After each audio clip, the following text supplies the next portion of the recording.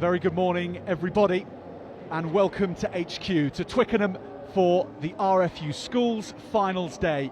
Across today, 4 matches coming up, the under-15s and under-18s. We start with the under-15s Vase Hitchin Boys School against Torquay Boys Grammar School.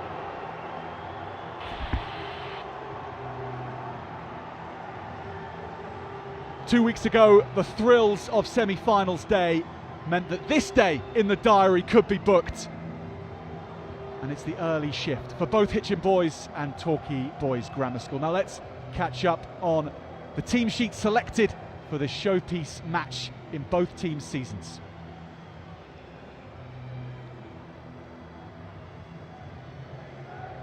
So here are the starting 15 for Hitchin Boys School. Number 1, starters in the front row. Ben McClurg, Zach Scott and Yusuf Sabri, then Louis Norton-Taylor, Terrell Gooden, Joe Waite, Connor Hamilton and Reece Carnes captains the team. At fullback it's Tristan Harwood, Matthias Davis, Leo Rainbow, Curtis Homan in the centres, Elijah Ray French and Elliot Oughton at 11 and 10. And then number 9 is Harry Visick for Torquay Boys Grammar School. This is the starting 15. In the front row for them, Tom Freeman, Harry Kirkham and Daniel Cornell. In the second row, Sam Bruce and Henry Gilbert. And in the back row, Francis McNally, Rue Prince and Henry Murch. And then at fullback, Ben Adams, the wings, Ewan Harvey and Fred Horn. The centres, Glyn Jones and Bo Ryder. Number 10, Toby Holroyd and Jacob Amorhia. So we are underway.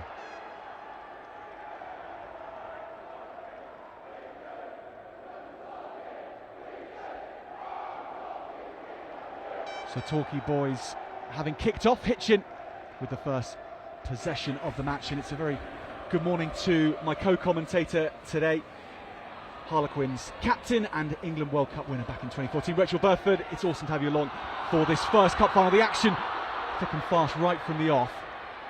It's huge. It's a huge day. Yeah, it really is for everybody involved.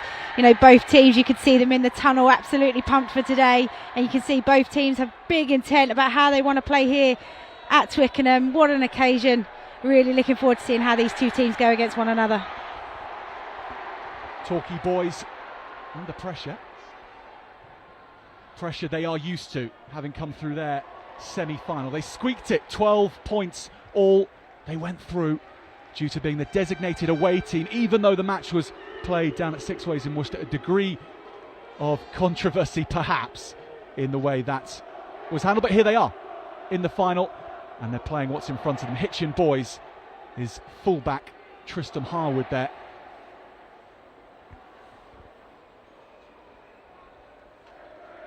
Wherever you're joining us from, whoever you're supporting, it's great to have your company at a relatively early time, even for schoolboy rugby, 11 a.m. in the morning. It's been an early one for all involved, particularly both sets of players. And box kick came in from Harry Visick there, and this has gone behind Tristan Harwood. And Harwood saunters off, getting used to the Twickenham turf and dancing past the first few defenders. Lovely welcome to the day for Tristan Harwood, the Hitchin Boys fullback. And they're going to work some space along here, keeping their lines nicely. Just popped onto the left winger for Hitchin Boys, Matthias Davis. Some nice enterprising play, particularly, Rachel, when you're playing at Twickenham for possibly the first time. Yeah, I think both teams settled pretty well, looking to get the territory right within the game and not overplay. Action comes thick and fast from the lineup, neither side wanting to delay their introduction to Twickenham. And what's that like when you play at Twickenham for the first time, Rach? Just frame that for us, the difficulty or the excitement as well. Yeah, I think more excitement than difficulty. You know, the opportunity to play here comes around not very often, so you want to maximise your opportunity out there. There'll be a little bit of nerves. You know, it's the home of English rugby. You can hear the crowds getting behind each team. But yeah, it'd be interesting to see how both teams handle that pressure and how they build into the game. Solid scrum from Hitchin Boys, and from his own half, That's a very decent touch finder.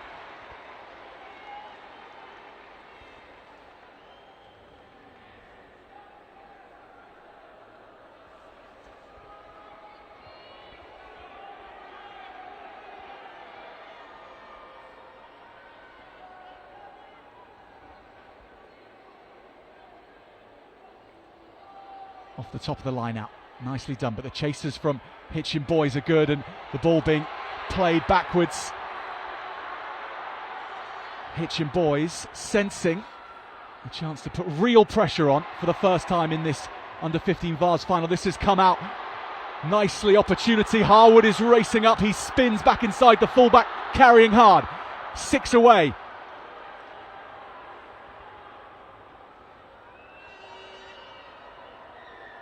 Yusuf Sabri with that ultimate carry, more of an indicator that Hitchin boys' back three is pretty dangerous. Yeah, just smart play, pretty electric off the ball, but it all came from the pressure from the line out. Probably just trying to overplay on your try line. You know, so far, Torquay boys have cleared their lines really well. Good boot to ball to play in the right areas, and they're just forcing the error, and now they find themselves in a lot of pressure. The fancy dancers in the backfield have earned this position for Hitchin boys. Can the front eight deliver possession? Not on that occasion. Torquay boys all ricocheting around. That's a tough set piece. Yeah, that's a big let off, isn't it? We saw the first set piece from Hitchin boys put together a really good, strong driving maul. So you would have expected them to be able to clean that one catch cleanly, and take it over. An opportunity now for Torquay boys to clear their lines, get themselves out of this pressure zone. Jacob Amahir is the scrum half, and he's going to be under pressure if he wants to get this one away. So his number 8 does that job, but he's upended. Hitchin boys, if they can wrestle possession back, will have a try. Surely they'll have the next best thing, their possession 5 metres away. And look at the way that Yusuf Sabri is getting his front row up for this scrum. And what a tackle from the number 9. You don't often see that, picking up a bigger lad than yourself and driving him back a couple of metres and getting a great turnover for his team.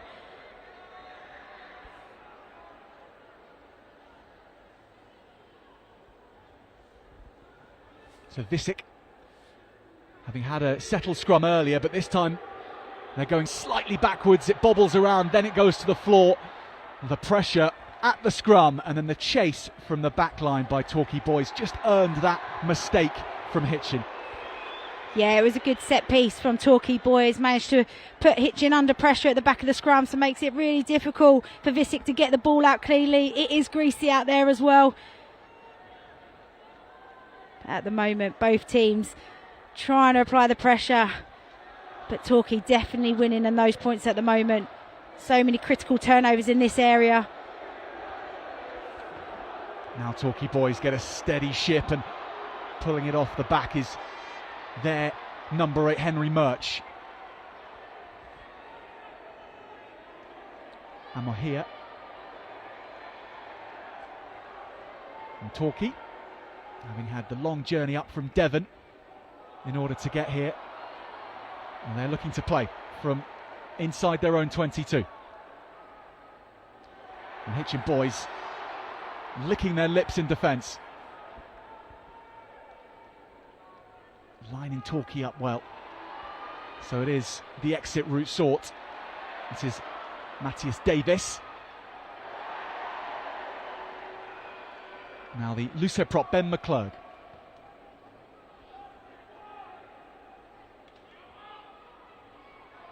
Left inside flanker Connor Hamilton has a first run of this under-15 final. Sense of being a little bit more settled in attack from Hitchin boys, but at that point, of course, the ball is taken away from them. And on the big left boot of Torquay boys' Bo Ryder, they still can't find an exit. They are being penned in at the moment, Rach. Yeah, they really are. I think, they're kicking probably just at the wrong time when they're going backwards. But that was an excellent turnover. As you said, Hitchin looked a lot more settled with ball in hand, but just got isolated. It was a lovely turnover, but just got on the outside of his boot there. But again, lots of opportunities that Hitchin have, but they're not able to convert at the moment. Keep pushing. Fire out. Line-out was good from Zach Scott and his cronies. The blue shirts with the golden trim, with a little more possession to bring back for their scrum half, and Harry Visick took the opportunity then. Lovely break from the 9, and this is a brilliant position for Hitchin boys. 5 metres away again. They're putting everything together in the right way to begin with in this encounter. Elijah Ray French juggles, can't hold on to the ball. Oh, that's such a shame. It was such a good build-up, wasn't it? Players running at the line, running hard. Players on their shoulders, offloading. All started from Visick, making a little snipe round the ruck from the maul. Sorry. Hopefully, we're going to be treated to more of that rugby throughout this afternoon. A tale of very different fly scrum half fortunes at the moment, with Jacob Amohir, his hands on the ball, constantly going backwards. And then Harry Visick having space like that to pick his way forward. Thank you.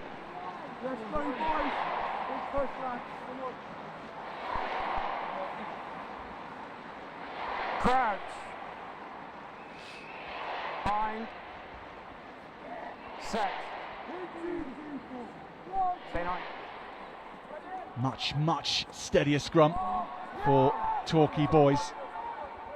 Henry Murch almost surprised at how he had a run up, and that's a good tackle just as the kick was being placed. Bo Ryder. Hitchin with possession. Still scrum advantage. Visick onto his lock forward, Gooden. Now to Elliot's Outen.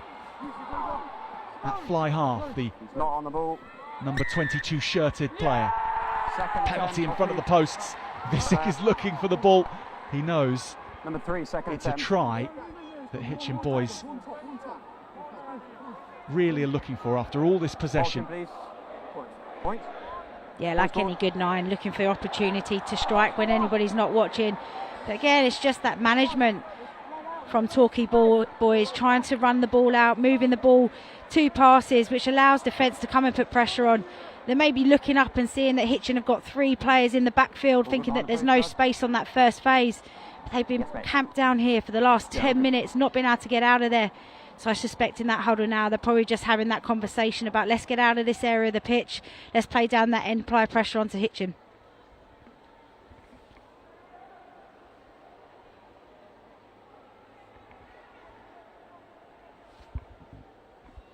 "11 furious minutes of under-15s rugby." If you're just joining our coverage here, Hitchin boys have really applied some excellent pressure, and this is their first opportunity for points. Falls to Elliot Outen.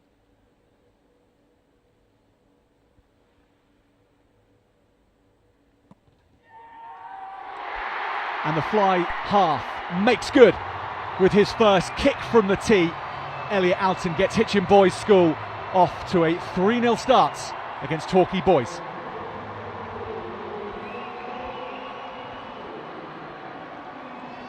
That was a lovely strike, and that's a really proud moment for him to get 3 points for his team at Twickenham.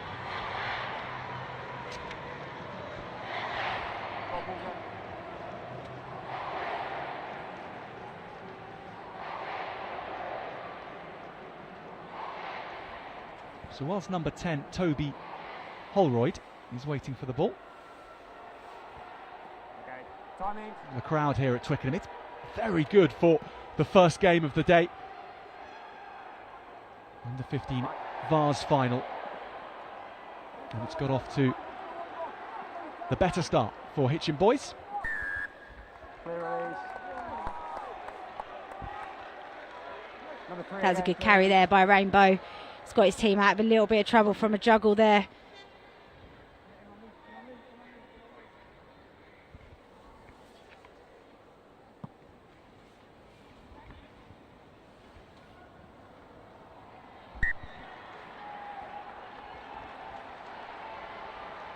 Use the line, James.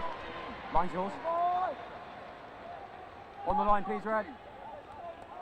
It was a far more straightforward affair for Hitchin boys in their semi-final compared with Torquay.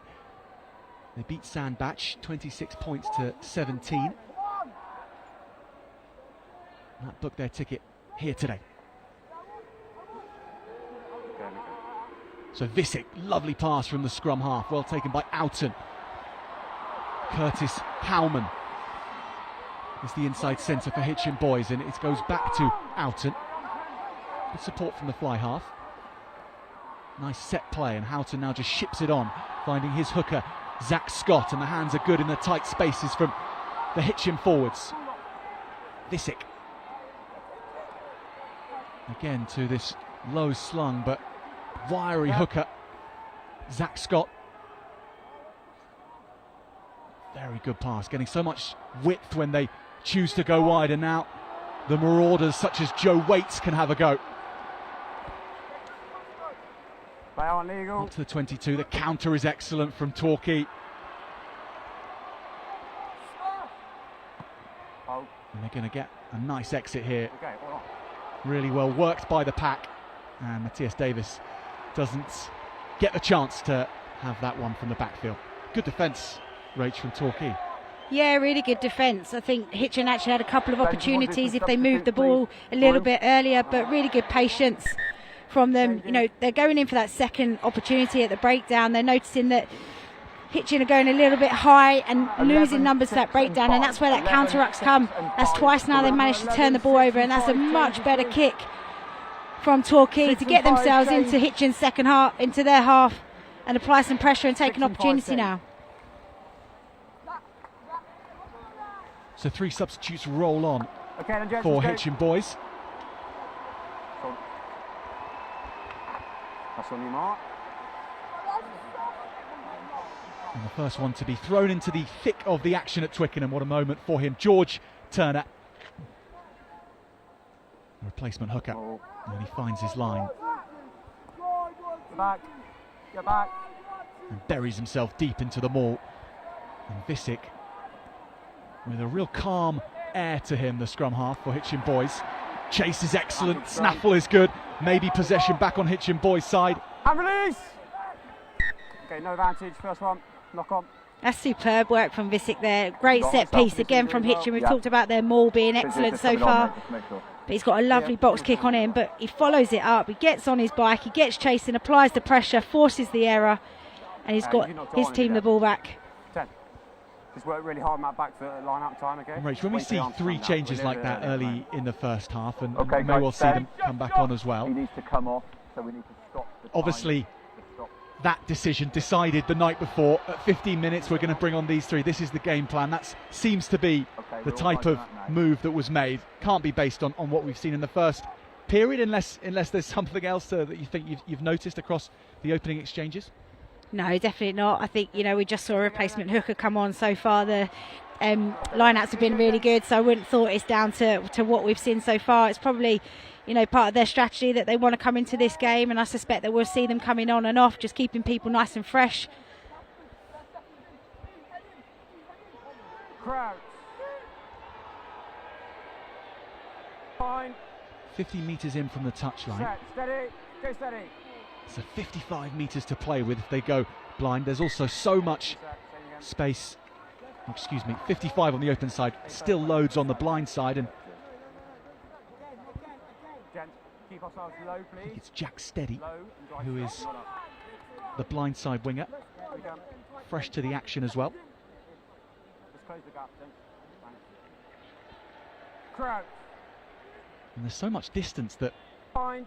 Hitchin's fly half, Set. Keep it Elliot up. Oughton, is Steady. able to stand because he knows Visick's got the pass to him. And here we see it again off the left. Lovely zip on it. Big collision in midfield. Curtis Howman was up for that one. And so too with the Torquay defenders. That was well lined up. Yeah, as initially it was a good carry and a good hit, but she's got to roll out the way. You've got to allow Visick. He's calling for it from the referee. He wants to play quickly. You know, when you get a strong carry like that, you don't want it getting slowed down at the breakdown. That's it. Edge of the dash, gents. Considering all the possession that Hitchin have had, Torquay are doing really well to keep them out. And for it to only be 3 points on the board. Don't push, stay on the dash.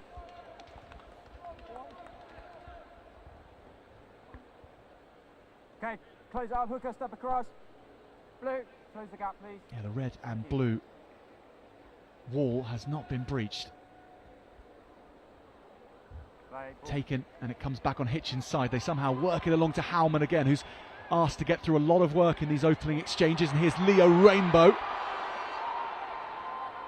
First little run for the outside centre. Howman again. Now on to Elliot Oughton. Step in field is good from Tristan Harwood. That's a ball! Ball's available at the back. Louis Norton-Taylor, who is just working and muscling an extra metre. Visick looks right and left and goes to Oughton. Howman again, good hands from the inside centre, and so too along the line. This is a great chance for Jack Steady. He will be unceremoniously slung onto the AstroTurf, and Torquay shutting that down. Yeah, I think Jack Steady was hoping to be in there. Just a substitute, please. Red. But Josh Nolt thought, hang on a minute, you're not getting in just yet. Uses his body weight to throw him out into touch. But again, just some really nice build-up play, working in their systems. 9-4-1. For me, I think Hitchin, they're doing all the hard work. They're getting a couple of really positive carries through the midfield. If they can just release the ball a little bit earlier, they've got the space on the outside. They're making Torquay bite in on those tackles, which is then giving them the space and the opportunity. But if you miss that shot, then often defence can fold round the corner and then they're reset, and then you've got numbers in the space where you just created. Yeah, Josh not with the try saver, and that has given the ball back to his team. But it's back in the hands of Hitchin here, and danger bells might be ringing because Tristan Harwood is working himself into space. He gets the ball onto his foot, but no power behind it. And this exchange of kicks works out very nicely for Torquay. The chase is superb as well.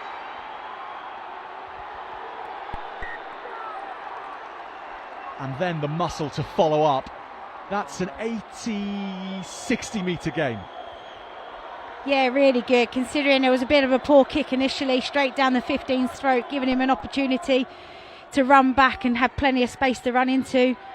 But that's an excellent kick. But it all came from the chase from Horn. Just put his head down, he's got electric feet, made the tackle, forces the error, and now they're in a great opportunity. They're probably the first time they've been in the second half. Keep it up. Play that tunnel at the tunnel. You're going straight out the tunnel, we'll reset.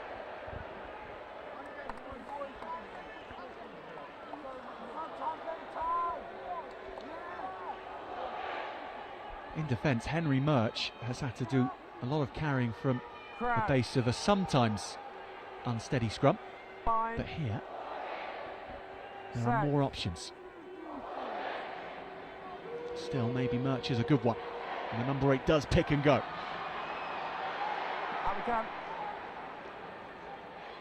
Ball is quick for Torquay. Inside centre with Bo Ryder. Makes really good yards. Hitchin boys ruining the possession a touch. So Torquay reset. He's holding him in space. Ball popped off from Dylan Brown. Penalty comes. It's the first real attack into the Hitchin 22. Options here. Yeah, he just lost his body weight over the ball. He was sharp in there, but you can't put your hands on the floor first before going for the ball. But it's good patience from Torquay. They built the phases, kept looking after the ball, making sure they got support to the line breaks.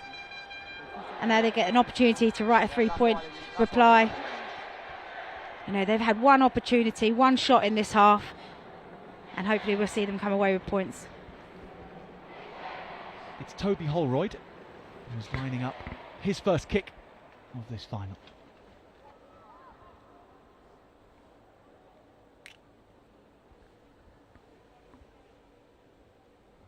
Newton Abbott, RFC player, real consistent performer, and goal kicking very much part of his armoury.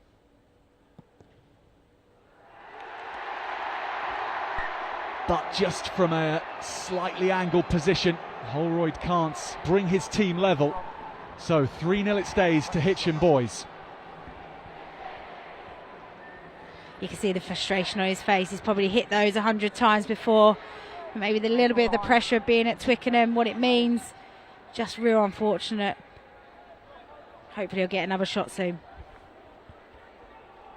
There's a real old school feeling to this match. It might be 2022 and this is under 15s, but it almost feels like an 80s style test match. 2 chances at goal, and it's still just Hitchin boys who have points.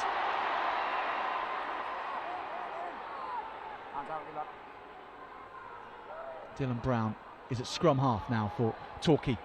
And release! Hands out, clear up. That's Holroyd there at 10, passing on to Bo Ryder, who's marking himself out as a man to watch, and Hitchin do. They get on the floor and win that wrestle. Isolated man, clear lift and holding on. Yeah, Ryder's got a lot to do there. The ball's coming out slow from the ruck. It's slow from 9 to 10 to 10 to 12, which just allows for that rush defence to get up. He had lovely footwork to beat the first defender, but then he's got an onslaught of Hitchin boys over that ball. Yeah, if they could speed their ball up slightly, they're going to definitely cause Hitchin some problems defensively, but at the moment it's all too easy to read.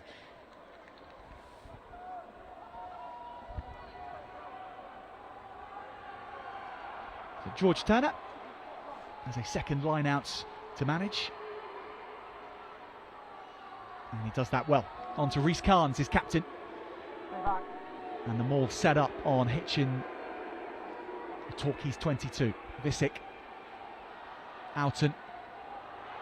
Leo Rainbow is the beef to carry the ball forward. Visick spirits the ball away. This is going to bounce.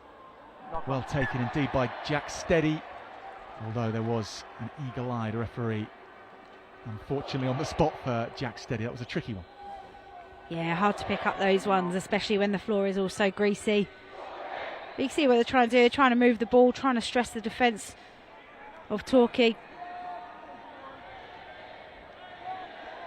There's another opportunity missed for them. Crouch. Fine. There's a huge space defensively between 10 and 12 for Hitchin boys. They can get into that space, they can cause some problems. So the scrum has been a source of strength for Torquay, and that allows them to relieve the pressure, but for how long? Because Harwood is slicing through the fullback, gets the ball away. Support man was Curtis Howman, reading his fullback nicely, and Visick. It's a lovely slip of the ball behind Yusuf Sabri. And again, Hitchin persist. Carriers from McClurg, both prop forwards and hooker, extremely visible in Hitchin's attack. And here is the hooker, Zach Scott. Visick just delays, hint of a kick, and then gets it on. Jamie Timms. This Torquay defence does not want to be beaten, and it has the answers at the moment, just about. Yeah, it's not giving up. You know, they're working really hard to make sure they're covering some of the danger threats that they've got around. You know, Visick's delivery's been excellent, hasn't it, throughout the game? Speed of ball's been really good. Again, it just comes down to Torquay's exit. You know, they're looking to kick off 12. Why not slot him in at that 10 position, so it's one pass and then kick, so it doesn't allow Hitchin to get any pressure onto the kicker. At the moment, Harwood in the backfield's been excellent.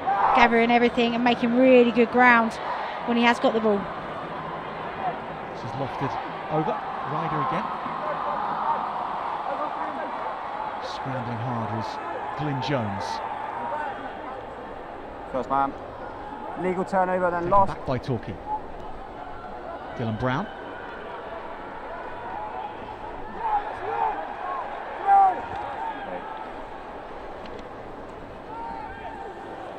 How we go? Hitchin lining Seven's up in the way. defenders and jumping off their line as well. It's really aggressive. So Harwood watches and takes it out of the sky. There's a cut of the Freddie Stewart about young Tristan Harwood. He's got up there and chased hard.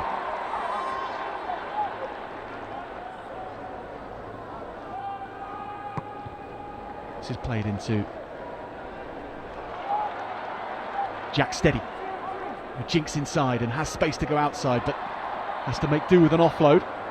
Ever present Zach Scott was there. And that's ripped away well, this time by Ben Adams, and Adams will have a go, the fullback. You can mark progress by the beautifully cut lines at Twickenham Stadium. You see every metre made and how important they are. There's no lift, he's just on the Torquay ball. looking for a second chance to score points. He played it, it's lifted. And they are, in this first half at least, receiving Ball is fewer now out. opportunities. Can they be savvy here? We've got time now, Ben. Sorry. Big step 15. Picking that up was Elijah Ray French for Hitchin, so he shut that down just as Torquay boys were looking to get themselves on the scoreboard before half time.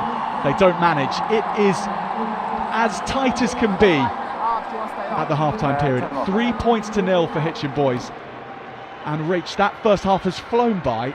We've been sucked in. I'm sure you've been sucked in at home as well. And at the end of it all, a slender margin. Yeah, and I think Torquay will feel, you know, although they've had less possession, they've managed to weather the onslaught of Hitchin coming at them time and time again. The amount of possession they had, the amount of opportunities in their half, but couldn't convert those. You know, staying in that fight, we mentioned it a number of times. They had some opportunities, had some line breaks, but Torquay never gave up right to the end. So I expect a big lift in the second half. But Hitchin, you know, they've got plenty of opportunities. And if they could just move the ball a little bit more, give themselves a little bit more depth, and they've got opportunities outside. At the moment, they've just struggled to clear out their own 22. But you can see them right now. The coach is talking in there, giving in a few points, few tips, saying, you know, we're still in this game. It's only 3 points. We've got plenty of time. Question for you, Rach, with your coach's hat on, what do you think needs to be said if you're Torquay Boys Grammar School at the moment? I think it'll be a bit about management, where they are in the pitch, making sure that they're not overplaying. You know, maybe a few tactical things to come into play. And if they want to kick off 12, they've got to be able to move the ball a bit quicker, or put the 12 in behind the scrum, for instance. Then just gives them that early kick to get it out, get it away, and that doesn't allow Hitchin to be able to apply the pressure, which then has forced a lot of errors or even penalties. From the Hitchin perspective, or our cameras trained on Torquay here, but from the Hitchin perspective, they've had a lot of opportunity. Is there any sense that they've been wasteful with that, or is it just really good defence from Torquay? I think it's probably a mixture of both. They'll probably look back and think, oh, we had quite a few opportunities there. If we just maybe moved the ball one more pass instead of stepping in. You know, lots of the boys are tucking the ball under one arm, keep the ball loaded, and it keeps the defenders guessing, and that will create more opportunities. But yeah, look, it's just fine margins, isn't it? They've had plenty of opportunity, which will give them loads of confidence going into the second half. Probably just saying that, you know, just be a bit more patient. If it's not on, let's carry, let's go again. I really liked how they're going to the line, they're offloading. You know, I think Visick is really key to that team, of how they play on the front foot, and his delivery has been excellent to allow them to get on the front foot, and that's probably the difference at the moment between the two teams. Half-time team talks done here in West London. It is a grey day. It's about as grey as it can get. It's matching the colour of the England flag at the top of the stadium. And after a little bit of rain this morning, that has dried off and conditions are good. It's not too hot for the players, unlike Sometimes when the schools final has been played, or when club finals has been played at Twickenham, it can be a scorcher in here, even early in the day. These conditions are not bad, and they're getting better, although still a little bit of residue on the ball as Elliot Oughton gets us underway in this second half. So Hitchin leading 3-0 against Torquay Boys Grammar School, the under-15 Vase final to be decided over the next 30 minutes. This one's bouncing for Ray French. Harwood wants Oughton to kick this into a little more space, and Jack Steady is it who is chasing hard. It's been prominent, Jack Steady, since his introduction in the first half. Really isn't any wind in the air at all.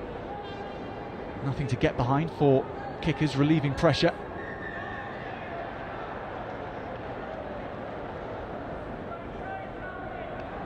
I suspect in that half-time talk as well of Hitchin was, they're struggling to get out of their 22, so go and apply as much pressure as you can, straight from the off there, kick to the corner. Every single blue shirt is up in the face of Torquay.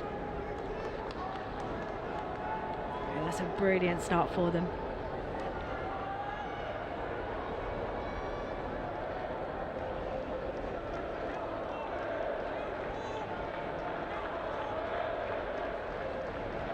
Both directors of sport and coaches have had their say now.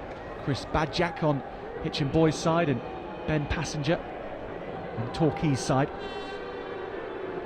This was one of the areas of strength for Torquay in the first half, and holding firm again as the ball gets worked along to the wing. Lovely speed around the outside. Heavy collision on the 22. What an exit from Torquay.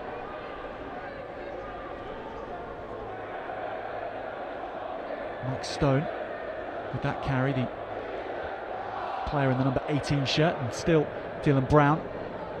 That's a very, very good kick. This is going to work out nicely for Torquay. Although Hitchin want to go quickly, and it's Harwood who makes that decision. Steady is shackled. Visick arrives just in time. Super fitness from Zach Scott. He's everywhere today.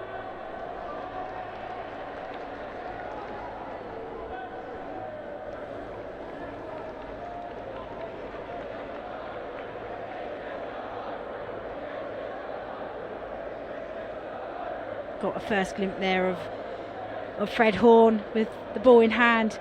See that he's got some wheels to get on the outside.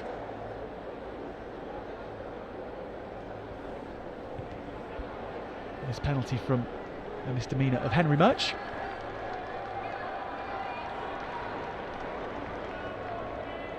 And you may have caught it in the week some of the social media going round about this competition, because Glyn Jones hit a 22-22 in the semi-final against Langley. It was an unbelievable kick off his left foot. He's in the Torquay Boys Grammar School, but kicking wise it's been Hitchin who have overall been a little more diligent. It's a lovely pass again from Visick, and Oughton follows up, but they do go deep behind the gain line, so they need to make ground up here, and Howman knows how to do it. Robust run from the inside centre.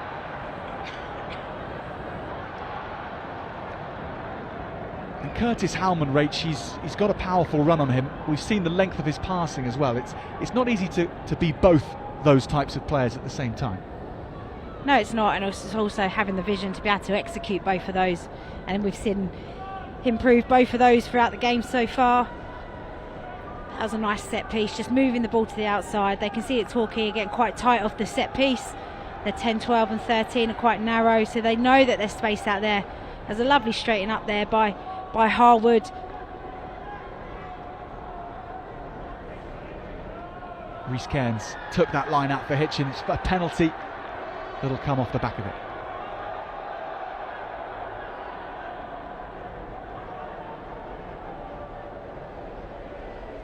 Just discipline, isn't it, at the moment, for what we've seen throughout the game. It's just letting Torquay Boys Grammar down a little bit. It's just gifting them possession, gifting them territory. But again, they're doing really well to keep them out on the number of occasions that they've had.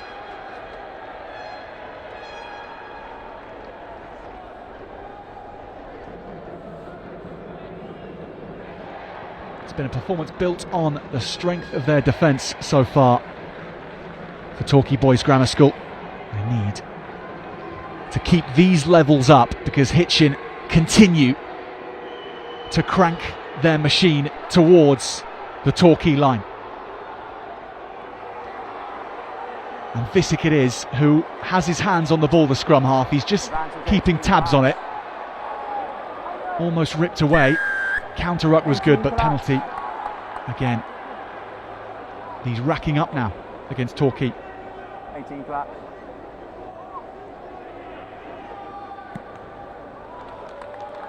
Ten. Much better. Look, they're going to always go to the line, aren't they? They've had a really good driving maul, putting lots of pressure onto Torquay, who can't seem to find any answers at the moment from stopping it from going forward. And they're going to have to be really squeaky clean here with their discipline. They keep giving away penalties in this area. The referee will have to make other decisions. Turner to Cairns, and now the hooker gets it back. Popped along the line, and this is Howman who spotted space, brings Hitchin to within a metre, but just on the floor. The referee spies a knock on. Tell you what, you'd be proud of that for a 10 to make that kind of tackle on a big man running that hard. Just an unfortunate error on the floor. He's running full steam ahead, gets in nice and low, uses his body weight to bring him down. Just as he goes to present the ball, it slips out. I think a foot might even got to it. Fine. Yeah, but for me, I'm thinking, why are you bringing that out the more? Why don't you keep moving it forward, drawing even more of Torquay's defence, and then strike?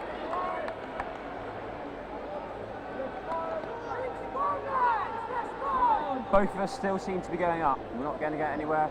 Keep ourselves low, please. And Rach, for you, is the best plan for Torquay to try and kick this as soon as they can, or to play themselves out of trouble? Fine. No, I think you want to get out of here. You've been camped down here again for the first 7 minutes of this second half. Get a good strong carry and let's get out of here. It's a difficult place to kick from. Probably wanted to get your 8 to pick to a side and then kick from there, because it's just giving Harwood every bit of inch of the grass and time on the ball, because this is a really difficult place to kick from the middle of the field. It's Harwood's carry, and now the forwards combine McClurg and Scott. Soft pass to Turner, who was stopped in his tracks. Oughton, Howman again, goes along to Harwood.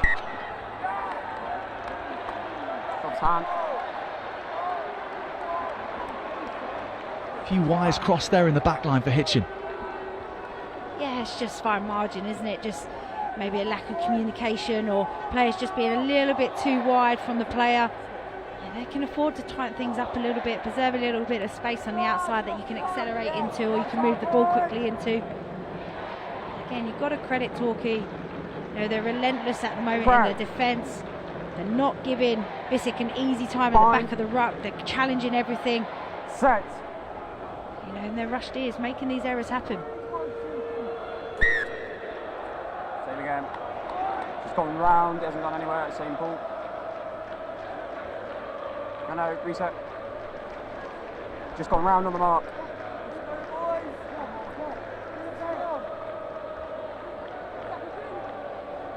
Ten minutes of the first half almost played, and it is as tight as things were at the very start of the first half. Set.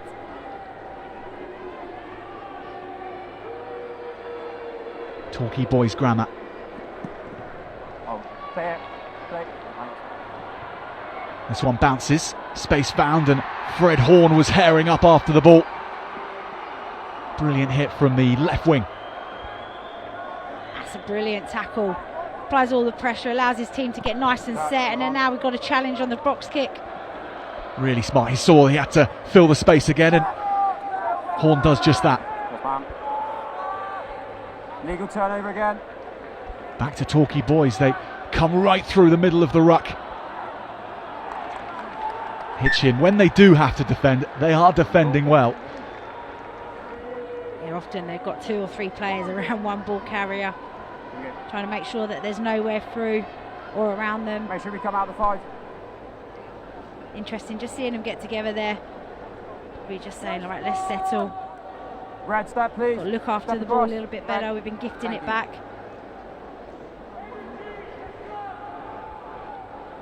Turner to Cairns, that axis working well today. Turner, who presents the ball backwards, Broken away into only a to tackle. find Out we a come. lurking Hands away. Torquay boys player. Right, good. Does come back to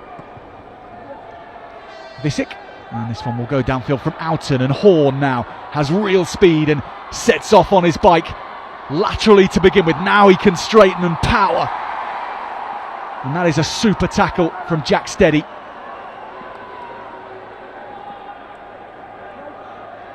Technically excellent from the replacement wing. Torquay work it back to this left side. Exciting counter-attack from Horn.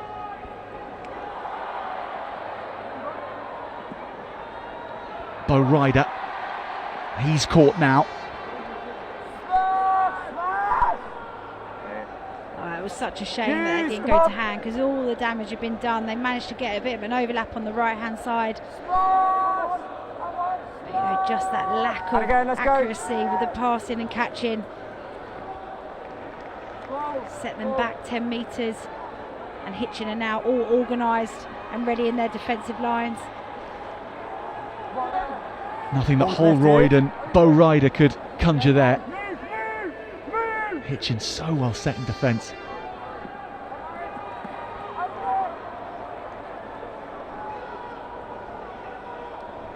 So Brown back to Holroyd.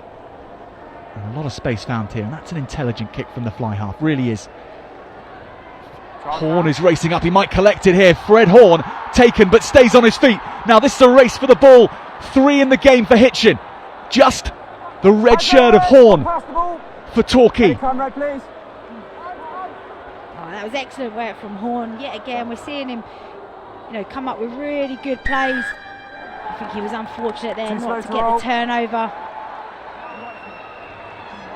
But great scramble from Hitchin.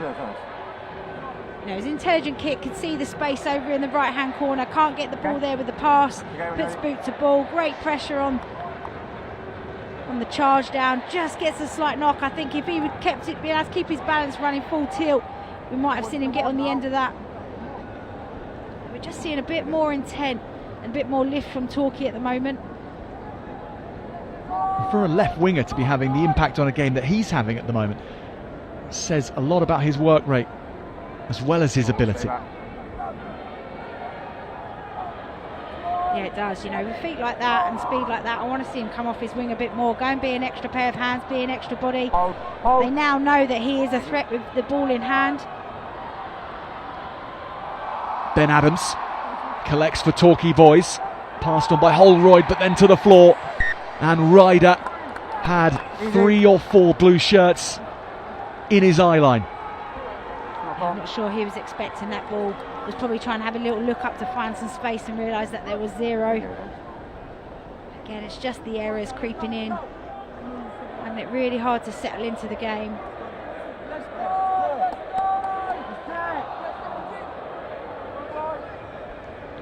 Hear the crowd giving them a little bit of a lift.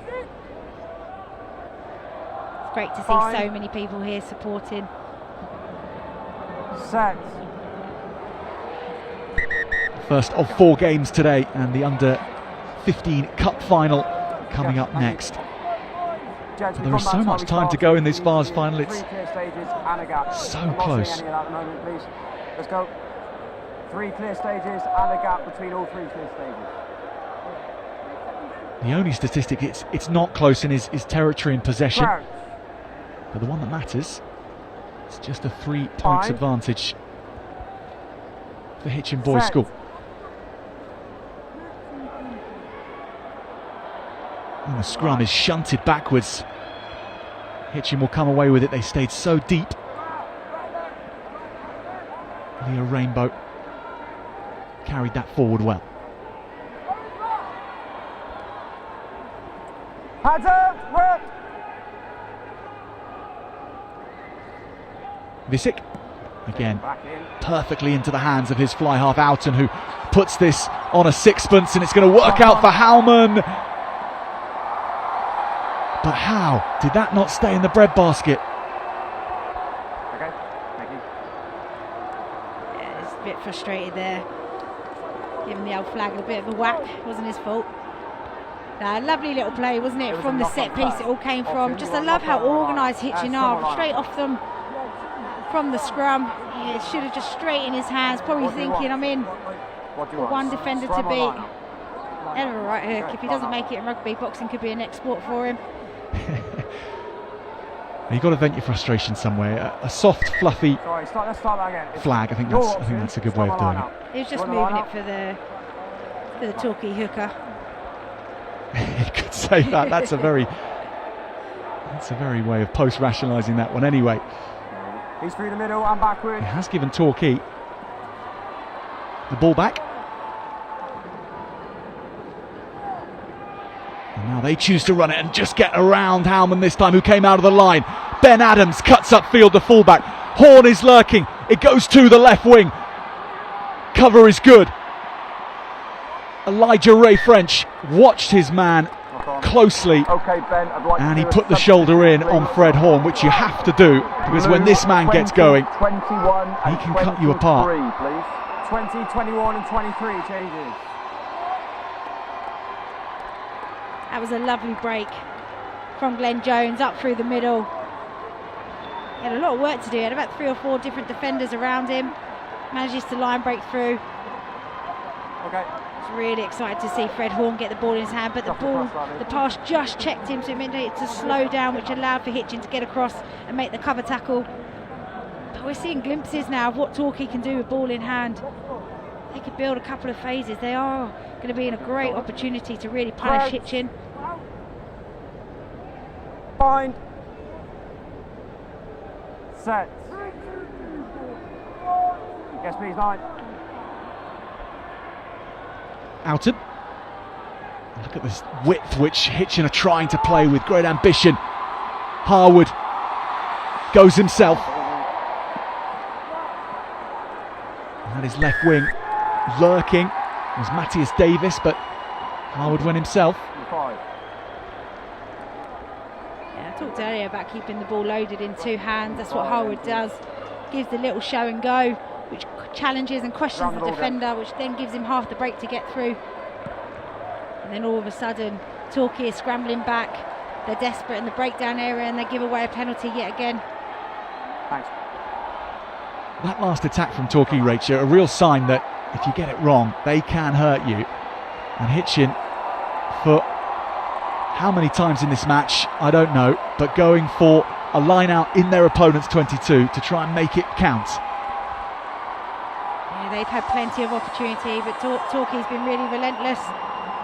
You know, I think Torquay will be disappointed with some of the opportunities that they've missed. There's no lift. Cairns it was who again provides the ball, and now he goes himself, the big number 8. Captain is knocked back, however, by Torquay. McClurg now on to Howman, who has really got his engine revving. Bissett can't get the ball away. Good contest, says the referee. You just come straight off your feet. But the second part of that was illegal. Not going anywhere. Yeah, 7's again, we coming saw it earlier on in this area. Just hands going to floor first. You've got to hold your own body weight over the ball to go for it. Points ball. But this is a really good decision. You know, we've talked about the amount of opportunities that they've had in the 22, trying to knock at that door on Torquay, but they just keep slamming it. It's a good idea to take 3 points, just extend that lead now.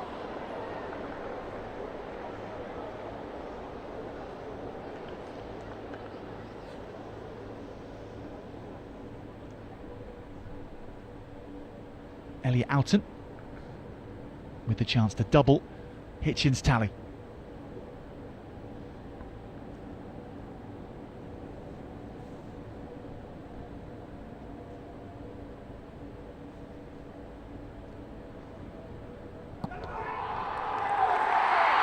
A second successful kick of the final from Elliot Oughton, and it might be a telling kick. Hitchin double their money, 6-0, they lead Torquay boys.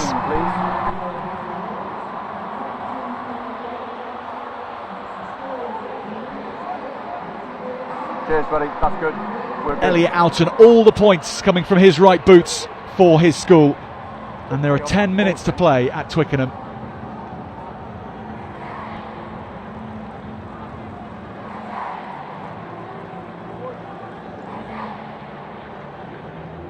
Here it comes, James.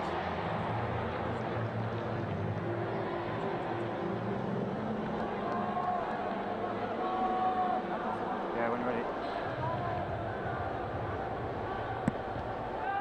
Torquay boys get us back underway, needing a converted try. Tackle down!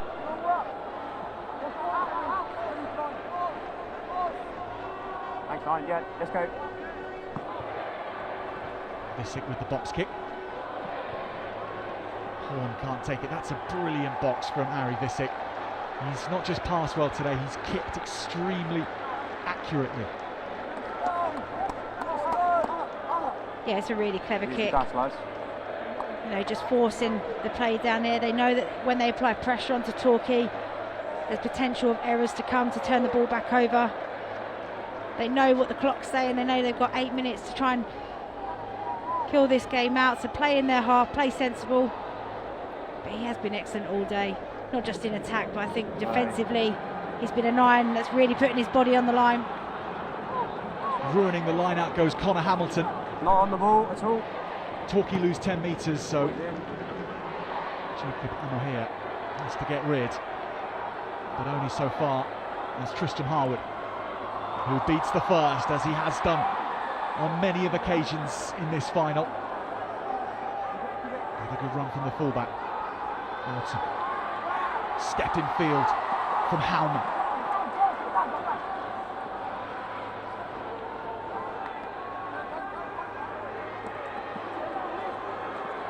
Carry again is from Cairns. Visick always looking up before he looks right or left. Back. Drop behind, but play on for Hitchin. Hands out now, it's Ruck.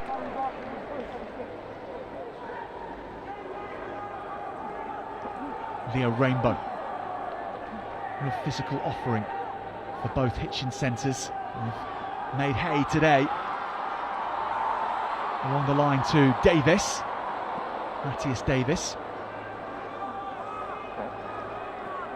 Visick looked to go himself. It There was no did in the end go forward.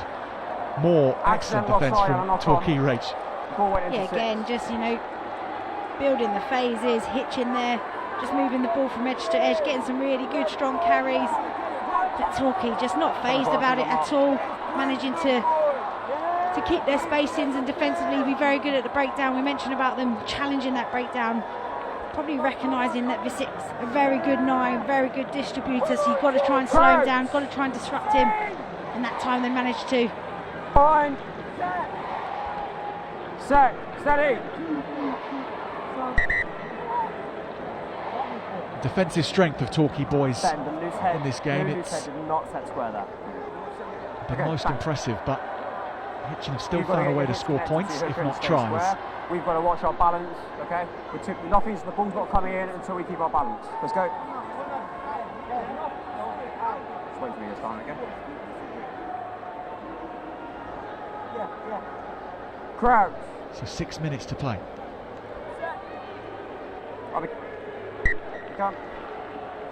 It's going to be boring if we don't listen, please. Listen. That's all I ask. Balance and listen.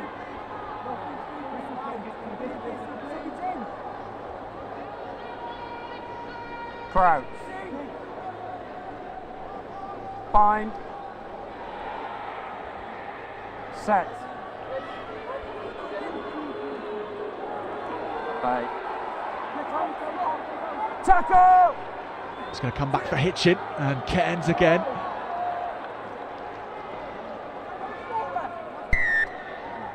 And a penalty now for not rolling away. The ball. inside the The wrong 40-metre side, line. it's affected the setup of the ball. So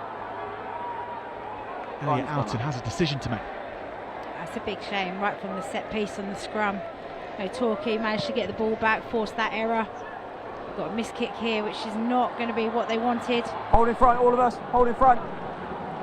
Ben Adams hacks it downfield, finds good space, forces Harwood to move, and then the chasers can come at And him. again, hold. And this Line, is now line, thanks. a crossfield kick with Fred Horn supporting, but the chase was brilliant from Howman, and Leo Rainbow is going to follow up now. Rainbow has a sprint for the line, this to seal it for Hitchin, and Leo Rainbow is going to paint Twickenham with the colours of Hitchin boys.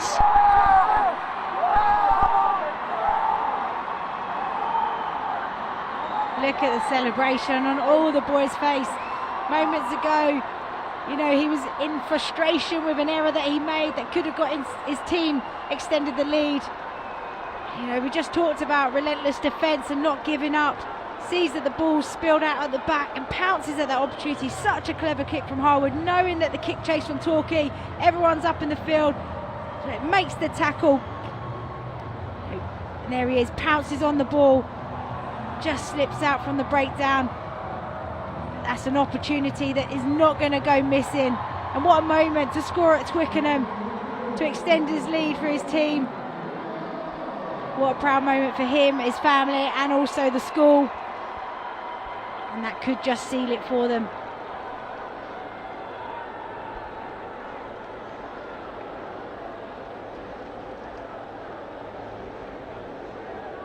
Elliot Alton, no longer the sole point scorer for Hitchin boys, but a chance to make this 3 from 3 for his personal tally in this Vase final. Sets off in a good direction, just glancing to the left. That's a splendid attempt from 13 red, Elliot please. Alton, 13 but it's the red, try which substitute really then. matters for Hitchin boys. Surely now, Your changes, 13. just number 3 minutes 13. remaining. 13 red change. Just again here, just not giving up on that kick chase, making it a real challenge at the breakdown, which then makes the ball spill out. Good. Desperation No, I haven't seen him from drop that. Torquay to try and get back and make that 13. tackle. 13.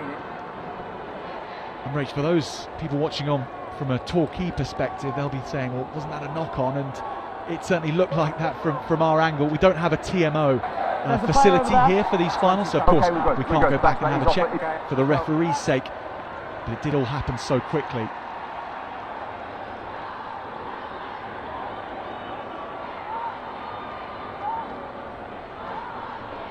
Elliot Alton, excuse me, Elijah Ray French in the 24 jersey, who secured that ball, and this has gone right through the hands of Alton.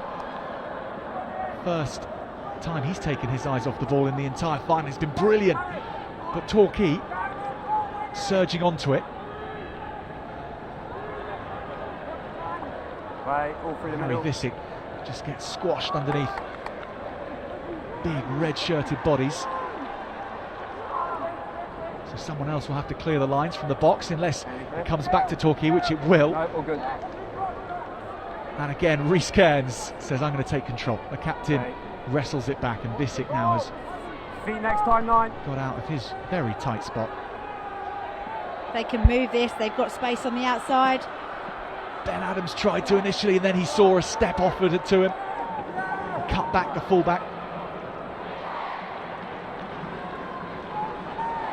Blindside flanker was Francis McNally with the carry. Right. The heads! And the minutes eking away from Torquay boys here as Henry Murch goes forward. Adams, it's been a live wire today, really has. Gets it onto Horn as well, and physical presence of Horn. It's made yards throughout this final. It's been their chief attacking weapon. Go ahead, yeah? Big time. But Rach, really the attacking weapons have mostly been coming from Hitchin. And in terms of your player of the final, who would you be looking to choose? If he is scrum I round. think a few players have had a really good standout game, but Harwood's been excellent in the backfield, marshalling the high ball really well, picking his right opportunities, often getting his team on the front foot. But I think a lot of how Hitchin have been able to play this afternoon is all through their 9. Visick. He's been excellent. His delivery and his speed of ball's been outstanding, even under and loads of amount of pressure. Whether at the back of the maul, he's had a couple of little snipes, but also defensively, you know, he's got the ball back for his team. He's applied pressure. So for my player of the match today, players coming onto the pitch now, will be Harry Visick. Well, he's been brilliant, hasn't he? Right from the start, when he settled his team down. So time is expired, Ben. Time is expired. Not just with the range of his passing, he's kicking as well. 1 minute on the clock, gents. So Harry Visick, congratulations. Under 15 Vase final, man of the match. Crouch. Fine. Set. But the ball in Torquay hands. And penalty coming off the back of it. So Amahia, scrum half for Torquay, knew that Toby Holroyd would want to put this into the corner, and maybe at the end of everything, after all their efforts in defence, Torquay can finish on the front foot here. Yeah, it's a big opportunity for them to finish on their terms in this game. It won't win them the game, but they'll be able to walk away with a lot of pride from how they have defended. Line out is good, and the red shirts pile forward. Hitchin boys can't stop the momentum of Torquay over the line, but then wrestled back over it. And Hitchin boys take possession back. And that's the final whistle. Hitchin boys get the job done. 6 points from the boots of their fly half Elliot Oughton, and a try from Leo Rainbow. But that man Harry Visick central to everything that Hitchin boys were about today. And they are the under 15 Vase champions, and Rach, much deserved, I imagine you'll be thinking. Yeah, absolutely. I think they took all of their opportunities when they had them. They were really relentless when they had the ball and when they didn't have the ball. You know, and you know, you see the celebrations from momentarily, and then they go over, good sportsmanship, go and shake the hands of the Torquay players, you know, who never gave up throughout the entire game, kept trying their best. You know, they'll probably look back and think there was plenty of opportunities and plenty of moments where they could have taken, and the result could have been different. There's plenty of pride to be left out there for both teams. But what a moment. You can see the celebration, see the smiles. You know, memories that will last a lifetime for these boys playing here, playing at Twickenham. You know, both on the winning side and on the losing side.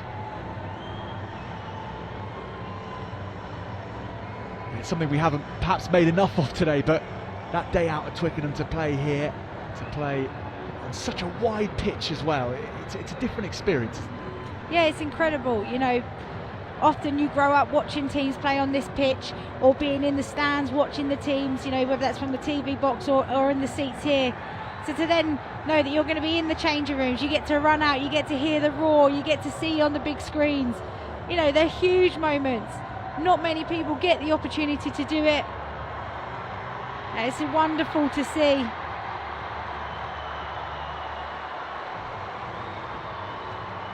You know, this was the big moment. This was the closing moment of the game. You know, Rainbow's been present throughout the entire game here. Just relentless, sees a slippery ball bobbling out on the bat and goes for it. And again, Hitchin just trying their best to get back. But lots of brilliant moments throughout the game. But this was the one moment here. Just gets isolated. Ball slips out. But they're doing their deserved walk around the pitch, going to cheer there and thank their fans for cheering them on.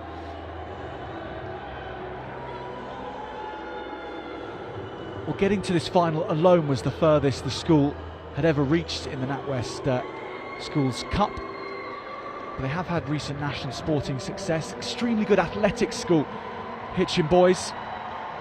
They won the National Cup back in 2017 in athletics, and they've represented England at the World Schools Athletics Championships as recently as 2019 in Croatia. But it wasn't just about their speed today. They're an extremely smart and sharp rugby outfit, a lot of nous and technical skill on display. Yeah, they just seemed very organised, didn't they? Whether that was from the set piece, playing off the set piece, the phases that they went through. You know, got some really good kickers within their team. You know, both Harwood and Alton positionally playing in a really good place, and Visick. You know, some really smart players, lots of great talent from both teams on show today. And what an occasion that they're going to enjoy for the rest of the year as the Vase champions.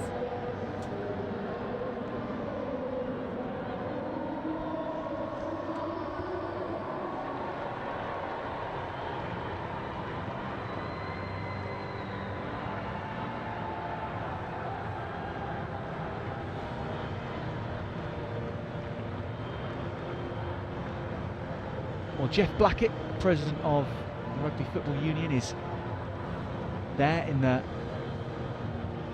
blazer, left-hand side of the cup in the vase, and he's handing out the medals to Torquay Boys Grammar School. And for England Rugby and for Twickenham as well, it is such a moment to be able to welcome Schools Rugby back to Twickenham with fans and make such a day of it, because sport, particularly for school pupils, has been so disruptive over the last 2 years. So for this Torquay Boys Grammar School, a proud moment, and their heroics in making it through in their semi-final at Six Ways 2 weeks ago haven't been able to be replicated, but they have fought so hard, and their defence particularly was of the strongest stuff.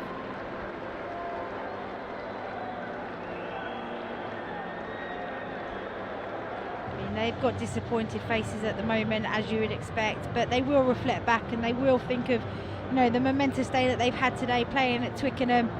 You know, it was a close game right to the final couple of minutes, so they can be proud, they can hold their heads high. You know, these are also learning opportunities and learning moments. So, you know, hopefully on the bus back, they'll have a few more smiles amongst them.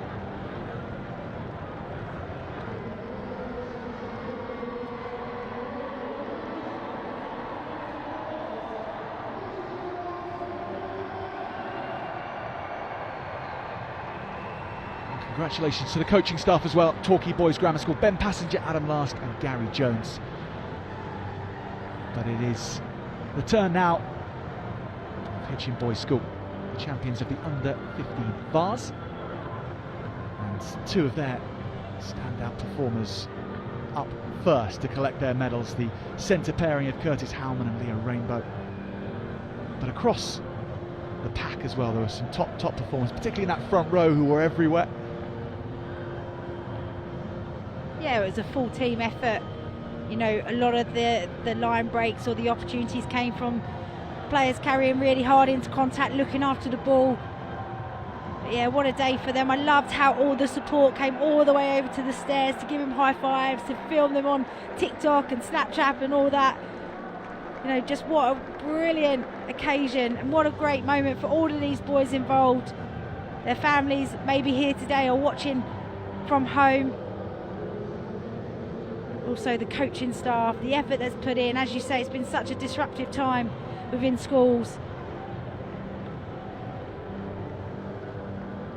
And then for them to be back here at Twickenham, now crowned the Vase champions. Look at this, look at the gallery wanting to capture this moment.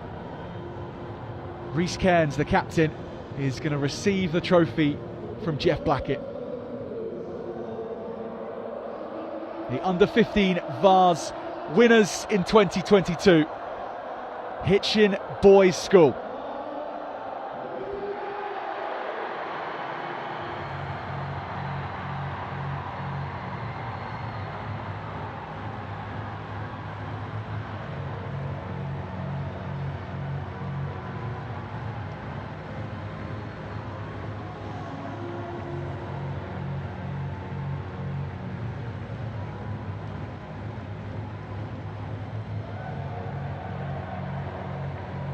Fantastic scenes, and I'm sure if you're still watching with us from this match, that means you've been supporting Hitchin Boys School, and I'm sure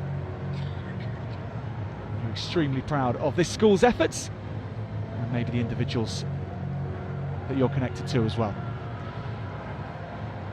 So as Curtis Howman, Leo Rainbow and co will bring this down the stairs to celebrate on the pitch, we're going to take a quick break before the Under-15 Cup final. So if you're tuning in to join us for that coverage, then do stay with us. We'll be back very shortly.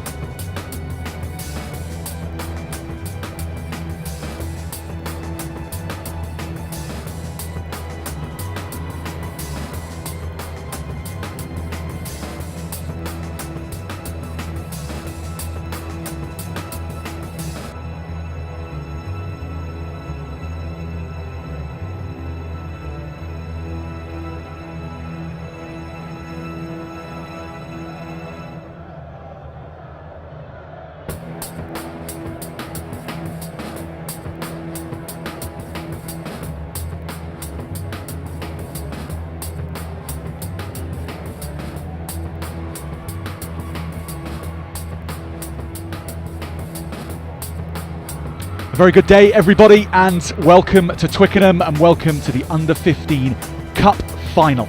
The two teams contesting the title this year, Queen Elizabeth Grammar School, Wakefield and Wellington College. Before the teams come out onto the pitch here, and it is starting to rain at Twickenham, we're going to have a look at both sets of teams, starting with Queen Elizabeth Grammar School, Wakefield.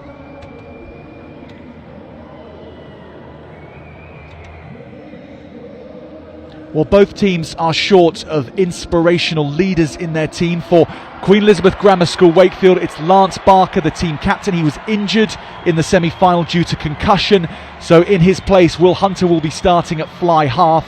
He is supported at halfback by Harris Ning and Will Ryan. Sam McKenzie, Will Evans and Chester Lomas, as well as Jack Ounsley, will make up the backs. In the forwards, Jack Bailey is the captain, Rufus Helm, Charlie Rust, Xander Layton, Fergus Kelly, Miles Lester, Jacob Story and Jacquan are the starting 15. For Wellington College, well, their starting 15 looks like this. Rhys Evans the prop, Oscar Thomas at hooker, Rob Jones on the tight head, Rory McKnight and Sela Philisay in the second row. George Starmer-Smith, Bill Bright and Ed Taylor make up the back row. The halfbacks are Eddie Skinner and Ben Smith, and then the wingers Tom Pitts and Jack Knapman, with the centres Will Corbett and Finn Crumley. The fullback is Inigo Langford. So we are ready to go at Twickenham in the Under-15s Cup final.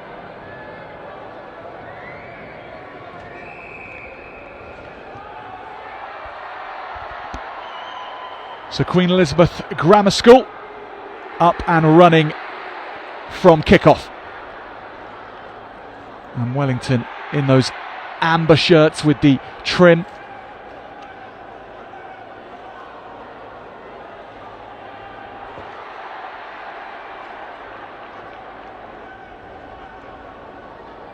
And the ball being worked along the lines for the first time. So confirmation, Queen Elizabeth Grammar School playing from right to left on our screens and working this ball nicely along the lines, whilst Wellington try to get to grips with their opponents early on, having kicked off. It's Wellington in the black jerseys and in the full amber strip, Queen Elizabeth Grammar School.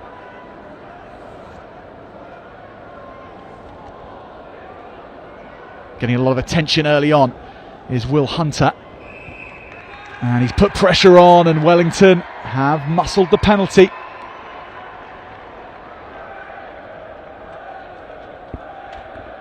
There's been a big intent from Wellington right from the early off. You can hear them, you can feel them from up here. You know, loads of line speed, loads of pressure. You can hear the entire back line lifting their forwards in around that breakdown area, and they get nice early rewards. Great chance this for Wellington, and Oscar Thomas has a first line out to throw into.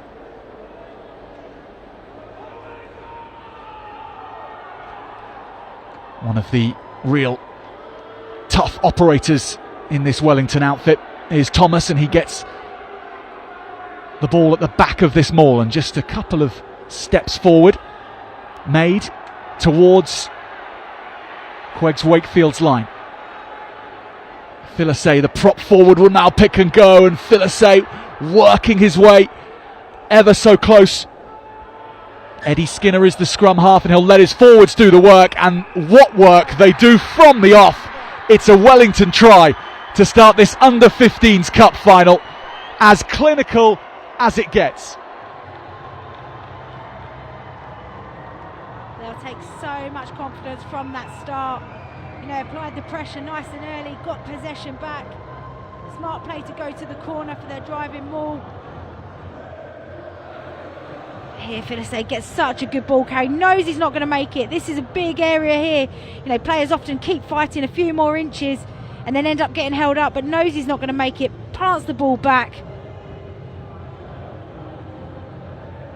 And then Ed Taylor just muscles his way over and gets a try at Twickenham.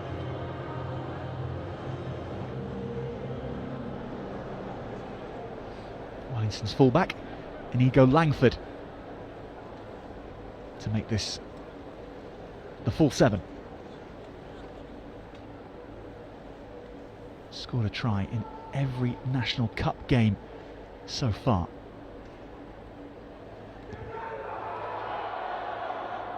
He's not bad off the tee either, and Langford begins, and Wellington have started with a bang. 3 minutes into the game and we've seen some brilliant start from Wellington, but what a strike from Langford there. Completely not phased. Let's see what QEGS can reply with now. So QEGS kick off and deep into Wellington's 22. Just seen Hitchin Boys School lift the under-15 vase, but this is the turn of those who've made it to the showpiece, the big one at under-15 level. The two best teams meeting. Big hits, the order of the day to begin with. Looked like Starmer Smith was making his presence felt in this final, and that's been knocked forward. QEGS having to switch to defence mode again early on. Ben Smith, the Wellington fly half.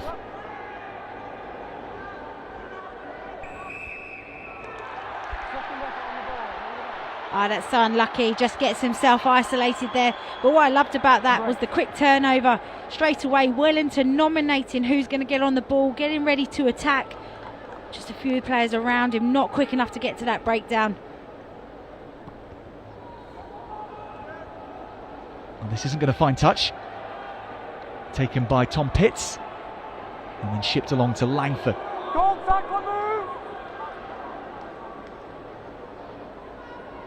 Silky hands along the back line from Wellington. Until that point, has been raining in the last 15 minutes at Twickenham. QEGS Wakefield profiting from that error. Yeah, you could see what Will Corbett was trying to do there. Could see that there was some space. The ball just didn't go to hand, which makes them then on the back foot, and they're trying to chase to that breakdown, and that's where they've come off their feet. You can see here QEGS just getting themselves rallied up for this opportunity. Hunter's put the ball in a good position for them to strike off.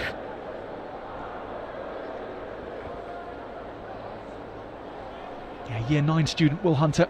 10, please. Really good organiser of this Queen Elizabeth Grammar School side. That has landed right in Jack Bailey's hands. Physical presence that QEGS' captain offers, and he sets up a maul which chugs along. Harris Ning. Rock, no hands. Use it. And scrum half waits, makes sure that Xander Leighton is there for him, and Leighton does get forward.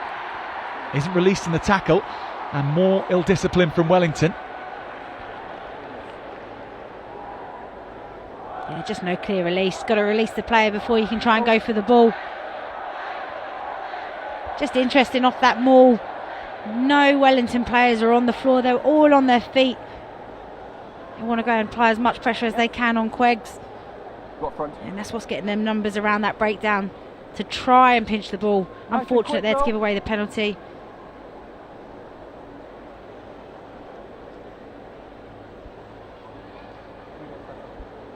Okay, Black.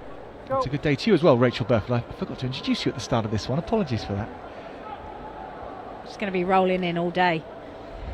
4 on the bounce.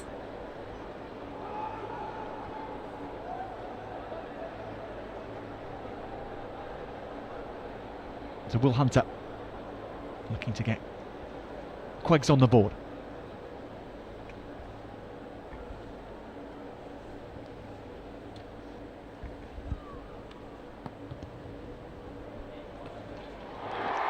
Takes a glance off the inside post, but Hunter raises his finger, looks towards the supporters in the West Stand. Splendid start for the number 10. Yeah, lovely strike, and he's trying to lift his players around him, making sure that they're all up for it as much as he is. but great for him to get the points on the board for his team. High kick-off. This is testing for QEGS Wakefield. High tackle then. Wellington chasers were well timed. 6, goal. Yeah, great work there from the assistant referee. Just slightly gets high on the contact area, but what a kick. Really brilliant hang time. Allows for Wellington to get 4 or 5 players around that ball receiver. Does really well to keep hold of the ball.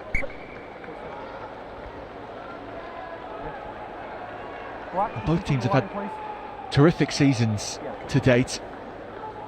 Wellington College have only lost once, that was to Sedbergh, 22 points to 21. Such a rivalry at under 18 level through the years, and a rivalry at under 15 level this season too. Backwards. But it is Wellington playing for silverware here and playing to push QEGS all the way back to their posts maybe. Breakout is well handled indeed. Jack Ownsley. Good pick up. Black roll.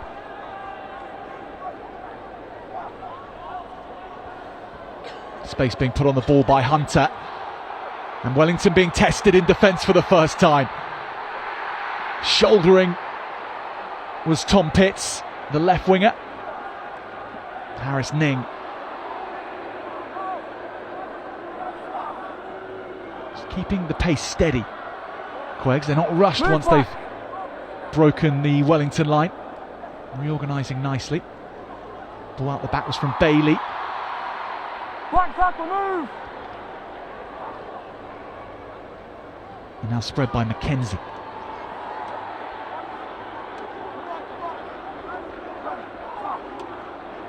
Oh, it's just gone on in the tackle. The eyes were ever so briefly knock on goals. Focused on Wellington players and not on the ball. Such a shame, 'cause it was such a great build-up. They were really stressing the defence of Wellington. Managed to keep recycling the ball, moving it from side to side, having to go on the outside edges and loving the ambition that they want to play with. They seem to want to keep the ball alive. Just an unfortunate error there. We've talked about it, it's greasy out there, the rain is coming down. That will give QEGS a lot of confidence the way that they played in those passages of play. So Wellington rush the midfield. Langford is up from fullback. Tackle is good from Evans. What a power run this is. QEGS driven back.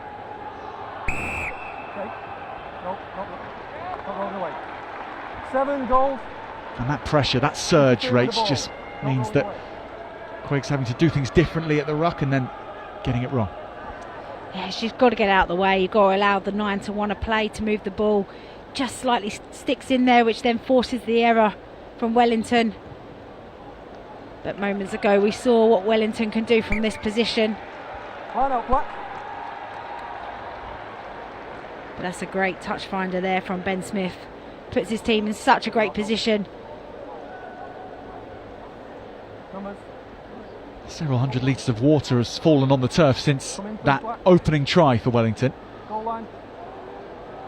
Oscar Thomas has an even trickier task to find his man now, but the hooker does good. And gets his hands on the ball. Black, that's one. Thomas steering. Use it.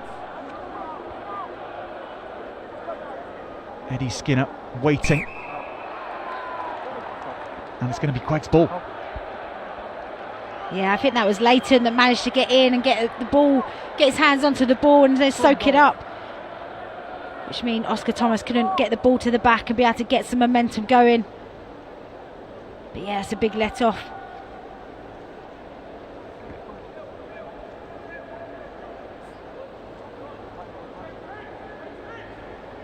Crouch. Bind. Set. Really interesting setup from QEGS here. Got all the players in the goal area. Not a setup that we've seen before.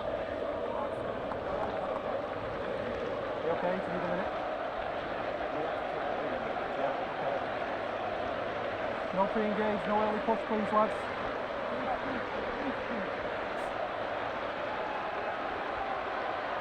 Crouch. Bind. Set. It's a very Hold that settled push goal. team, this QEGS side. They've come through the school together, a lot of these players. There's not been too much chopping and changing as they've emerged. Goal. End of the line there, please. And that settled nature coming through in the way they structured their first attack. Let's have a number call, please, fellas. Yeah, you can see that, but sometimes, you know, when you score that early and that quickly, you know, then you can start to switch off slightly. Let's hope they keep that format going through, which we can see here. Tom Pitts looking to test this team, but it's Langford who gets the ball again. And they've gone from one side of the pitch to the other. Skill set in this weather extremely high from Wellington, but not once they reloaded for the second phase. It's a shame because Langford looked really slippery down that left-hand side, managed to break through a few tackles, get them onto the front foot there. You know, just backs himself on the outside, keeps fighting, doesn't give up in the fight, leg drive through. Yeah, it's 4 players right around him. But here, great read defensively. We've talked about him already, disrupting the line out. But Leighton there just gets in, makes a great tackle on Facilia. Goal scrum. 3 changes for Wellington. Crouch. Bind. Still Set. QEGS camped in their 22. Hold it, Black. Big drive. Okay, it's down 45.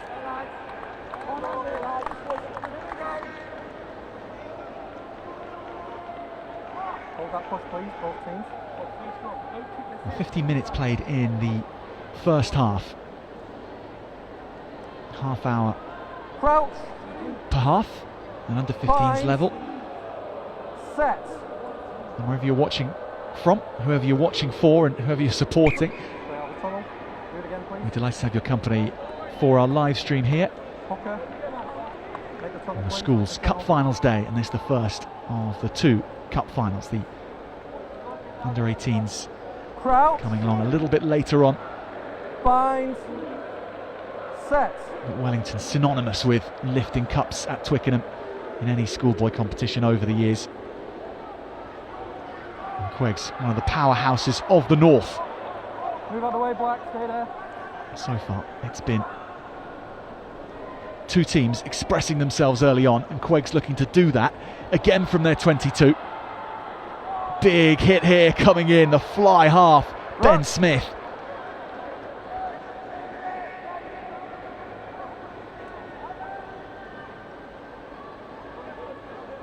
Move, Black.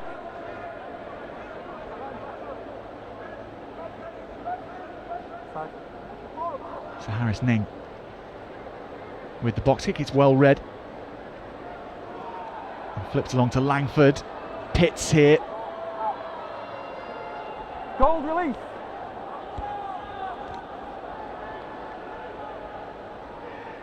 Again from Smith, again to Langford, he drops it. Has to regather. He's done really well. Leave it gold.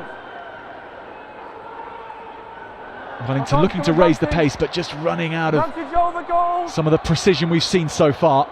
Leave it. Jacob Story hit very hard, the hooker. When Wellington switch straight into defence mode, they don't wait around. Rock.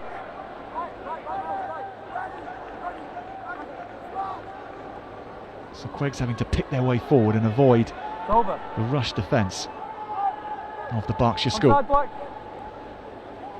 Okay, come. Matt, goal. Reach, when you're facing substitutions. a defence which is as ready and as focused on knocking you back as Wellington are right now, what tactical options should you be looking at? 3 and 4, thank you. Quite often enough, when you've got so many bodies in front of you, there's going to be space probably in behind. At the moment, they've only got Langford sitting back on his own in the backfield, especially on turnover. So probably be looking there for for William Hunter to just have a little look up, but not just on him. Players around him need to be having a look, especially the players on the edges. There's no space in front of me. Could there be something in behind? And then that starts to question the defence. Do we need to drop another player back? Do we need to stay high? And then you can pick off different options.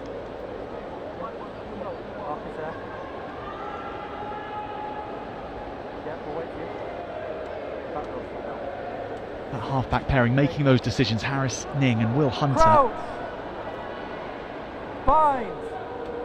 They're having to do it with lightning reactions because the time they have on the ball is being severely cut down by this Wellington defence. I think they're being really smart around the breakdown as well. You know, they're going in to try and get the turnover, but as soon as they feel some support coming in, they back off and then they pick their opportunity, which we just saw Oscar Thomas do there. Hold the shot, Black. Good scrum from Wellington. They go to their blind side where Pitts is lining himself up and slashing back the left wing. That's going to knock forward off Rory McKnight.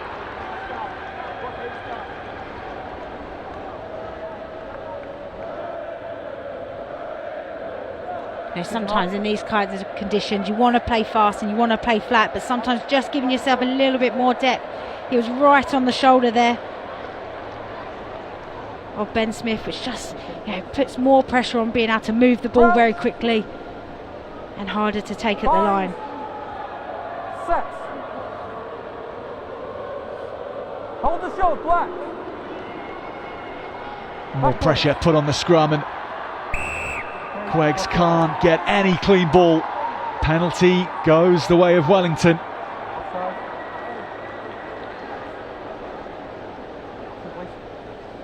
Eddie Skinner there just put pressure on at the breakdown.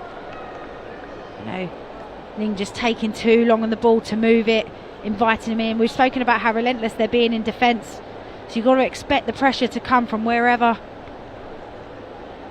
Unfortunate, Jack Bailey just trying to tidy up a little bit of mess. He's come from an offside position.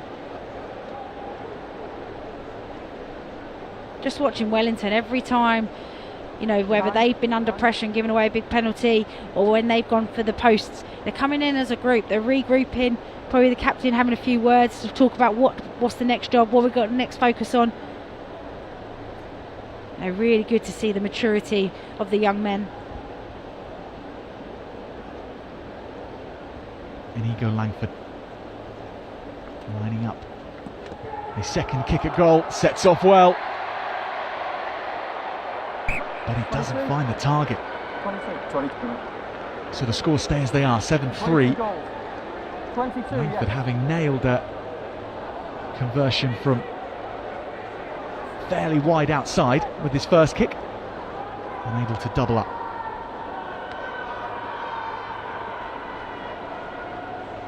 And this dropout will be taken by Sam McKenzie. He's also a Wakefield Trinity Rugby League player, is McKenzie. Makes this one long and then follows up his kick, and so too, goodness me, to Zander Leighton.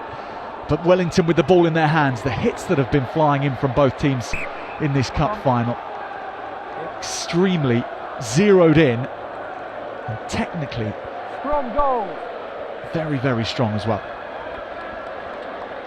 Yeah, they're both teams are being really physical in that contact area. Both making a mark. You know, not only a presence when they've got the ball in hand and when they're carrying into contact, but the reply to it. You know, not wanting to give an inch to either side of the team. You know, we talk about the battle of the physicality, being confrontational, and often that's where the game is won. You know, whichever team can be more confrontational, physical, allows you the opportunities to play. Will Evans just pumps his knees as high as he can.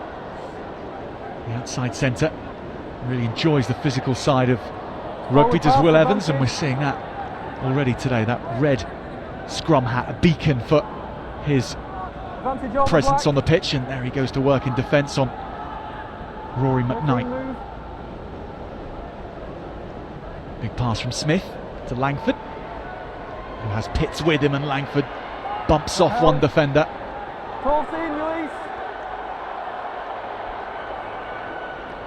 Now here comes some of Wellington's big boppers. Oscar Thomas. Knock on, scrum advantage. To goal. Hunter tidying up for QEGS. They keep finding a way to frustrate and stifle Wellington's attack. Goal. They've only managed to get into Wellington territory and cause a menace on one occasion. That's where their penalty came from. Okay, advantage over goal. Playing some nice footy No from a deep part of the pitch with Jia Khan.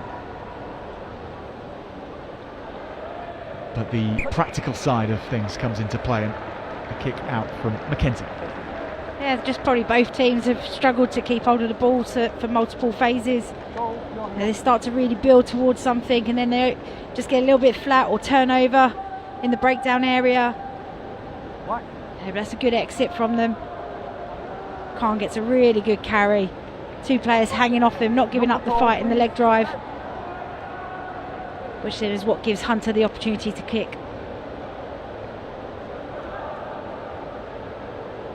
So Thomas has that chance to throw.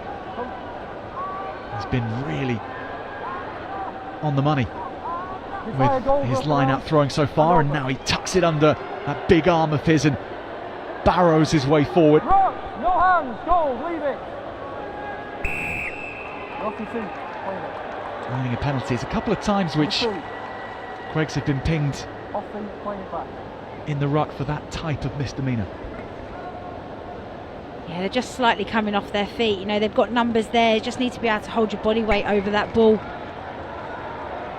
But equally, Wellington need to be watching out for that, because when they get that right, they're going to be getting some turnovers. But really good set piece. That's what we saw from that first try. Working really tight, staying low to the ground, leg drive forward. And Thomas just saw a sniffing of opportunity to just dart off the back of it. Going to have another chance here. Perhaps Oscar Thomas. He angles his body forward and will support. Peeling off this side, Callum O'Byrne. And Wellington knocking on the door again, looking for their second score. Reaching for the line. A long, hard look given. And it's QEGS who have held up the ball. That's super work. That's unbelievable. That's Leighton again being disruptive. You know, that's a huge moment right there. For all money, you think that they're going over here, this close out. Physical power that Faseye is.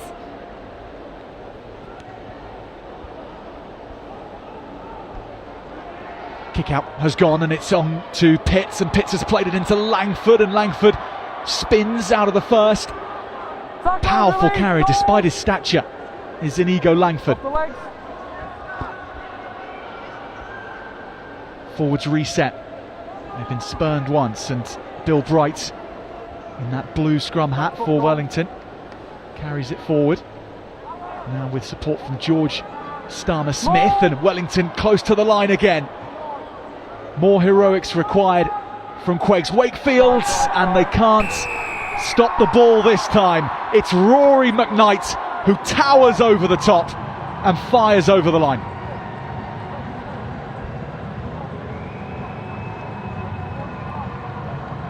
Lovely bit of patience from Wellington. You know, it all came from the restart, from the 22 dropout, from the goal line dropout, sorry, but just good patience here, just stay nice and low. Just watch McNulty here, just has a little look up, knows that the defenders aren't going to be able to react, gets in tight, sees the opportunity, leg drives through and goes over the top. That's a big moment for him.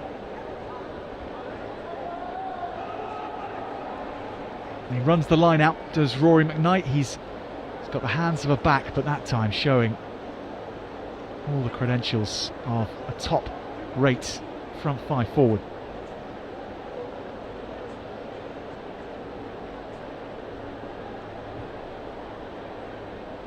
Langford, so prominent in the build-up to the try,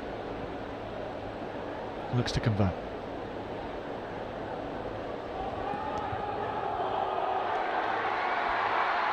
a much tougher assignment, but he gets it.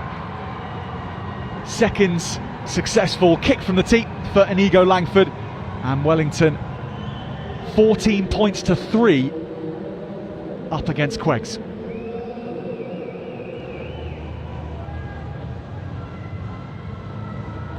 I think Wellington are going to go to this, the power game that they've got.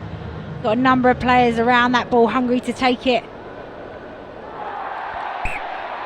Big cheer from the crowd here after that knock on. I think most of those cheers were from a QEGS Wakefield perspective. And that just hit the chest of Ben Smith. And I think he's trying to give it a smile. Yeah, it's one of those coach killers. You just scored a try. All you want to do is catch and clear. But yeah, I'm sure his teammates around him saying, don't worry about it, Ben, let's move on, next job now.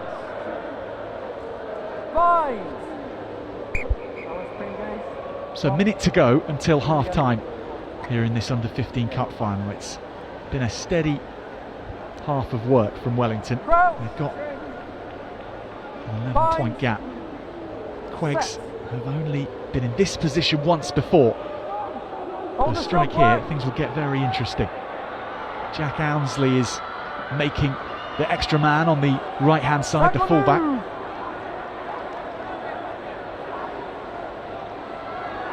Sam Hayward with that carry. Onside block. Xander Layton. He's going to make more yards than Wellington would like with that run. Now to the captain, Jack Bailey, who orchestrates things to go behind him. Mackenzie thought about the offload. Harris Ning, just a little low, that's a good take again.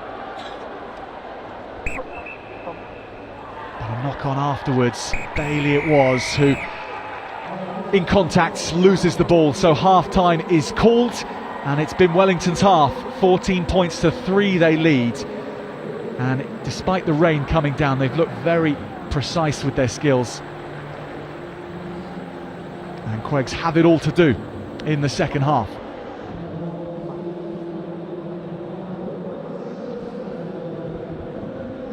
Rich, it started so well for Wellington, a try so early on, as we'll see here, right from the line-out. Yeah, it was really smart play right from the kick-off.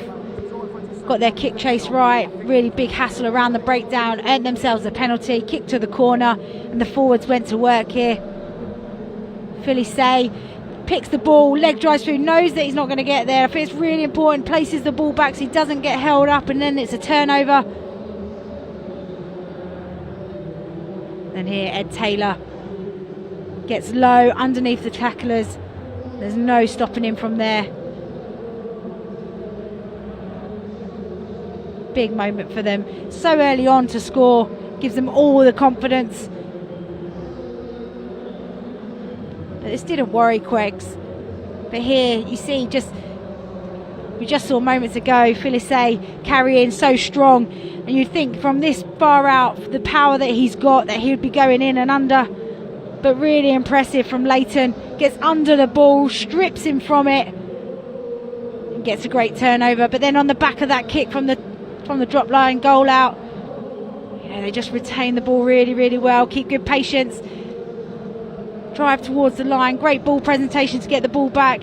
Here they've got so many options. The defenders don't know who's going to pick it. And that McKnight earns his team the try that he felt they should have scored on the other side of the pitch. But it's been a really strong start from Wellington in this first half. QEGS have got a little bit of work to do in the second half if they want to get back into this game.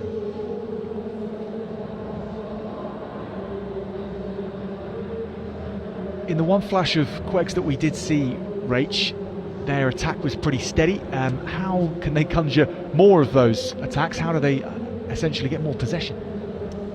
I think, you know, it's been marginal errors that have crept into their game. So just losing the ball, they've managed to retain the ball pretty well, but then at the critical moments is when they've got a little bit too flat, or they've moved the ball to the outside and got isolated. The discipline has really let them down, which has given Wellington not only possession but then the territory.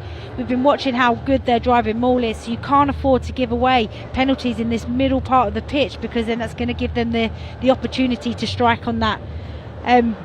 So I'd say for me, it's discipline's got to be really key, and just, you know, maybe tighten up slightly. It is windy, it is rainy, it's greasy out there. Just tighten up a little bit, because then that'll make the defence also tighten up, and then you might have some opportunities to run in space.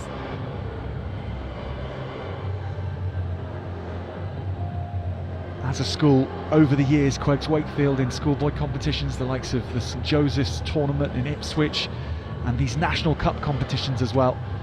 They're the type of side that are never beaten until the final whistle confirms so. And they keep playing right to the ends. Their ability to bounce back and toughen up as well.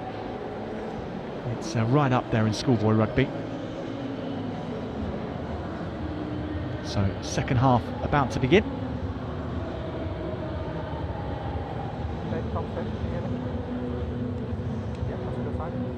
All good, buddy. All good. Yeah, it's good, buddy. Got me? Yeah. How do we start, Harry? Time to go. 1 minute left. 1 minute left. 1 minute, guys. 1 minute.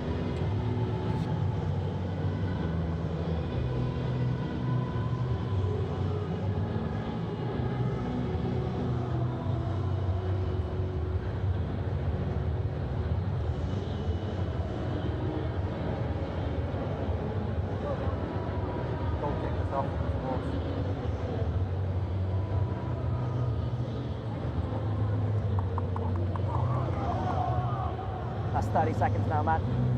Yeah, we can go. Yeah. I'm holding the right hard. They're not going to get big back. I'll look out for your back. Your kick goes, your kick.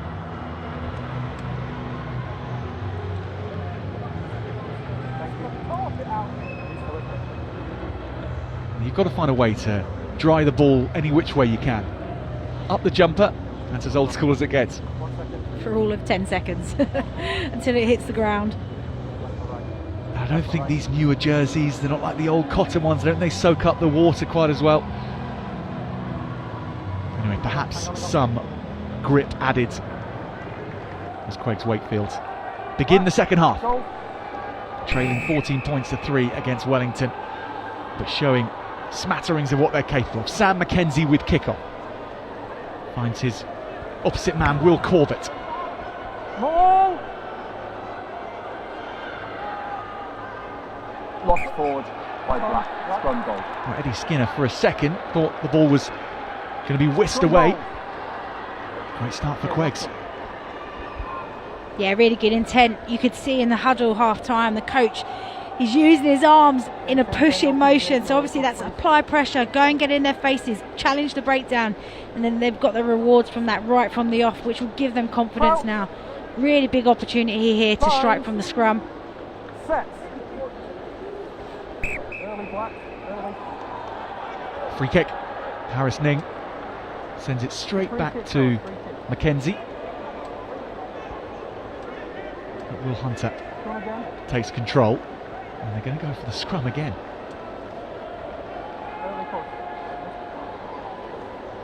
Yeah, good option. Jacob Story there, just reminding his 10 that if we kick this out, it's going to be their ball because it's only a free kick.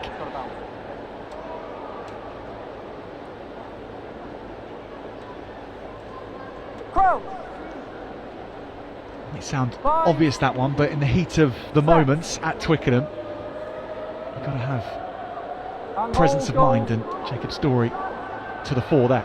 Backwards. This goes to Hunter, having to regather and restart. Jack Ownsley darts back, the fullback. Didn't see enough of Jack Ownsley in that first half, and he looks to be a talented runner when he gets up to speed. Here is Bailey. Ning looks both ways and then goes over to Charlie Rust. Ball pops out and Wellington will pounce from here. Numbers to their left if they can use them.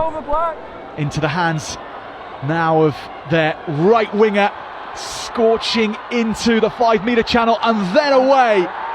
What a try from Jack Knapman.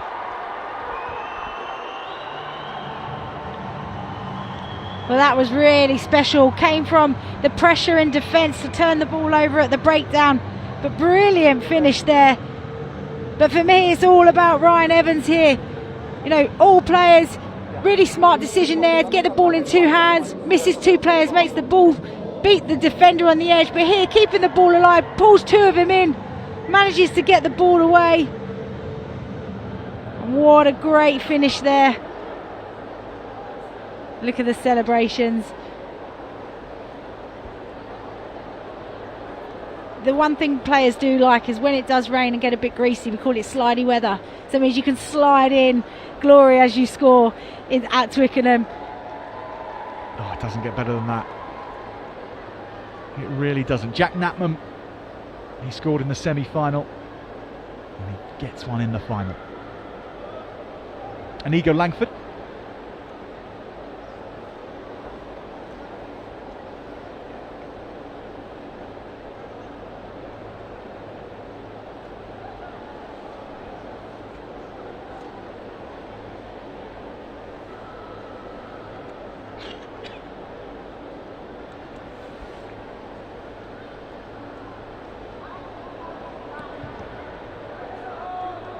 Puts it into the wind that is here at Twickenham, but it doesn't carry it in.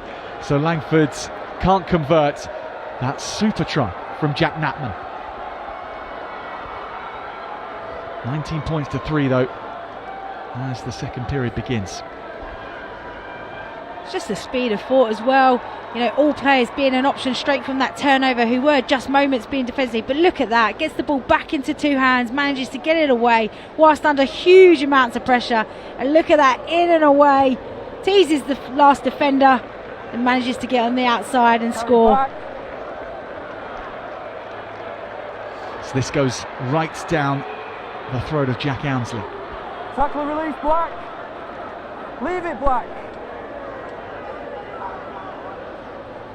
And QEGS hit hard. They're getting no respite from Wellington. Above the armpits, high Nothing at all. 16, Black. He's just got caught a bit high. You've got to drop your body height. You know, World Rugby, England Rugby, everybody has the narrative. They want to protect players. Got to make sure you're getting your tackle technique right, dropping your body height. But I'd love to see QEGS just speed up their ball slightly. Now that's what's allowing Wellington to come and apply the pressure. 3 or 4 players all in front of the ball carrier's face. There's no space to go anywhere.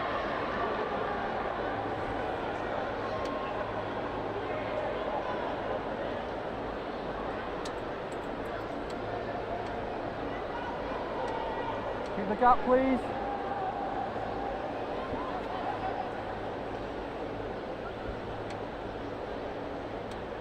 Jacob Story throws in at the line out. Taken and then worked a nice little short side number, but knocking on in the process.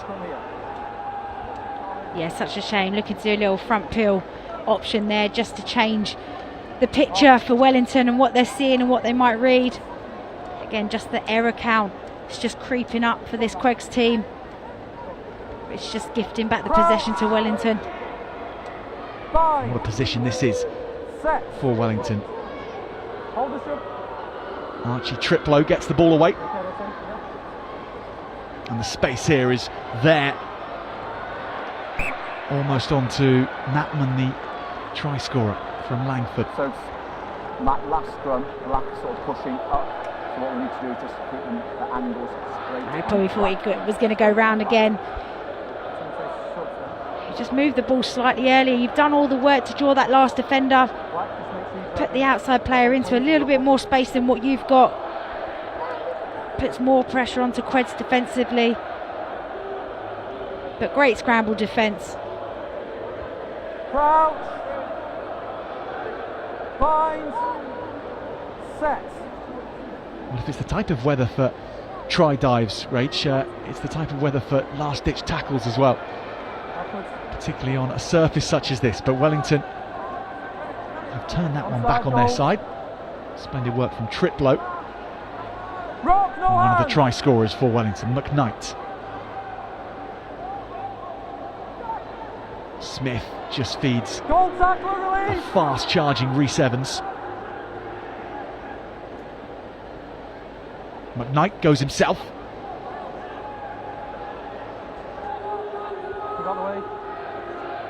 Triplo, little change of the angle at the last minute from his runner, found him well. Smith, Will Corbett wants to bring Natman into things now. Langford steps back inside. A number of metres which are notching up in his carried column. Wellington so physical in attack as well as in defence. Now they go back to the right. It is Natman, it is Langford.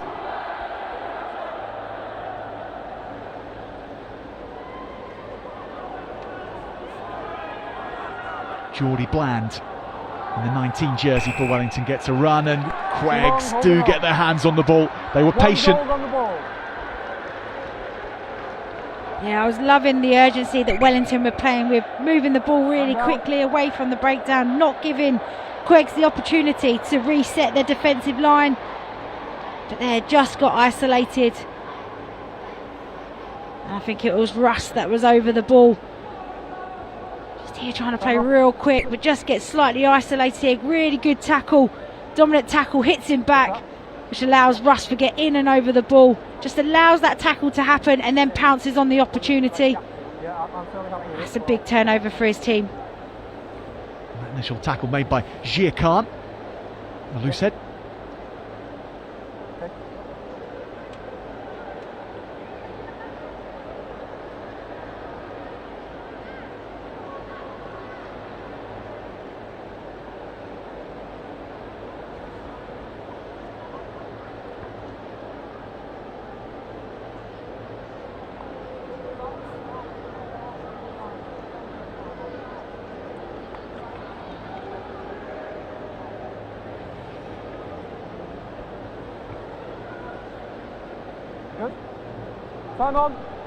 So from this position, Rach, on the scoreboard as well, but how things are going, what's the route back into things for QEGS Wakefield? There is time, 20 minutes of it. I think that's exactly it. You've got 20 minutes yet to still get into this game. Don't need to panic, don't need to force things. Ultimately, you need to play in the right area of the pitch. You need to keep possession and try and find a way through this Wellington defence, but I don't think it's through them. I think you need to go round and look to go over them. They're getting quite condensed around the breakdown, but that's where they're getting a lot of their rewards.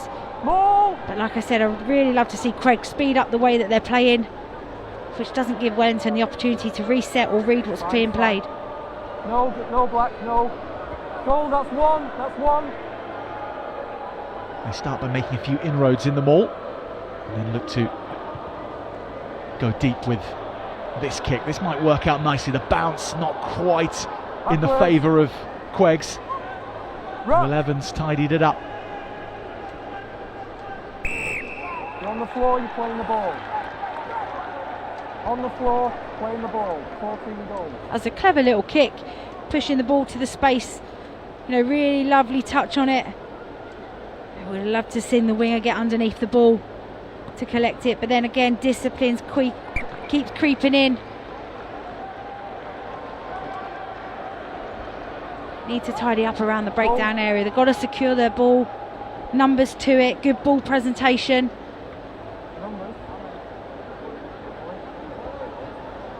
This formidable Wellington market stall moves into position again. Black, straight line, please. And a source of great possession and then points in this match. Oscar Thomas.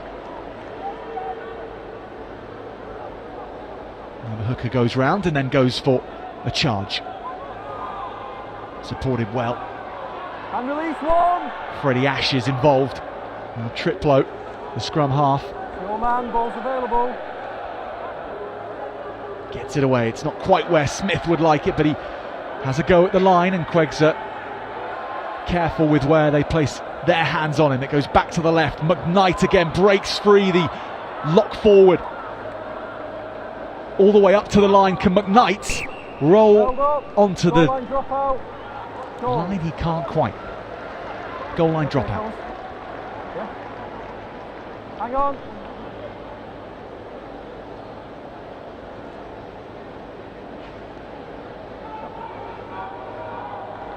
Been really impressed with McKnighty, you know, keeping the ball loaded, two hands, leg drive through. You know, you think he's going to get over here, but this is where he just will need to present the ball back, get another opportunity to play.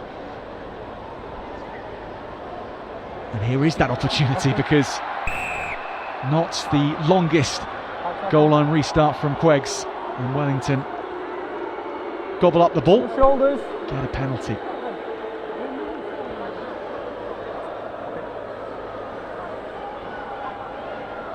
At this point, Wellington only interested in scores of the 5-point variety. Smith just bangs it into Scrum touch. 22. Scrum 22. Such an unfortunate Scrum 22. strike there. You can see what he's trying to do. He's trying to get his forward pack literally 5 metres out to give them the best opportunity to set up their maul. But just slightly kicks it on the outside. Yeah, good option to go for the line out. They've been dominant in that area. You know, some people will look back and go, oh, he should have gone through the 3 points. I think that was a good decision. Just the execution on the kick. He's trying to go for it as much as he can, which is what you need to ask from your 10. Set. Okay, both lost the footing simultaneously. Yeah. Say check the studs, but this is fine. Number Slow two, it down, you Matt. okay? Slow the engagement down. Yeah. Everybody okay?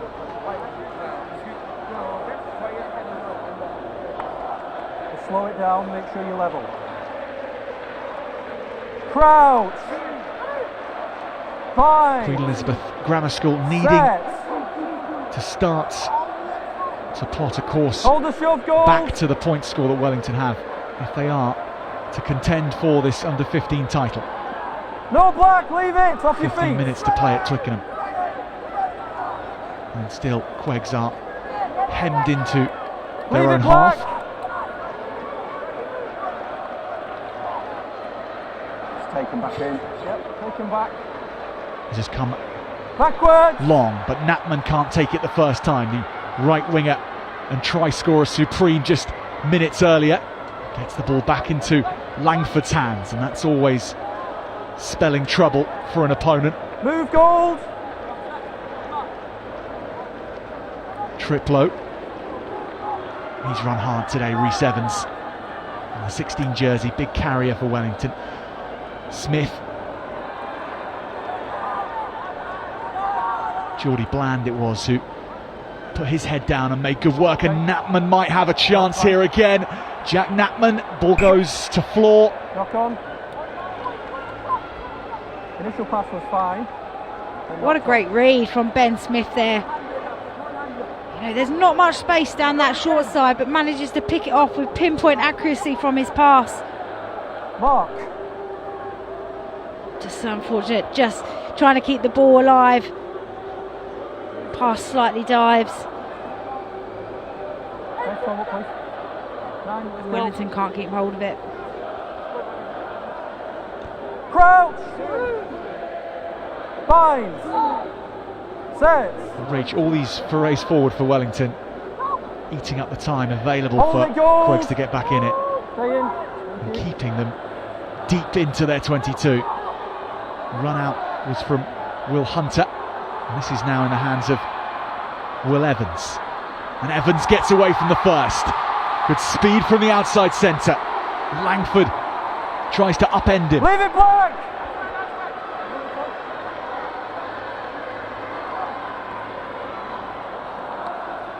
Jacob Story has to check and Rock, no hand! make sure he has the ball. Then he goes forward. Here is Jacquard. No black. Looking for speed, but not finding it. The penalty does come their way. Gold and black substitutions. Gold and black. That was a superb run by Will Evans down the left-hand side of the pitch. Takes his team nearly 40 metres up the pitch. Gold numbers 16 and 17. And this is a moment for them now. This is an opportunity. Off, please. 16 The time is ticking. off. Thank you. And black numbers 4, to edge their way up 16, towards the try line. 18, 19, 20. Gents, numbers 4, 16, 18. I do sense that it has to happen now for QEGS Wakefield.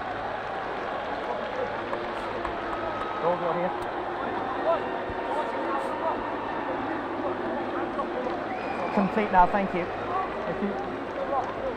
Oh, it's a glorious day down at Twickenham for the Schools final. What a day out. And QEGS One gold out, looking one to black make it out, better. One black out. Penalty advantage, Yeah, come round. Still just the 3 points, courtesy of their fly half Will Hunter. Softening up Wellington in the forwards and looking to pick a way through with Hunter in the backs. Number 1, black, side entry at the mall, side entry. Oh, I would have loved to have seen them move the ball a bit more, get it to the outside channels. One. We haven't seen much of Lomas, only defensively chasing things down, and he looks like he's got some pace about him, so I'd love to see the ball in his hands, especially when you get a free kick like that. Penalty advantage. Black. Well, here we go, the QEGS supporters on the West End stands, giving everything they've got. And maybe that'll be enough. Jacob Story goes and fetches the ball from beyond the try line for QEGS and 6 metres away. Line out is good. Bailey it is. Body position's a little high and Rufus Helm lowers that. The open side flanker, and Helm reaches for the line. He's got there. QEGS have the score and maybe they can build on it. I think QEGS need to thank their supporters for that, giving them that extra lift in that moment in the just so superb in their set piece here. Get nice and tight, manage to transfer the ball back, get the momentum moving forward. But Helm keeping his head up, keeping his eyes up at what's in front of him. He probably didn't even expect to see that sort of space in front of him. But now they're right back into this game.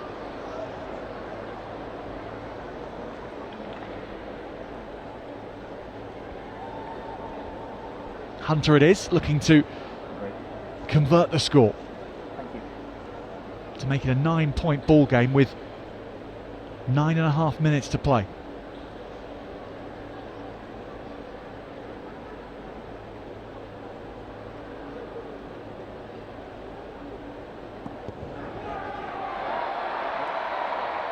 The 2 chases of Wellington do enough to ensure that it stays at 5 points.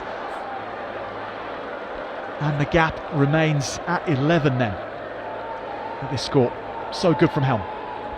Yeah, really good, but also just giving the whole team the confidence, knowing that what they can do when they get into the right position. But Helm here, just goes straight to the side, sees the opportunity, slips through. Stammersmith just takes his eyes off him for a second, and he's in and over. Some advantage, knock on. QEGS unable to take the restart. McKnight it was who roared onto the ball. Felice can't cause any more havoc, at least on that occasion. From black. But just as Wellington dropped the ball from restart, QEGS do that after their try. And this is the perfect position from which Wellington can spring another attack.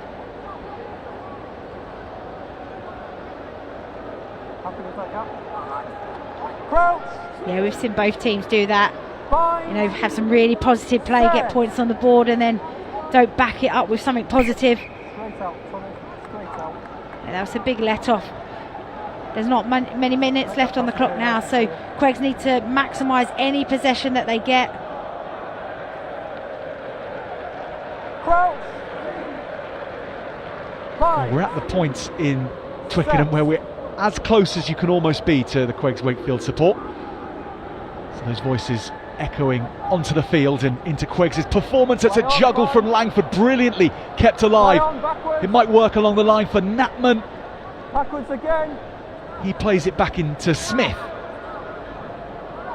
Wellington playing fast and loose and maybe profiting here as the ball is popped over the head of Bill Bright. And here goes Will Evans. And here goes QEGS. And it's the try scorer Helm. He places the ball almost into the hands of his back row partner Rust. What a moment. You would have thought from the line break earlier from Evans that he could have gone all the way, but look at the work rate from McKnight there. Manages just to get a tap which disrupts the pass, but that could have been a pivotal moment right there.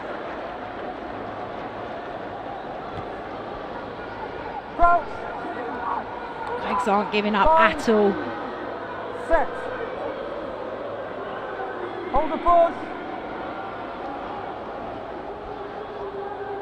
Wellington go into the centres. It's Langford now who has to make the decision. He puts it on the toe for Jack Natman. It's going to beat everyone, the ball in touch, although Natman will dive on this and have a second try, at least in his own mind for that one. Yeah, I think he knew. You could see by the way he got up, but lovely little footballing skills, you know, 2 inches to the right hand side of the white line, and that would have been a magnificent try, but clever little option. You know, although Wellington may not have possession now, this puts QEGS into a position where they're under a huge amount of pressure to get things right, to be able to clear and get out of this area. Jacob Story does find his mark. 6 minutes to play at Twickenham. QEGS having got themselves back into this final, maybe have further chances to run. Sam Mackenzie and Evans so important to QEGS' attack, the two centres. It's okay, won't pass the ball. Evans just hoofs this downfield. Have to chase hard after his own kick. Langford now hitch kicks and steps away from Evans. Langford in broken fields, the fullback. Harris Ning there in defence to usher Langford towards forwards. It's gone right through the heart of QEGS, and so too Oscar Thomas. On for the number 8 in Wellington's colours, Taylor.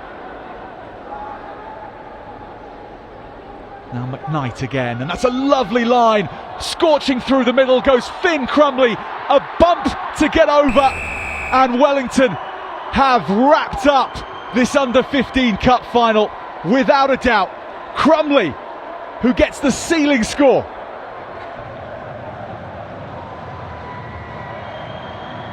Such great play from Wellington, just being really patient, looking after the ball, picking their moments and their opportunity. But here, great carry from Taylor, gets them on the front foot, which makes QEGS have to scramble back. Suddenly they're all looking in on the breakdown, not looking out on what's happening down the blind side. Lovely soft hands here from McKnight, just pushes Crumley through, and what a finish. Show and go to no one to try and get the fullback to drift off, but finds his way through to the try line. Route 1 straight over him, and that should seal it.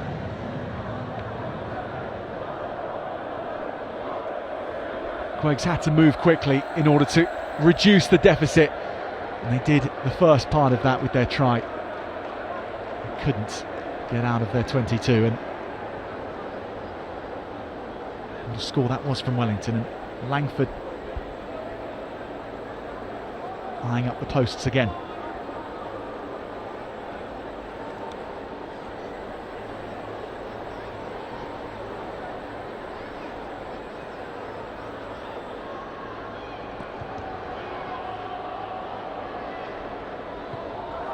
No problem with the distance for Inigo Langford, just pushing it to the right of the posts. But Wellington have a 24 points to 8 lead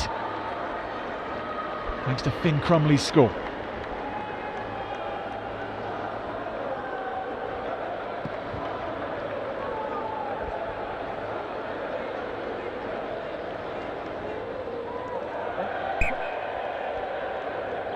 Option black. Come on, yeah.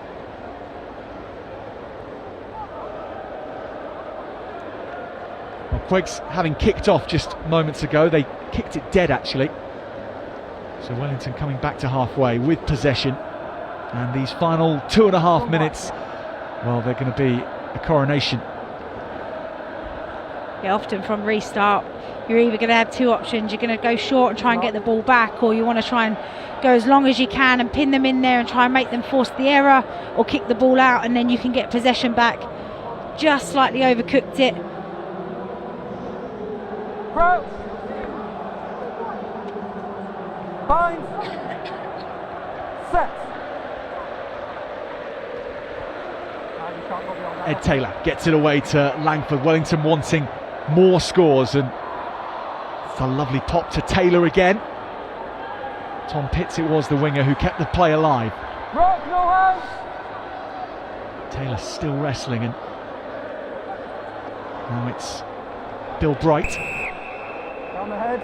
Penalty comes, everything going Wellington's way. High. Number 12, goal.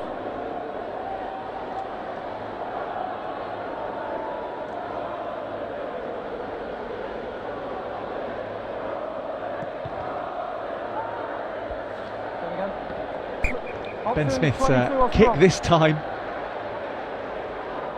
Goodness me, I think it's happened again.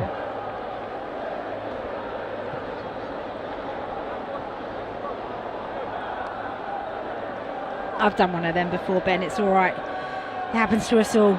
It's such a challenging kick. He's trying to get as close as he can to the flags to put his team in a great position.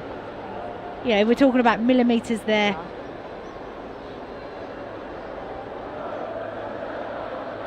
And from this position, in terms of the scoreline, why not? Why not push it? It is QEGS ball, however. And the QEGS fans, they're celebrating even more at this point than at any point in the match. Backwards. And here goes Hunter. Maybe something to cheer at the end for this, for QEGS. Backwards again. Black tackle move. Wellington's defence, but their overall abrasiveness and aggression has really marked out this performance. And they're not going to relent now. Matt, I've got a head injury here. Head injury, please. Thanks, mate. As you can hear with stopping play, Fergus Kelly, one of the unsung heroes in the QEGS team, and he's just banged his head, so he is going off right at the end of this under 15 cup final. Scrum goal. I've got a minute. Okay. To go, Matt. 17. So 1 minute to play, according to the referee's clock, and our clock not synced to that, by the way, so Complete. Thank you. there is time. Well,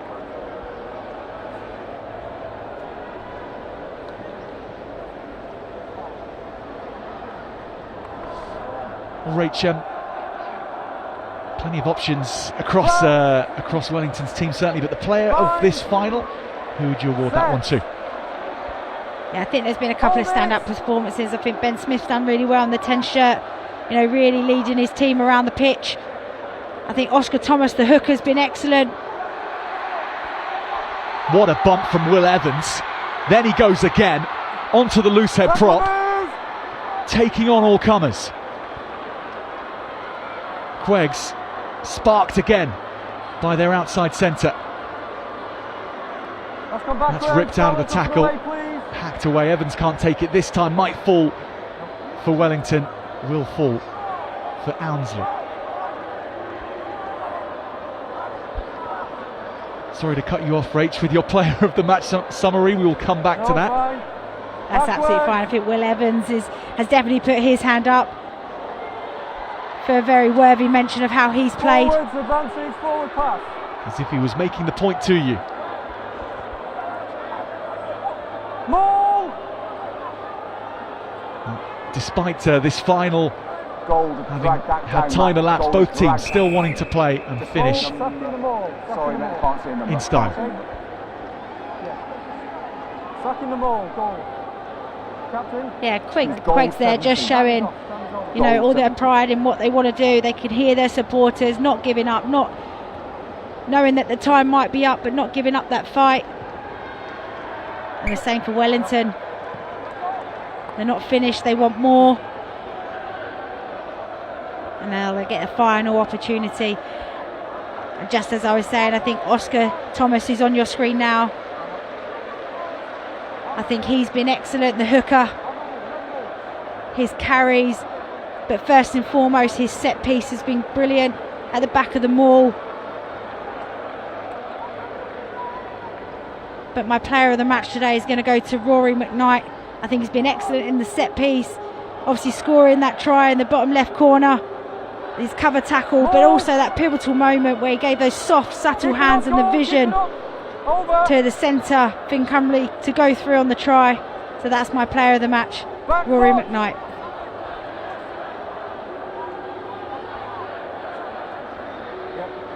Wellington may be able to add more points to this party. Back foot.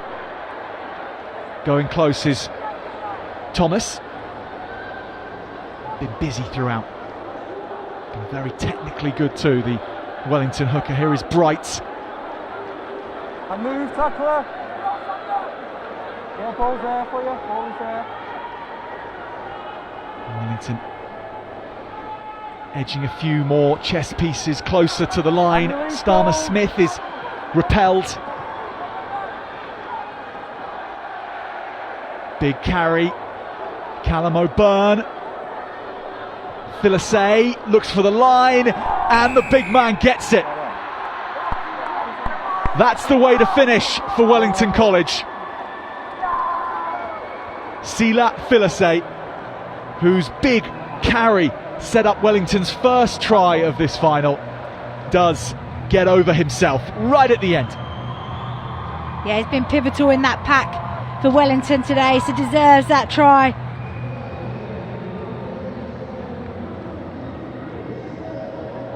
Some really big carries coming in. Evans there, and then Philisay pouncing on a loose ball, just gets slightly underneath QEGS and legs drive through to the try line. But that's a massive moment for him to seal this game out completely. On the hooter, not giving up, keep going to the end.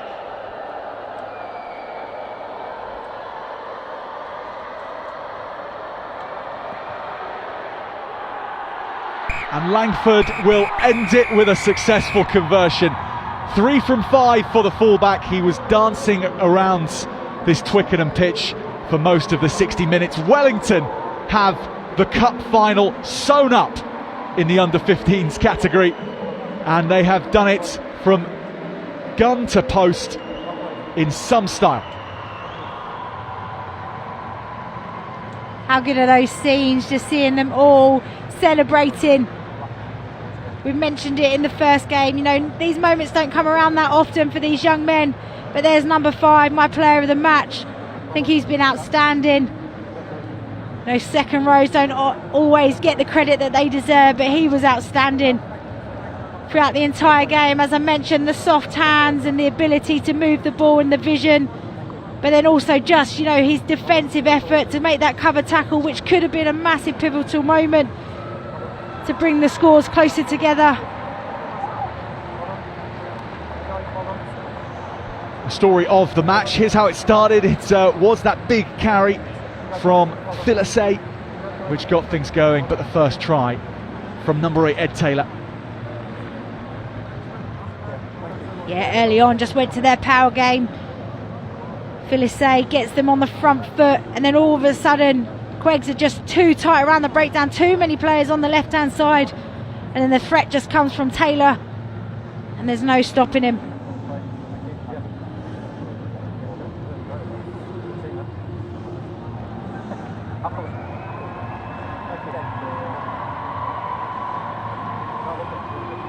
Again, they go to the power game, forwards keeping it nice and tight, leg driving through towards the try line, places the ball back again. You've got multiple players all around the ball, not knowing who's going to take the pick, but the player of the match, McKnight, sniffs a little bit of space.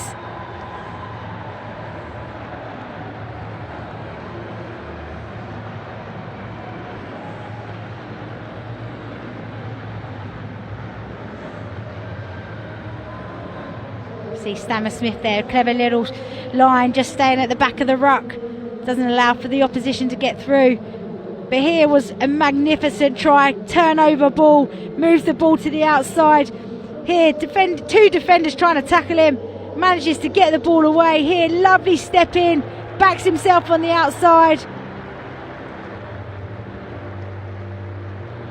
Ball comes spilling out. I just love the reaction, the speed of thought and the execution. All the players staying alive, ready to take the ball. Fights off one defender's conceded, another one's coming across. And that one just finishes so strongly in the bottom left corner.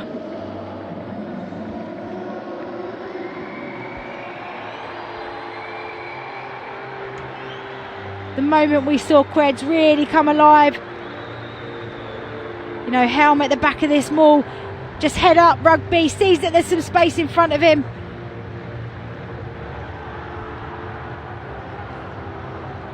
At that point, Rach, we really felt like it might be on for QEGS, it might be on, but it is them who are receiving their medals first as the runners-up in the Under-15 Cup final. There is the try scorer, Rufus Helm. There was an attack from deep in their half, which might have led to more stardust, and some of that, a generous amount of that sprinkled by Will Evans, who is holding that red scrum hat under his left arm. Super performance from the outside centre. But QEGS, the runners-up to Wellington in the Under-15 Vase, Under-15 Cup final, excuse me.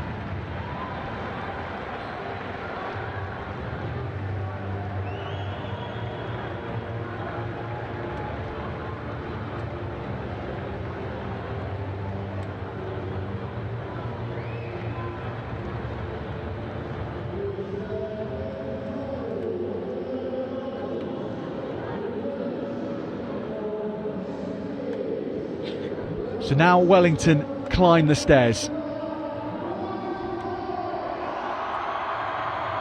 And it's important to note from Wellington's perspective that they have achieved this today without their team captain, Tom Maslin. Tom desperately, unfortunately, dislocated his shoulder during training last Thursday. And he's a splendid young talent with brilliant rugby IQ as well as a skill set to match, who always leads by example, but unable to be on the pitch for this match. But Tom Maslin, vital to Wellington's season nonetheless.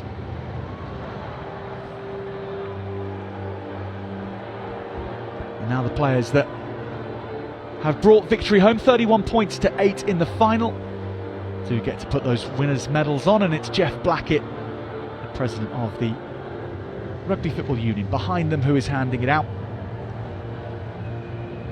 making for a very, very special occasion for all involved in the Royal Box at the moment.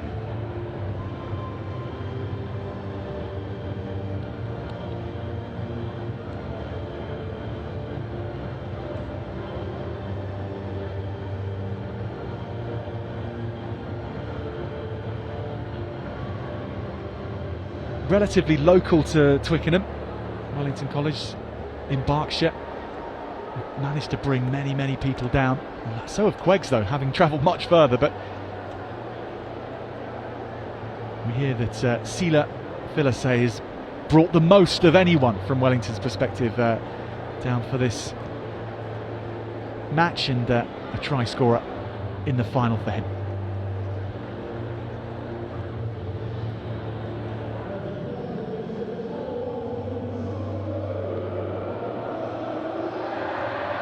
The trophy lifted by Wellington College, the Under-15 Cup champions in 2022.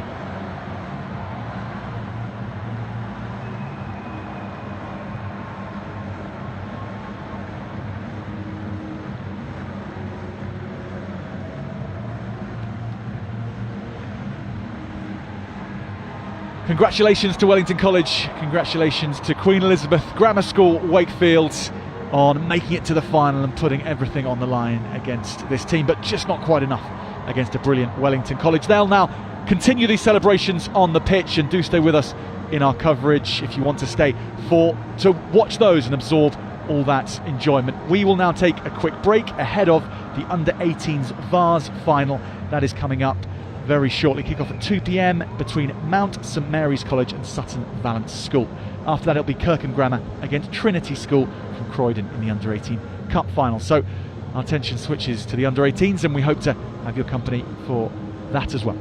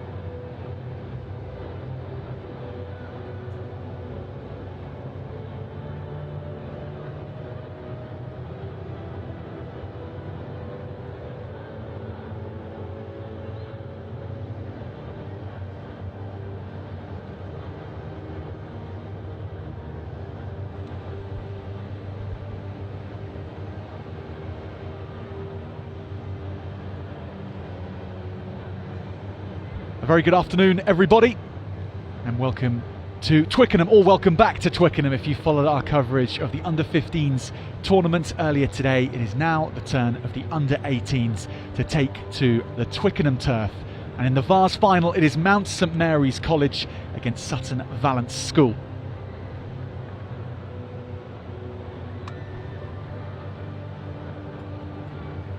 So here is how the teams line up for Mount St Mary's College. They came through their semi-final 50 points to 12 against Ipswich School. They won that contest, and these are the starters for this final. In terms of the pack, Jacob Odoms, Joshua Briggs, Teddy Gearing. Liam Powell, Oliver Barker, Felix Crapper, Archie Upton, Flynn Jones, Craig Cameron, Andrew Charles, Marcelino Camilo, Charlie Davis, Matthew Gold, Fortune Olafioye and Joe Tad Patrickar. And this is Sutton Valence's school, who follow on. Ethan Wynn, Josh Faulknell, Marcus Brown, Alex Bowyer, Alfie Jarrett, Barnaby Merritt, Jacob Ray, Nathan Mitchell-Lowe, Tyler Weeks, the captain, at number 9, Max Lindsay, Oscar Vass, Tom Barton, Jasper Benson, Pip Hodson and Jensen McNulty. And the substitutes involved for both teams today. For Sutton Valence, Edwin Harding, Oliver Murch, Flynn Page and Josh Laird. And for Mount St Mary's College, it's Edward Freer, Edward Banks and Louis Platt.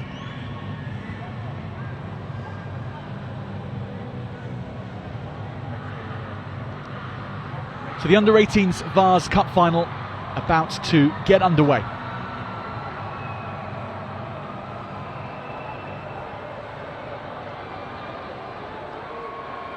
Mount St Mary there, just taking their time underneath the Twickenham posts to relish this opportunity on the Twickenham turf. So here we go.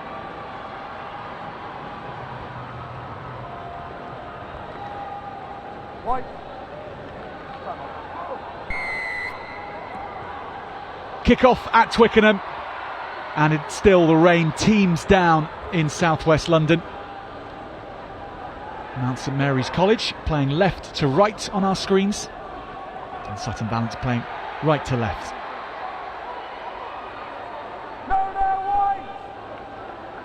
Don't go there.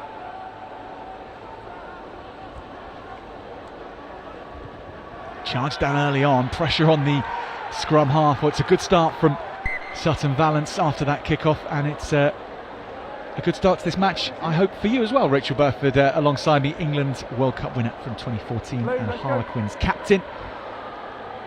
Under-18s begins, not ideal conditions, Rach, perhaps, but certainly the intention and the physicality, already we're seeing that.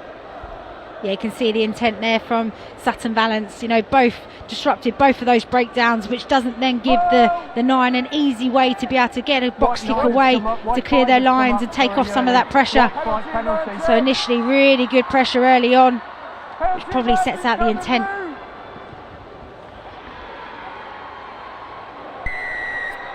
Chance then for Jensen McNulty. White 5 left the line while your arm was up. 5 offside.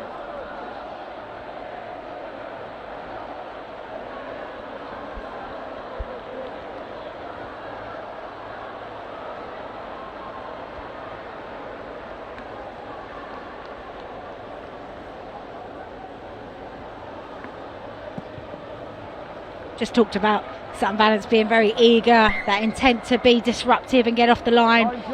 But you've got to have discipline with that. If you start creeping offside, you're going to give easy possession and territory to the opposition. So it's got to be controlled. Mount St Mary's College. And their hooker and captain is Joshua Briggs, throwing into this line-out. And the hooker finds his man. Good clean line out from Briggs, the captain. What speed is being shown by Upton, the open side.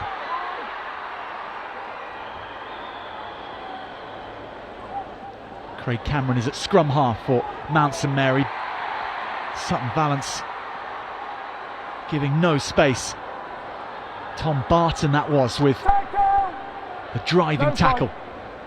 Involved with Saracens Academy is Tom Barton. Big beginning for him on this stage. Mount St Mary put boot to ball. Great organisation in defence from Sutton Valence. They read the play well, kept inside. Speed initially was from Oscar Vass. This is going to play nicely for Sutton Valence. Nathan Mitchell-Lowe was hunting the ball down. The green spaces of Twickenham opening up for the big number 8. You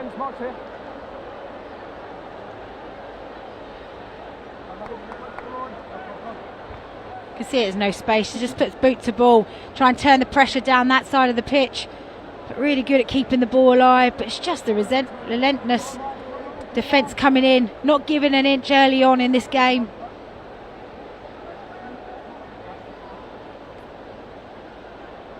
Crouch. Bind.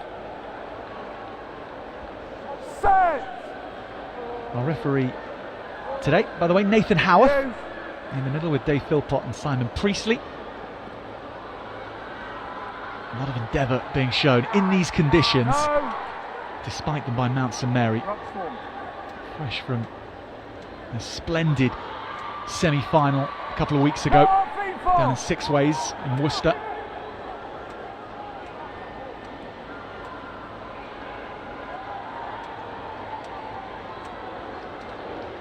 Craig Cameron, the scrum half for Mount St Mary,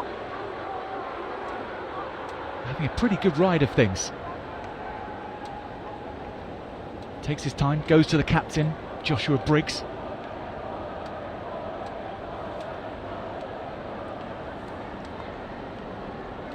And there's Finn Jones following up, the number 8. Tackle. Up to the backs now for Mount St Mary. It's coming round Just to breaks right. down. Sutton Valence might look to profit. Michelo.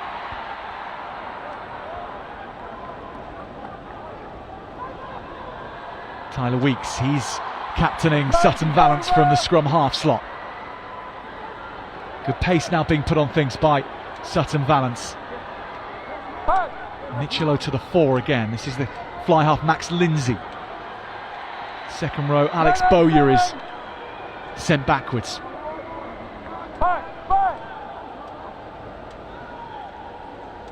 Played it away, lovely little slip pass off the floor.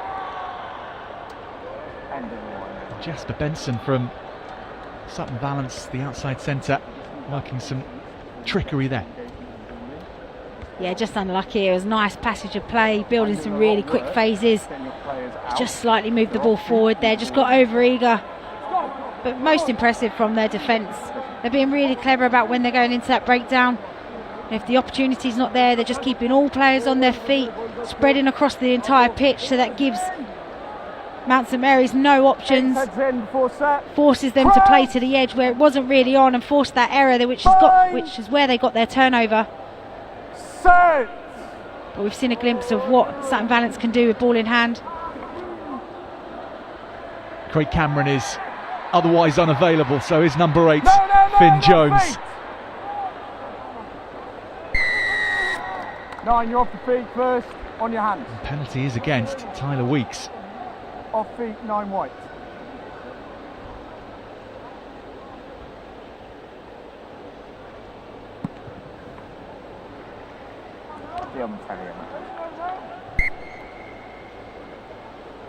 Line's yours.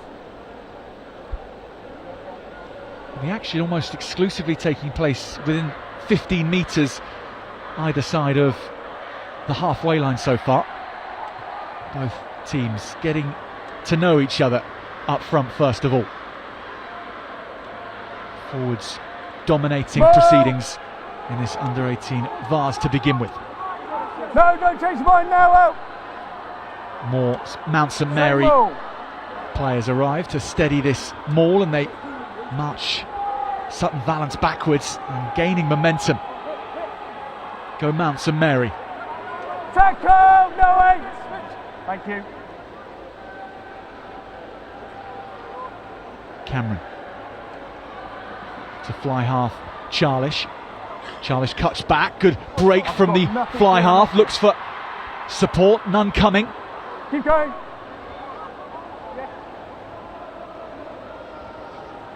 Cameron, the hooker Joshua Briggs, just dodged around the first tackler.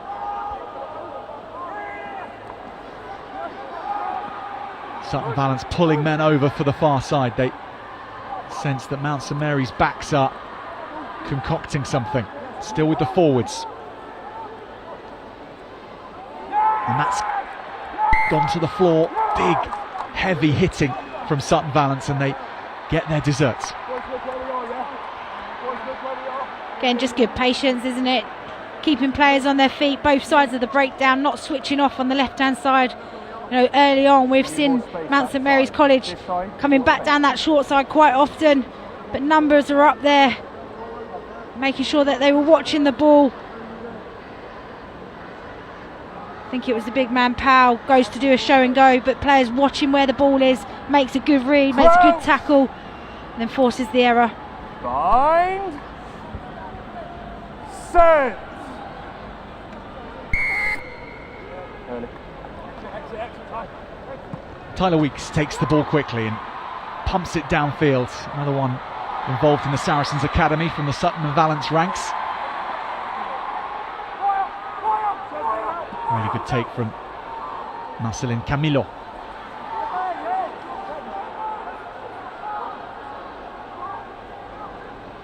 Mount St Mary will go again.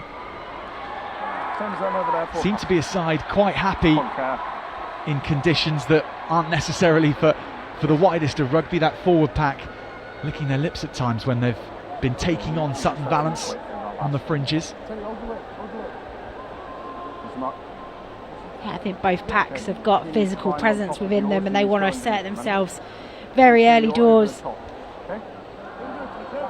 Both teams taking shots, but then errors creeping into both sides. That's forward pass from each team, but that's because there's got a rushing defence coming at them. They have to move the ball quickly from the point of contact. That's just forcing that error. Set. Weeks places the ball at the feet of his number 8. Michelot goes off to his outside centre Jasper Benson. Now this is Barton, and Barton cuts back. Sutton Valence just sharpening their attacking tools. A knock on. This is going to stay though with Mount St Mary.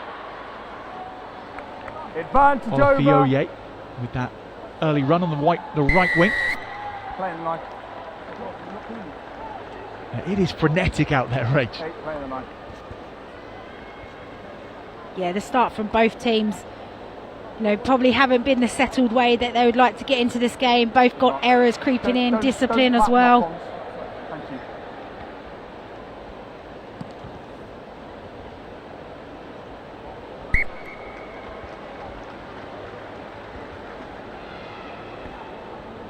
So Andrew Charlish at fly half for Mount St Mary with that kick to touch. Matching scrum hat as well for the Mount St Mary's colours. Got to admire that.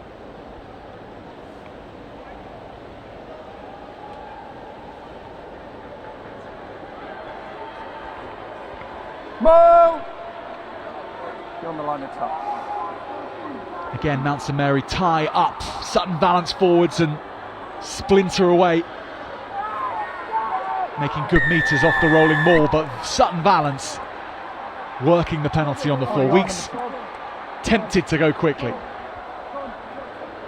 Great work from Merritt. So strong over the ball. Nobody's going to be moving initially. Really good strong set piece from Mount St Mary's. It really gets the movement going forward, but then as soon as you break away, you've got to have support. You've got to react to that player.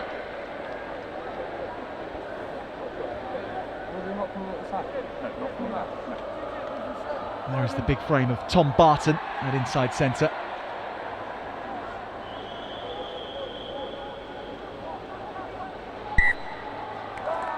Not quite straight. Josh Faulkner not doing a bad job, the hooker, but we are on halfway and it did just lean a little bit towards his side. Good spot from Nathan Howarth, the referee. Last scrum, don't put your foot up early, I'll get him to go quick. He'll give you space if you give him space, have it. When you put the ball down, don't flash, you won't hook it early, okay? Wherever you are watching on from, whoever you're supporting, Mount St Mary's College or Sutton Valence School, thank you very much for joining us on this England Rugby live stream. It's excellent to have your company. 13 minutes in, still no score. And the rain has perhaps reduced things a little in terms of expanse, but Sutton Valence looking to change that story.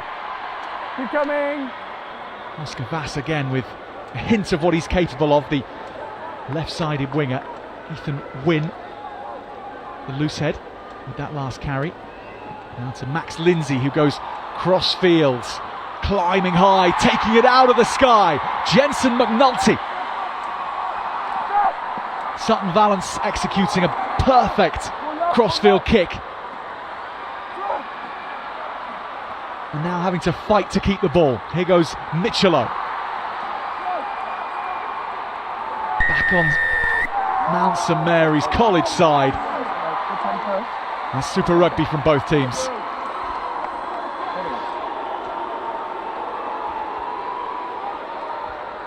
How about a lovely bit of skill there from Lindsay to see the space to kick it to the corner. But what about the take from McNulty? These aren't easy conditions to be catching a high ball, but fingertip stuff. Just manages to get in front. Really lovely play from Sutton Valence, just mixing up their variation in attack. They've shown that they've got some power men up front, but they've also got some skill out wide as well.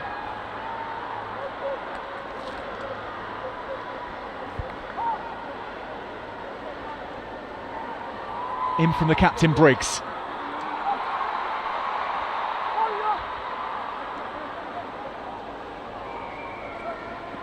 Mount St Mary's College again using the forwards. Onside. Craig Cameron decides the tempo, but he's charged down. Cover has to be quick from Andrew Charlish, and he makes good with the distance on this one. Jensen McNulty, however, 6'6" as an under-18. Astonishing physique, and he makes the most of it. So too does Weeks as he escapes for the first time. The captain, Tyler Weeks, stepping through the backfield. Mount St Mary College players desperately diving on the ball. Still in the hands of Sutton Valence. A metre away they go. Nathan Michelo, the number 8, is trying to win it back, but Mount St Mary's have taken it for themselves. And this time they will clear with Craig Cameron, but look at the space to run into. McNulty now onto his fly half. Lindsay will go for the chip himself. It's all on the bounce here. Lindsay chases. Tackle! And Mount St Mary again taking it back. Make sure you're onside. That's Upton again. Now they might break. Matthew Gould it was. Cameron makes this one go a little further, but already the tempo of this encounter being turned up.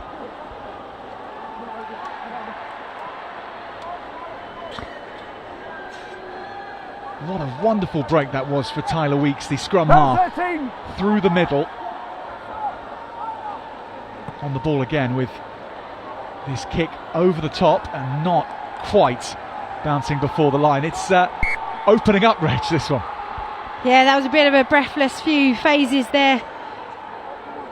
You know, brilliant break here from Wicks. Just what you want from your captain. Get your team right in the right position. Keeps the ball alive. Just wonderful to see. So many players, Sutton Valence, all around that ball. But that's a couple of opportunities where they've had key possessions, moments out from the try line. And Upton, on 2 occasions, the number 7 from Mount St Mary's, has got his team out of trouble and cleared up some mess. There he is with his hands on the ball, Archie Upton. He's looked really sharp at identifying space around the rolling maul. As you say, Rich, in defence, going full hero mode already. Big carry, this is from Flynn Jones. Now Jacob Odams. Cameron to his outside centre, who pops it back inside. It was Liam Powell who then tried to keep the ball alive. Sutton Valence having got the ball back, and players out of shot in our picture in the back line. geeing up Sutton Valence fans. Just a minute. I think that was an impressive defensive set from Sutton Valence. You know, just not allowing any opportunity or any quick ball for Mount St Mary's to play with. You know, Wicks in and amongst that. Again, leading from the front, not just in attack with ball in hand, but defensively. They're forcing the error. Reset. Height and angle this end, both one down and one end an angle. Okay, gents, good pitch. Let's get your feet underneath, make sure you're square. Thanks, Nathan. When a match breaks up early in a half, Rach, what's your tendency to think? Should you embrace it, or should you want to try and put a bit more control on things? Because it has been harum-scarum in those last few series of plays. Yeah, I think you want to get some element of control, but at the same time, if there's opportunities and it's on, you want to take them. It's not the set play, but it's going to work out quite nicely for Sutton Valence, and Pip Hodson's kick downfield was a good one. Yeah, it was. It's got his team out of a bit of trouble there. Yeah, you've got to take the considerations of the weather as well, the rain. It is slippery out there, the ball is greasy. So when you try and overplay, that's where more errors are going to come in, that frantic play. But both teams will want to try and settle their sides into the game. Yeah, good call. Nine, come up. Thank you. Climbing high at the back is Flynn Jones. And it goes to Upton. And again, this Mount St Mary's machine making inroads. It's so hard for Sutton Valence to stop it.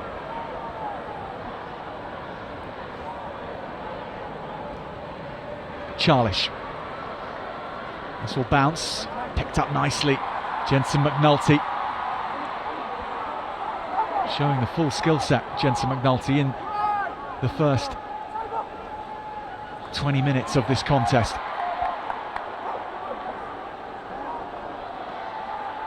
One-handed pickup by Jesper Benson.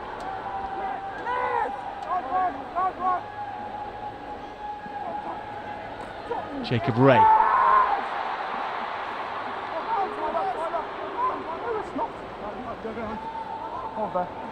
Only one option to the left, so Sutton Valence stick tight. Yeah, it's available. And Lindsay will hoik this high. They haven't kicked for too much distance, Sutton Valence. They've kicked for the chasers. And again, those chasers put pressure on.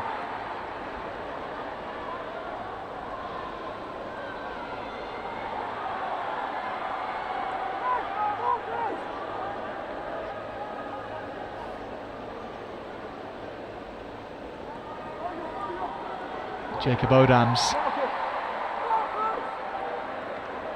receives a fistful of Sutton Valence players. So Charlish, who has chosen to kick long frequently in these opening exchanges. They still feel like opening exchanges because there hasn't been a score. We've played 22 minutes of the match already. Nathan Mitchello with a huge connection, the number 8. No, 2.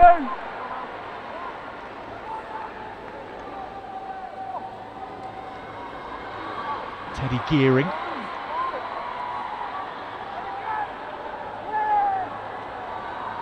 Now Archie Upton again, lovely flick on from the open side. Can Mount St Mary's keep the ball in play? They do just about, up to halfway.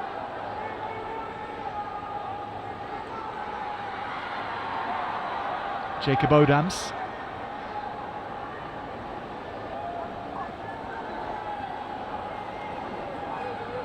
No! Flynn Jones is knocked backwards, the number 8. Extremely organised and aggressive defence this from Sutton Valence, so Mount St Mary's go over the top of it and it's going to work out nicely. Matthew Gould collecting the ball. No, wide. Getting used 13 roll to quicker.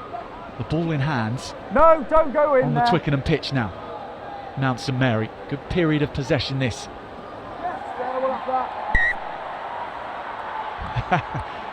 You're looking at me, Rach, as if I've just given them the commentator's curse. Absolutely. I think, yeah, really good passages of play, ball retention, just being really patient with it. But I think Mount St Mary keep going into the channels where it's really physical from Sutton Valence.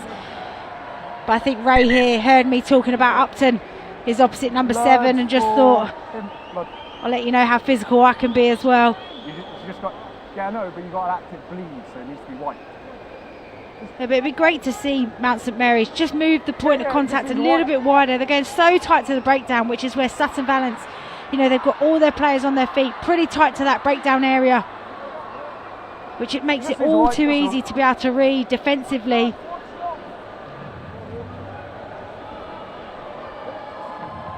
There's a lot of physicality going around, that's for sure. And that man there, Jacob Ray, Rach, also a Saracens under-18 player.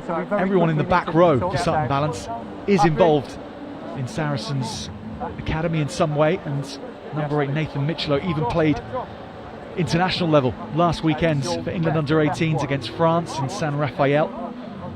That meant he wasn't involved in the semi-final win for Sutton Valence, but he's also making his presence felt now in a Sutton Valence shirt.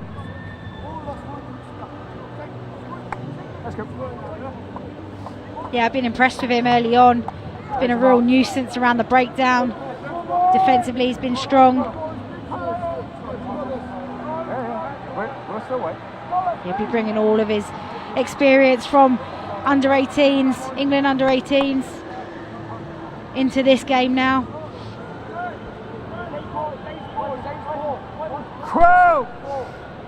Felix, yeah, walk up. Bind! Both ways, both ways.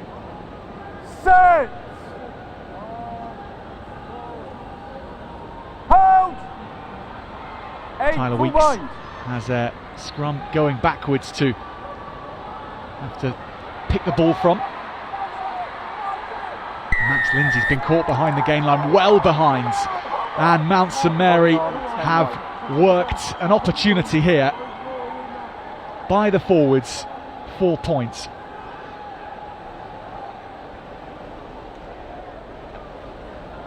Tees on. Yeah, just superb defensive effort here from Cameron, just applying loads of pressure, which makes Lindsay have to step in, followed up by the number 6 Crapper there, getting in and over on the ball. That's a huge moment now.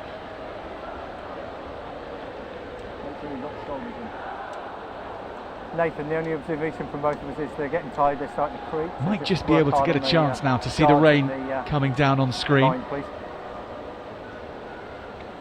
As Andrew Charlish lines up the first kick of the match.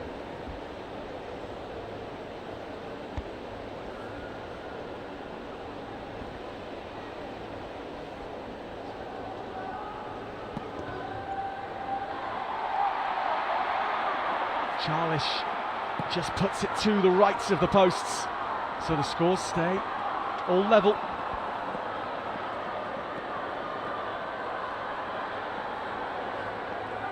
Taken on by Joe.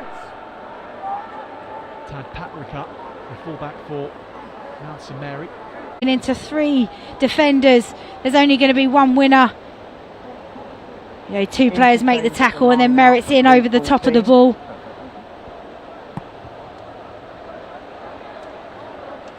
Play.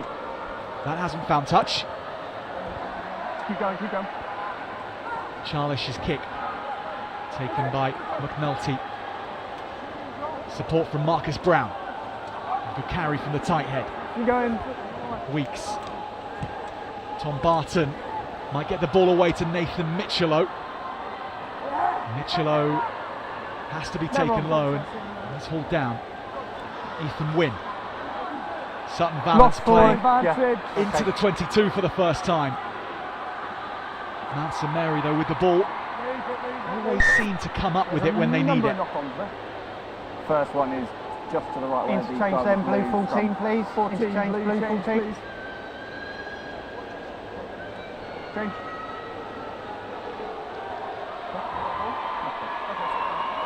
About 5 paces towards me, Nate. 5 paces my way, yeah. Gents, Mark's over here. Sorry. Yes.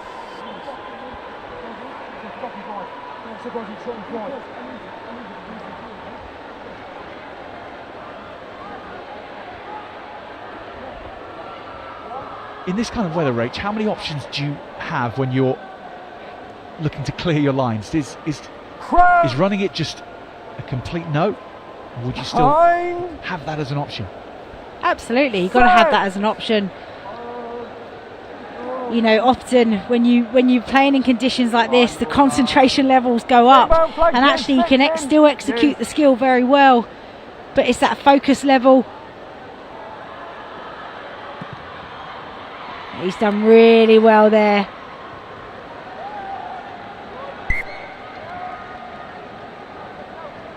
Andrew Charlish, solid exit. Edge of the tee for me. Oh, it's obviously an attack. Josh Faulknell gets a rub of the ball to try and White, come up, come up. keep some liquid off of it. Nathan Mitchello just puts a big mitt on the ball. All back. Tidied up by Jacob Ray. Excuse me, by Ethan Wynn, the loose head. And Sutton Valence are starting their forward runners off with about 15 metres of steam to build up. When they make collisions, they make it count. Mitchello's just picked and gone here. Lindsay. Hands were good by Jasper Benson. 13. Lost forward, lost forward.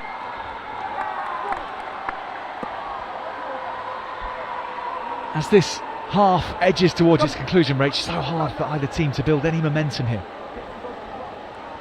Yeah, both teams are really trying to play, but I'd say probably Sutton Valence are trying to move the ball a little bit more and just getting frustrated with those moments where they've created so much. They've done a lot of damage to the defence. But yeah, it's been really difficult this first half. Both teams not really gaining much momentum. Been kind of playing in this middle third of the pitch. Watch 3's angle on this one, no effect last scrum. Thank you. Make sure we stay square. Crouch! Bind! Set! Cameron, 8's off white. with his pack under a touch of pressure, gets the ball away nicely.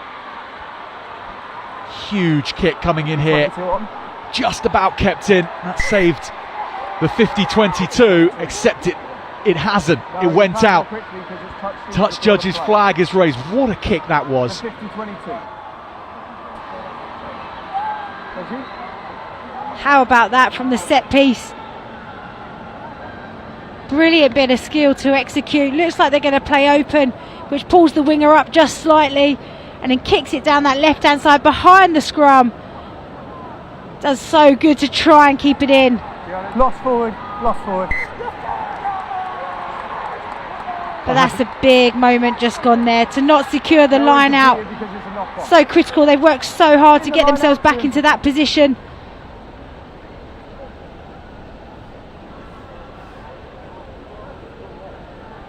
It was Matthew Gould with that 50-22, the outside centre. Sutton Valence having taken it back. Are we going to see, Rach, a 0-0 at half-time? There's only been one direct chance for points. It was kick at goal. Bind. And that was Mount St Mary who had that opportunity. That said, there's been entertainment in this encounter. There really has been, and Nathan Mitchello may provide some more here. The number 8, good hands from Weeks.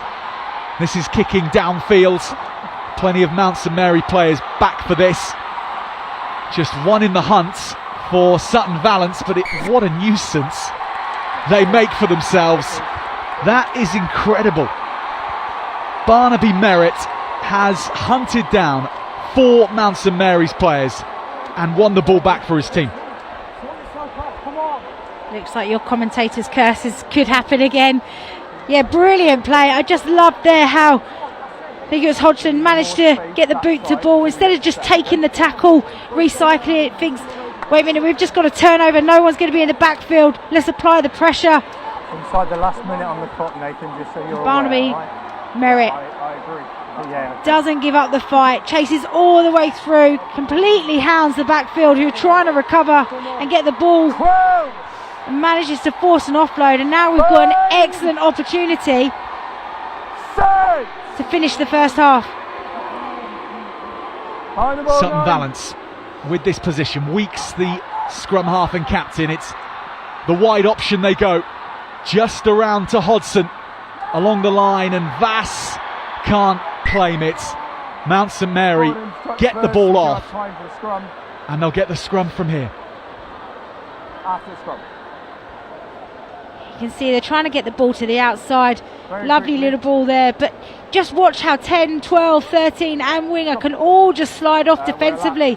Got to square up, run a bit straighter to actually hold the defenders and create some space.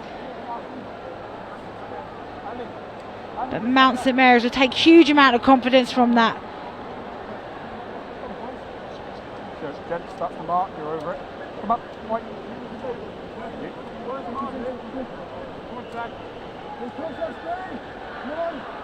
Crouch! Bind!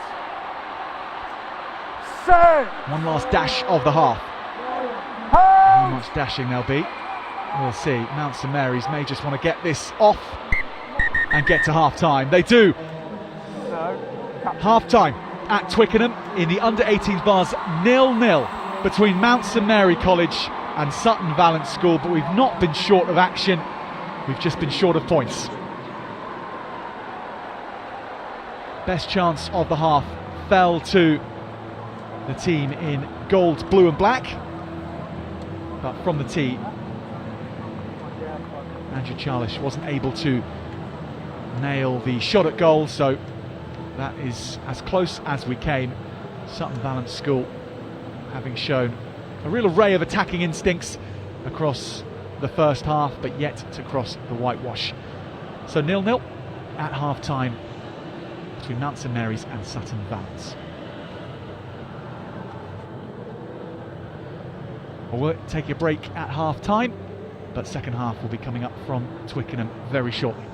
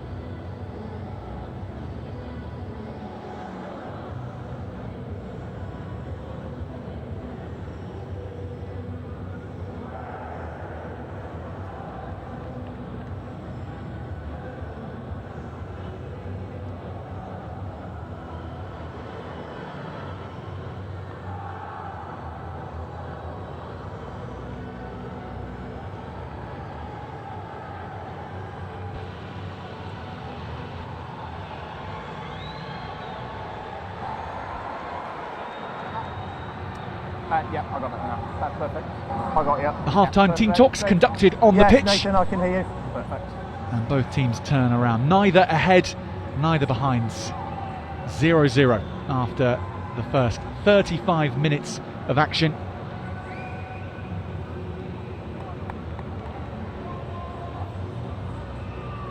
Just look like changes have been made my side. Mount St Mary's College Yeah, just wait for Andy. will kick us off in this second half. Andy, all good? I can check one team, hang on a sec. No worries.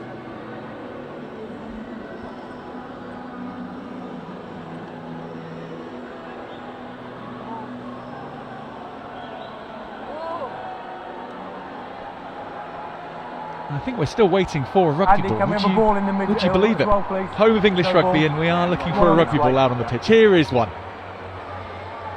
Happy? Gets kicked on, I think, from the fans. I think the fans Yes, may we have are borrowed good it to at go. They're all half-time. on for the half game rule. Thank you. White captain! Time on.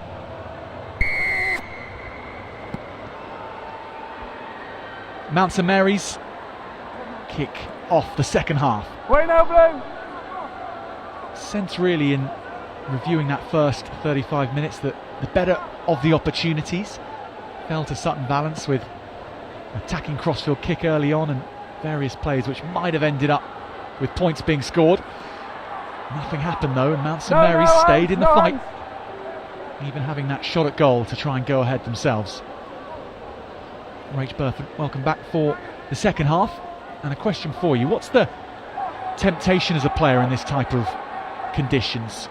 Do you have to really focus hard on trying to play your game, because it must be tempting to always take the safety ball, the easy option? Yeah, it is. You've got to have a balance, haven't you? You want to be able to secure possession, try and create some front football, pressure the opposition.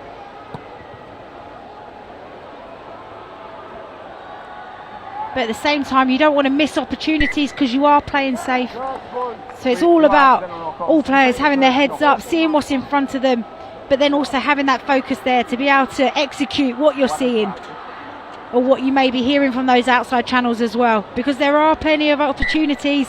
We're seeing dog legs, we're seeing players come in and leave space on the outside. Once the break is still on, how much more difficult does it get to execute the skills you want to execute when the rain is coming down, and not just coming down but coming from everywhere, because it's been on the pitch now for hours, so there's no safe space from the rain here. No, but I think you've got to imagine a lot of time probably would have been practicing, doing rugby training in the rain. So I'm sure all the boys had the ability to move the ball, offloading, wide passes, just as they would on a dry day, but just maybe not as crisp. For us, we'd probably just tighten up slightly just to be secure with the ball, get into those spaces that you want it to move to.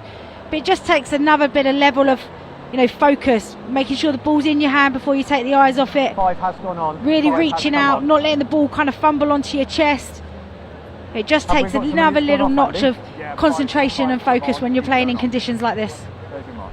It does mean that when we see well executed moves, the premium on those skills is even higher, and That was 1 minute. it's even more impressive. Just be aware, Andy. All right. Yeah, I mean, earlier on in that first half, watching Jensen McNulty pick the ball out in the air, at full flight with pressure around him. That's a hard skill on a dry day, let alone when the rain's coming down this hard.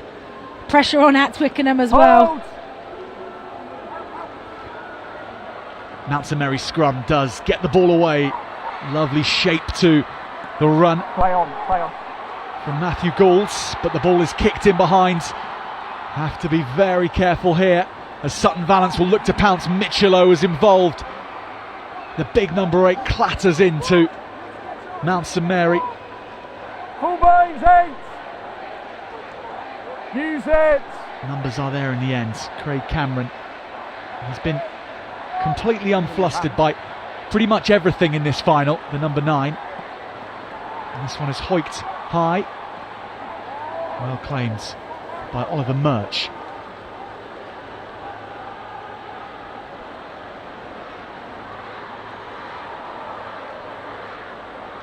Turnover possession, but then it's going back to Sutton Valence. And that was danger bells ringing for Mount St Mary's, but my goodness, they covered themselves well. And they're going to have the ball back again. This weather proving difficult for both teams. Sutton Valence are going to get it back again. It's going punch and counter punch, and it is so difficult for any consistency. Yeah, as soon as you feel you're getting a bit of momentum, the ball's spilling out or players are offloading to the opposition. But just this game's going to be all about who reacts best to those moments, who can react, whether you're in attack to switch to defence to then change the pressure, and vice versa. If you're defending and suddenly that you then get the ball, how quickly can you react, how quickly can you see the space and then execute it?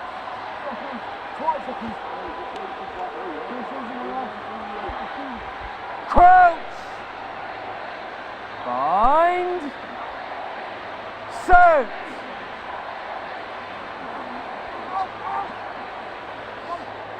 Ball does come out, it's going to go all the way through. That's almost a forward pass. Chaos theory playing havoc at Twickenham. Taken back by Blue. 5 minutes gone.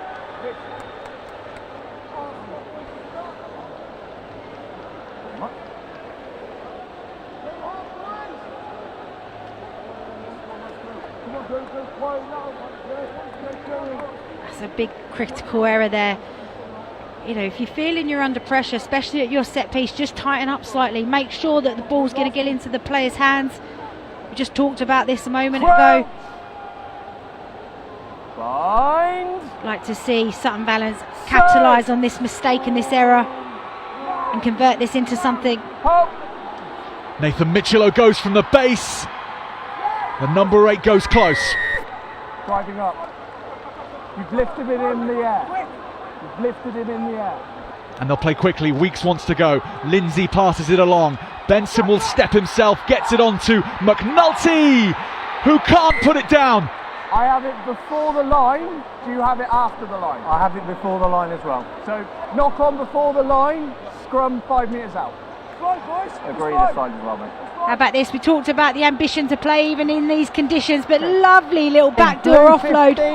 So hard here for him to be able to hold on to the ball. Just a loose arm gets to the ball to dislodge it. But great scramble defence from Mount St Mary. But what about that offload from Jasper Benson?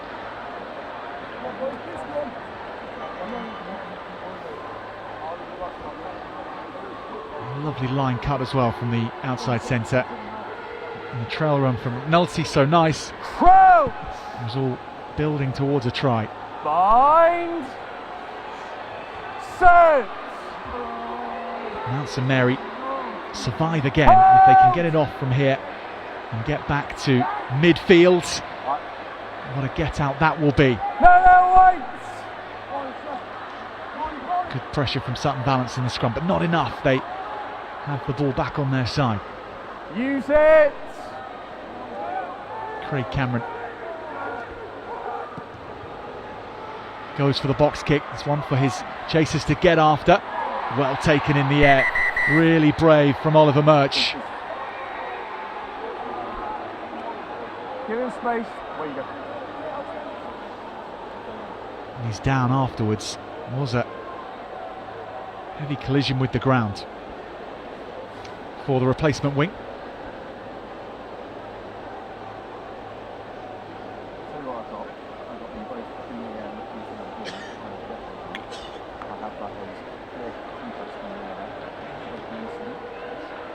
I have White as being last in possession of that. It's a scrum one. Anything to add? Time obviously off. Agree my side, mate. Thank you. Nathan, I've also got an interchange for that. 5 White, 18 White coming back on the floor. 5 White change, please. 5 White. After that collision. Yeah, it was a great contest in the air, wasn't it? Just landed. I think he might have winded himself a little bit.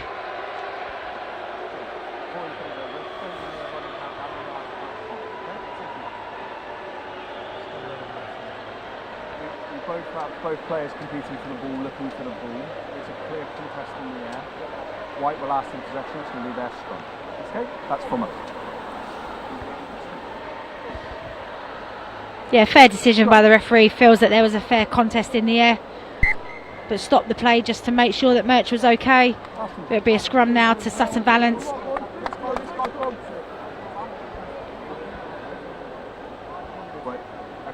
they're a very different image of the scrum over there where you've lifted it in.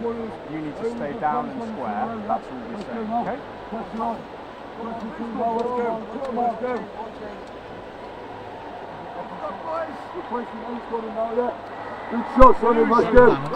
Loading the open side with Watch behind, watch this, watch. their 6 players in the back line. Six!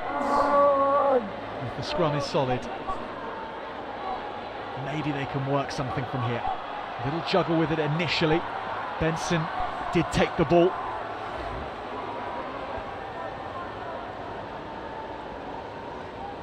Weeks onto Barnaby Merritt. And now Sutton Valence realigning in the backs. This is boot to ball taken by Edward Banks. 21 always advancing. 21 always advancing.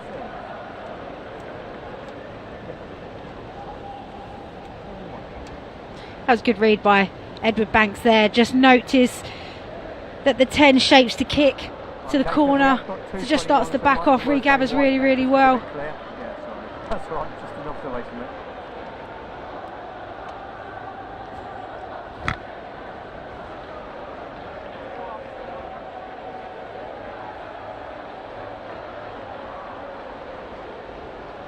So Charlish kicks to touch.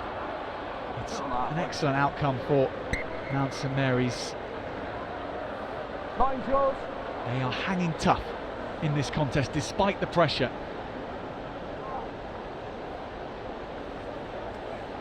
And we've already seen how they have the ability, when they put the phases together, to unpick and run over Sutton Valence and some of their bruising forwards. It's a final which they could still well come out on top of. Archie Upton with the carry there. The ball pinballs around, still not claimed. Mount St Mary's College get the penalty. What a big moment this could be.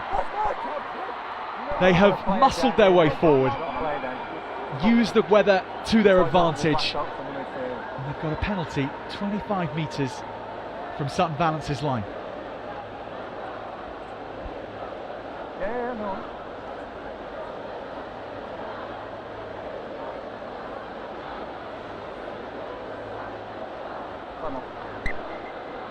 Well, timer's off whilst we think Archie Upton just received some medical treatment. Yeah, I think he got injured in that carry. Really strong. He looks so electric off the mark.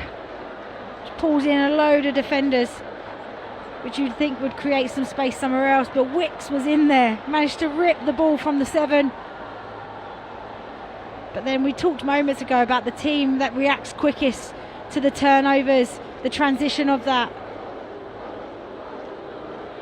And Mount St Mary's recognising that they've lost the ball, apply the amount of pressure that they can on Sutton Valence, and then get themselves into a great position to win a penalty. And Rach, can you remember the last time you were in a match where 0-0 was the scoreline at half time and then a bit beyond?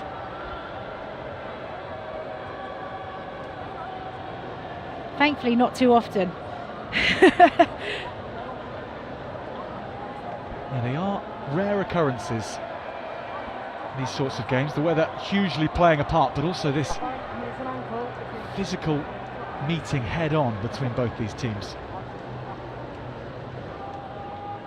And what's the decision? Andrew Charlish, fly half for Mount St Mary, will go to the corner.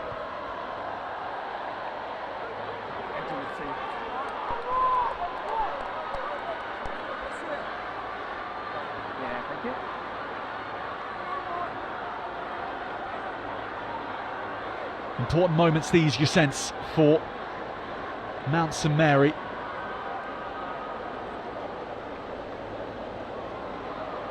Joshua Briggs, the captain, finds his man, and he piles into the maul. It spins in field a little. Sutton Valence trying to put as many numbers behind as possible.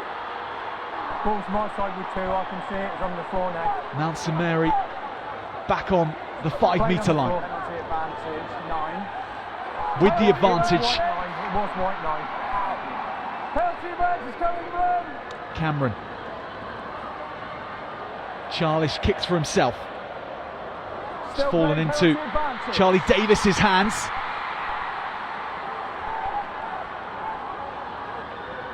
Phoenix crapper the blind side, but it's onto Charlish again into the hands of Liam Powell.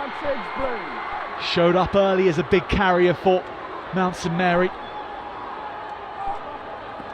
Oliver Barker, his second row colleague, still outside Sutton Valence's 5 metre line.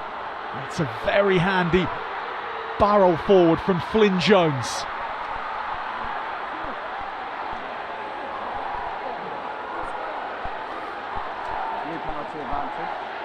Craig Cameron leaves it to his forward pack.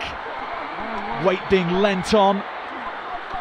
Edward Freer in the 19 shirt. They're so close now.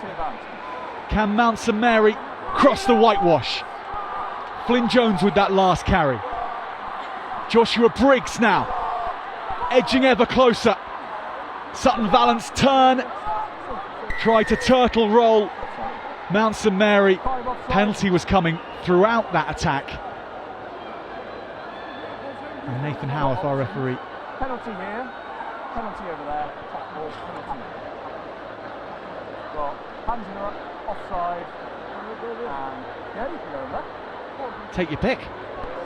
Yeah, multiple offences coming in there, but just really good work rate from Sutton Valence, really trying to wrap the players up, deny them of getting over at the try line. Interesting where they've chosen to take the penalty from.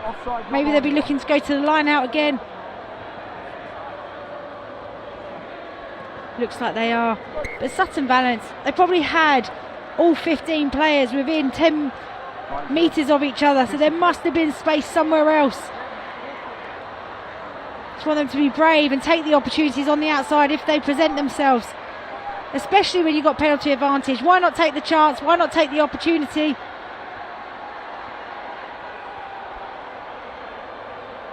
Briggs asked to find his man again, and he does, and extra numbers added to them all.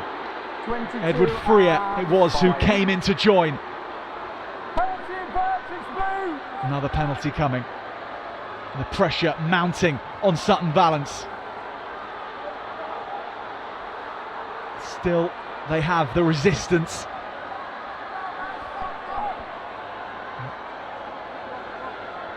Captain Briggs waits, then he jumps, he's pushed backwards.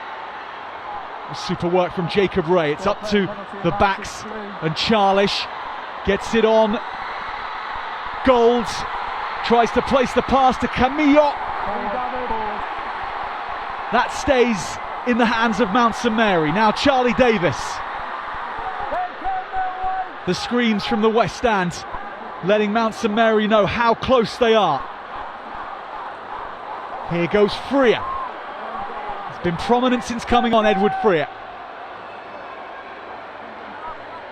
Liam Powell. Only one way he's going to go, especially when Teddy Gearing is alongside him. Defence is stoic from Sutton Valence.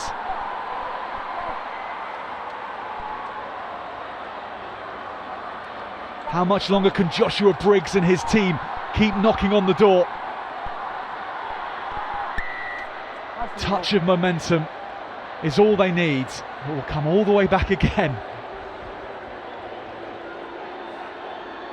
2:22. Mount St Mary just throwing everything they can, phase after phase after phase, coming in waves, but Sutton Valence managing to hold them out. Double efforts from all the players, making a tackle, getting back to their feet, trying to slow the ball down, trying to be a noise in and around the breakdown. But it's that discipline area they've got to sort out. Line out, I'm just going to go to your 4. Liam Powell it is, the lock forward, who is down, so we'll have some time off Yes, please. from here, Yeah. H. It's a different sort of skill set to go through that many phases. It's not easy to do. Certainly isn't. You know, mentally, physically, it's draining, it's tiring for both sides of the team. It's who can stay disciplined, but also who wants to work the hardest in those moments, who wants to get back on their feet and be an extra player to make a difference. They're the moments that really count, especially in close games like this. You know, Sutton Valence will be disappointed that it's another penalty advantage, but they'll also have a lot of confidence. There was a number of phases that they managed to weather that storm.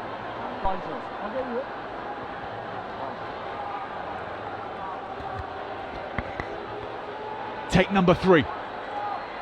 Briggs and co. go to work again.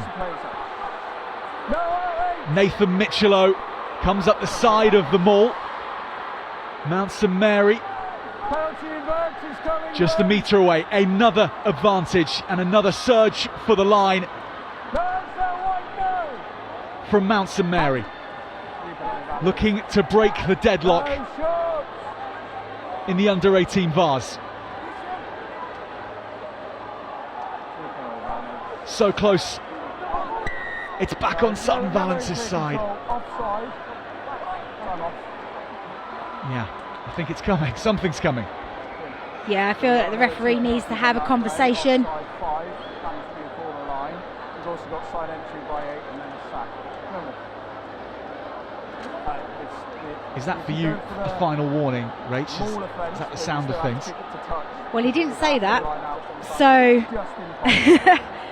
if I was in Mount St Mary's, you know, I'd just be saying, you know, how many more in this area, sir? Line out was over.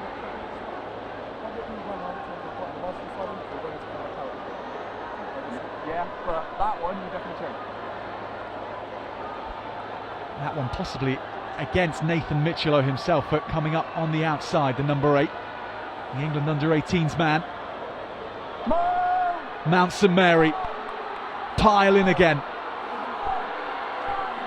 desperately keeping body positions low, turning, still with Briggs. It's been such a sure pair of hands, Joshua Briggs. Look at the defence from Sutton Valence. Mount St Mary driven back, still their ball. Everyone in a white and blue jersey looking to rob the ball on the floor, and they get it. Wow, what a moment. That is huge. You saw what it meant to them right there. Just everybody piling their body in. Let's remember, we've just been camped down here for the last 10 minutes. Physically tired, drained, but not giving up, not giving an inch. And that will give them so much confidence, and that will take so much out from Mount St Mary's. They threw everything. They had multiple opportunities time and time again, but couldn't convert that.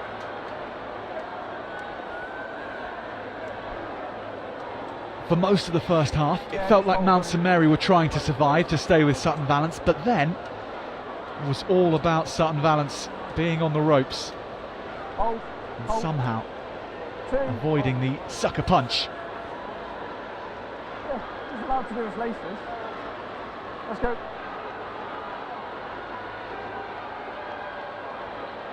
Josh Faulknell, Archie Upton, and for a long while Tom Barton has had a break in attack, and he gets his first run, followed on by Barnaby Merritt. The sky's darkening here at Twickenham, and that's going to come forward off Sutton Valence. Maybe Mount St Mary can counter. No advantage coming.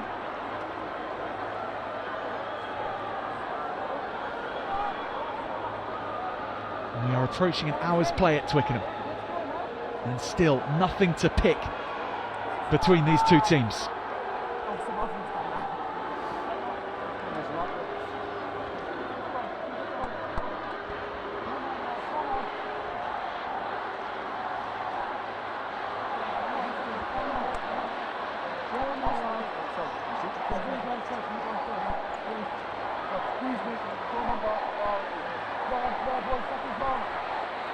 Crouch.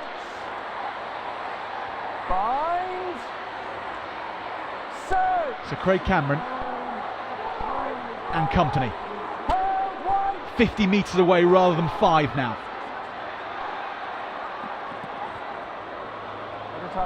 This is kicked in behind. Charlish is chasing it. The fly half gets it back, not into a Mount St Mary hand. That's a knock on only. Scrum. And Rach, how much will defending like that on your line have taken out of Southern Valence? That's why it was just the scrum advantage there. Yeah, the amount of energy will definitely be coming out, but same for Mount St Mary's. You know, both sides of the ball, it takes a lot from you. So it's all about who can recover quickly from that and be able to now convert that into opposite pressure.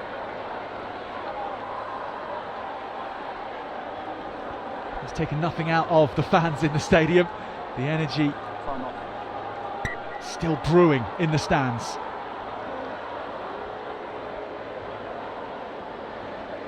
And if you've just joined our coverage here, looking to tune into this under-18 Vase final, well, you've missed a good one. It's been tight all the way through, and the scoreline reads correctly. It is still 0-0, no points scored, despite an hour of endeavours from both teams.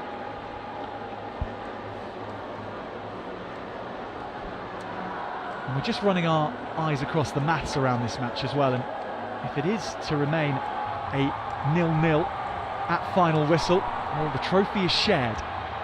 Various different ways of finding a winner if this is earlier in the competition, semi-finals or quarter-final stages, but in the final it is honours even, shared trophy if it's 0-0. Yeah, happy. Come on. Not with me and Dave, mate. Right, go Bruce. Here we go. Good clock. Gents, come on. Gents.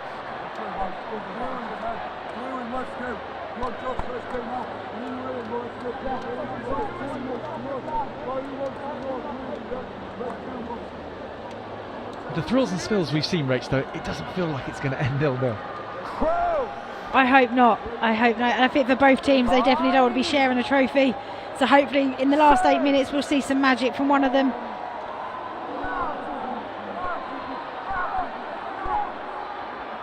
Tyler Weeks at scrum half, he just sees his Barnaby Merritt, the back rower, head off and make good ground. Then Michelot offers his efforts, and now Finn Page, and then this is going deep, very deep.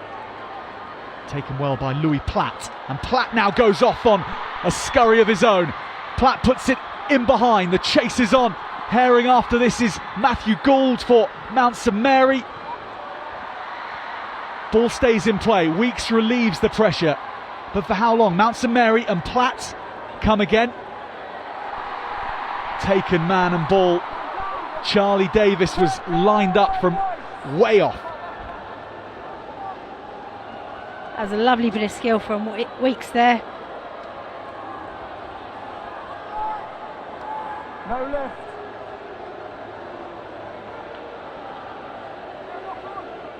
No knock on. Craig Cameron it was who cleverly took his hands off the ball so that when he got knocked backwards, he didn't knock it forward. Smart play. Charlish is after this. The fly half takes a brilliant up and under, his own. Archie Upton arrives in support, the open side, and the hands along the line are good. Liam Powell is going to find Matthew Gould, and Gould sets off. Matthew Gould's 5 metres away. He meets McNulty head on. Liam Powell follows up, the ball's hacked away. Goodness me, this under-18s Vase final still waiting for the moment to decide it. Charlie Davis flicks it inside, taken by Camillo, and that's a forward pass. How is your heart rate, Rachel Burford. Blue 6 interchange, blue 6. And taking a breath. This is unbelievable. The work rate and the never die attitude from both teams going end to end. You know, the great work to move the ball and keep it alive. Just Davis here doing all he can to leg drive to keep it in. Thank you. Just forces the error. You've got 6 or 7 Sutton Valence shirts all around in that area, desperate to keep them out. Unreal defence as well from McNulty down on this left hand side as well, on that line break from Gould. But both teams not wanting to give an inch for one another.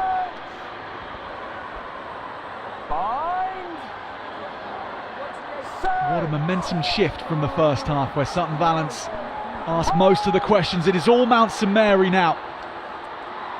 Again, Merritt carries hard. Was watched well by Edward Freer. Charge down. Where will this one go? Bounces around. Mount St Mary have it back.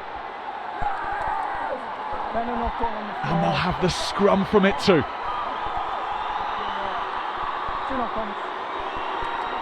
Yeah, these are the moments where you need a couple of your senior players or your leadership group to go, right, let's take a breath, let's secure ball, let's make sure we give our kicker the best angle, the most amount of time on the ball, so we're not under pressure like we just saw then. You know, he is not protected at all. Play even comes from the outside as well, so just making sure you can try and settle it. And the same now from Mount St Mary's. Just thinking about how they secure possession first and foremost, win the set piece, and then how they can build that pressure again. Cameron onto Gould, and Gould just goes again. Charlie Davis was there, and again Jensen McNulty was there for Sutton Valence. I mean, what a read to watch the attacker come through and get single arm free, to see that he's going for the offload. The kick downfield. Andrew Charlish lines up the drop goal. Charlish for the 3. Andrew Charlish has got it. Mount St Mary's College have the first points. 3-0 with 3 minutes to play. What about that? I mean, first and foremost, the execution to deliver that kick, but the presence of mind and thought to consider that in those moments of heated battle, to stop for a second and have a look up and see that he's right in front of the sticks and backs himself. What a fantastic bit of skill there for Charlish. An astonishing passage of play at Twickenham.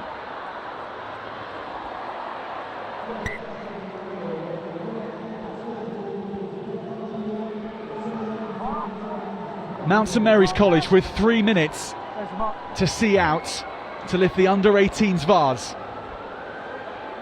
Well, I wouldn't write anything off the way that this game's been going so far. We now have 7. They're going to want to compete at this line out. They're going to try and disrupt it, force an error, try and get a turnover.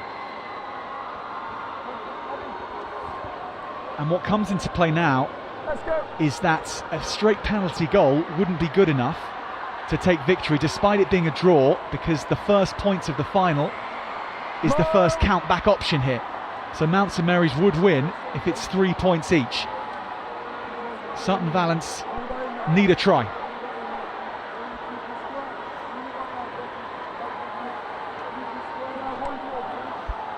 And firstly, they need the ball. Penalty advantage. Another advantage. Andrew Charlish.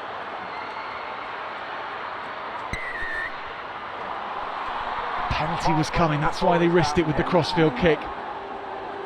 Happy. Yeah, worth an option to take, knowing that you've got the advantage. Bit of a free play, free ball we call it. Going down. We need to play on. But they'll be looking up at that clock and seeing that they've got a minute and a half to play this game out, and then victory will be theirs.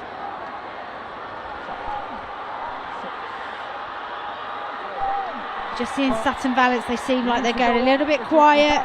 Their heads are down. Only takes one opportunity, one chance. how this young man has come to prominence in the match, Charlish. Took a while to settle into this game, no doubt about it, but a series of up and unders which he then went and collected himself. Really owned the space here at Twickenham. And that drop goal, a thing of beauty.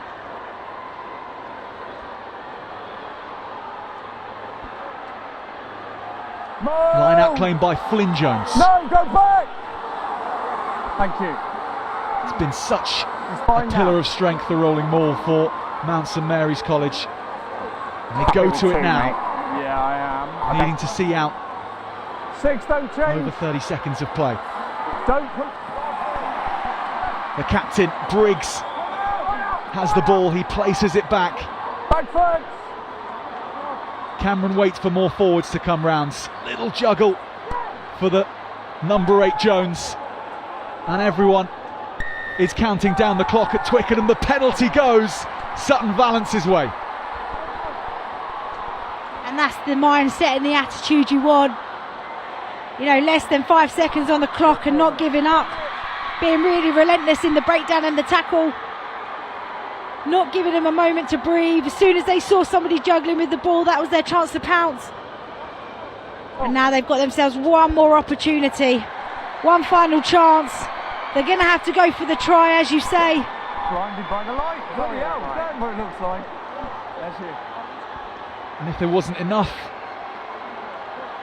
inclemental conditions to deal with, adjusting to the floodlights coming on at Twickenham is the latest one for Sutton Valence. We're under the lights now.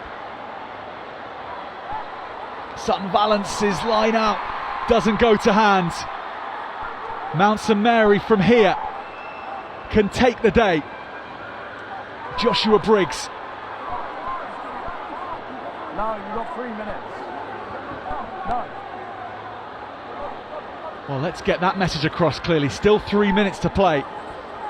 The stadium clock, our clock from our truck, also incorrect. Now it's been readjusted. 3 minutes. An example for us, Rachel Burford, the referee's clock. It's always a different time to what you think it is. So here we go, 2.5 minutes to see out. I think you mean the referee's always right. Exactly, that's exactly where I'm heading.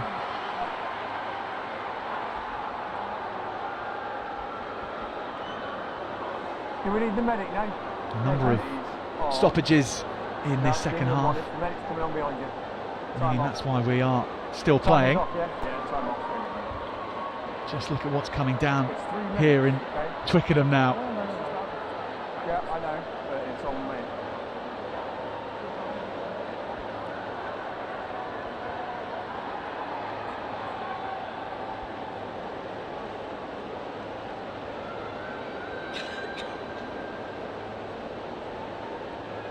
This is as wet as it's been all match, and we've had a constant drizzle throughout.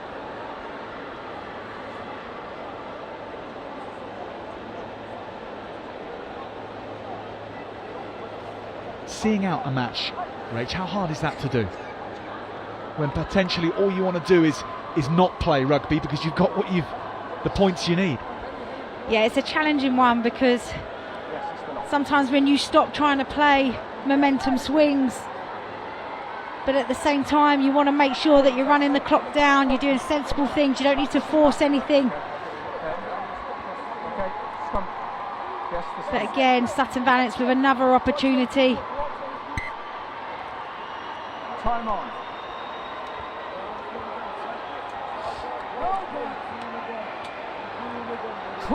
The Sutton Valence backs lining up flat off 10. This may be one that goes to the skies. And an up and under. It is. They go deep. No pressure on at all, however. Good take from Josh Laird. Yes, That one would have hung in the air for him. Yeah, interesting option. You know, you've just spent majority of the time trying to get the ball back, and then you do, and you kick it back away. It's gone well over the head of Jensen McNulty. What a kick that is from Laird. Yeah, massively gets his team out of that pressure zone and that pressure area. And now Sutton Valence have a longer way to go up the pitch.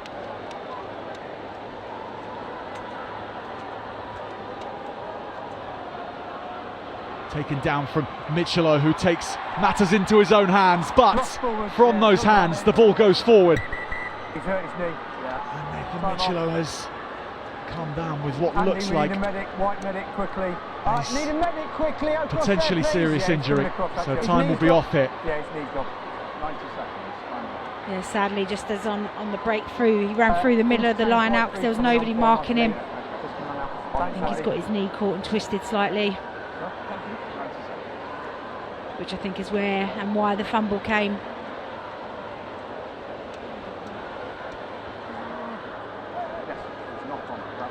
So Nathan Michelot receiving treatment. As Mount St Mary have more plans to make in defence.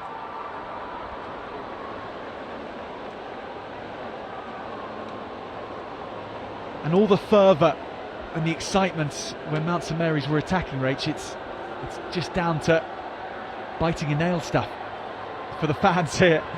Unless, of course, you get put on the big screen and then you're right back into the action. We got a stretcher. Just stay warm, it's probably going to be a stretcher. Just stay warm, it's probably a stretcher. Just stay warm. I'm sure you can hear our referee, Nathan Howarth, saying that this may well be a bit of a wait for the players. Nathan Michelot may well be required to come off not yet. via a stretcher. They can get it done. Just keep warm, because I'm not aware It's a desperately sad end to this final. Okay, they're just starting up the buggy now. They'll have it across in a second. For Sutton Valence's number 8. You hope it's all precautionary. Just make sure you look after the player as he's coming off the pitch. Yeah, unfortunately, he's knocked it on in the camp. I mean, he has been outstanding this entire game today. He's been a real leader for his pack defensively, but also just being an absolute menace, especially in that really high pressured area when they were camped down on their try line. He had effort on effort on effort.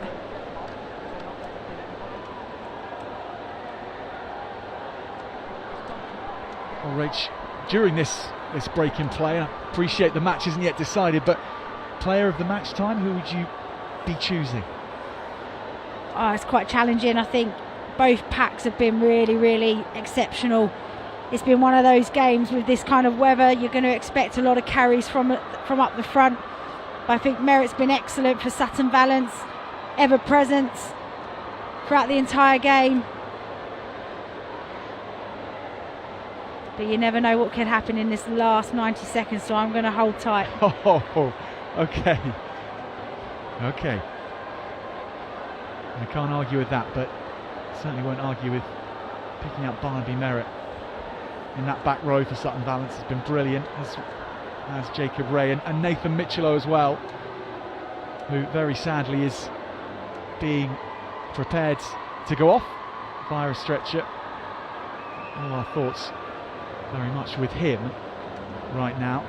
Played for England, of course, last Saturday against France for England under-18s. He's played in every Saracens Academy league match this season as well, so a big talent.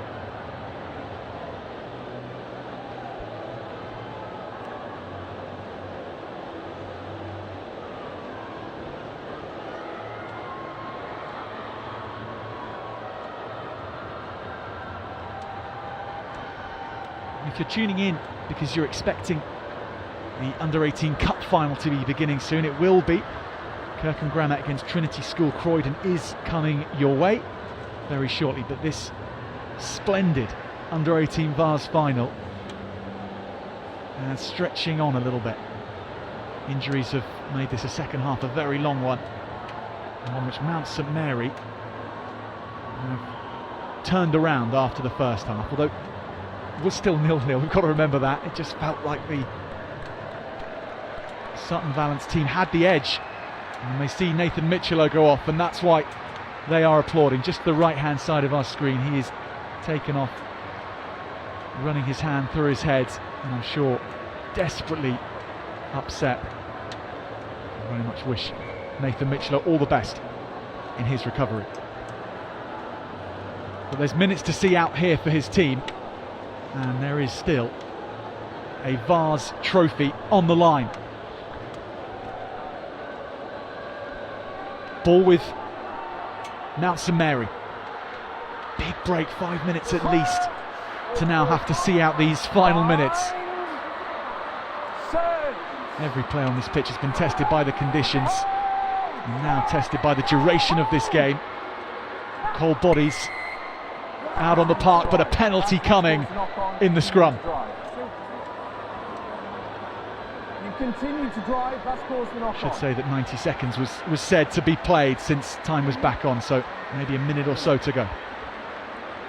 Yeah, Sutton Valence just going for everything in that scrum, trying to force a turnover or at least make it difficult at the back, so then they can apply some pressure, whether the 8's picking or whether they're moving it to the 10. Right.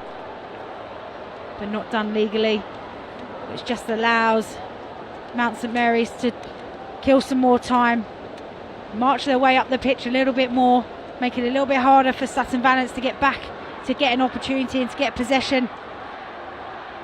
You know, if they can secure this line out, then they can probably secure this victory. And Briggs does secure the line out.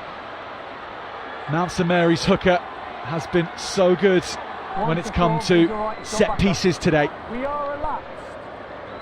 The time is up, and it will be Briggs, the captain, who gets the ball off the park, and the celebrations can begin for Mount St Mary's College. A throwback match from yesteryear, just 3 points to 0, settled by a drop goal from that man there, Andrew Charlish, hitting the winning points just 5 minutes from time.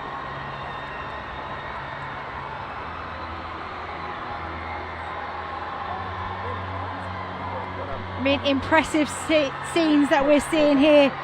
Andrew Garlish is going to be my player of the match for that one moment of calmness and composure to slot the 3 points from a drop goal at Twickenham to get his team in the lead.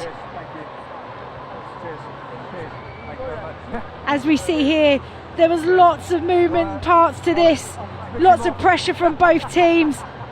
But Garlish just takes a breath, has a look up, composes himself and slots it right through the middle. Not an easy skill, not in these conditions, not under that amount of pressure. And even here he manages to slot the 3 and he's telling his team, let's calm down, there's still time to play, next job. So he is my player of the match.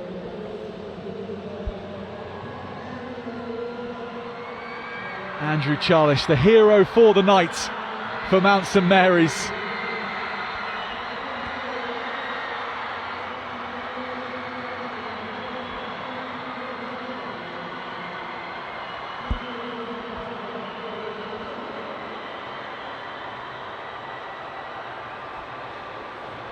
All running over to see their fans, cheering them all on.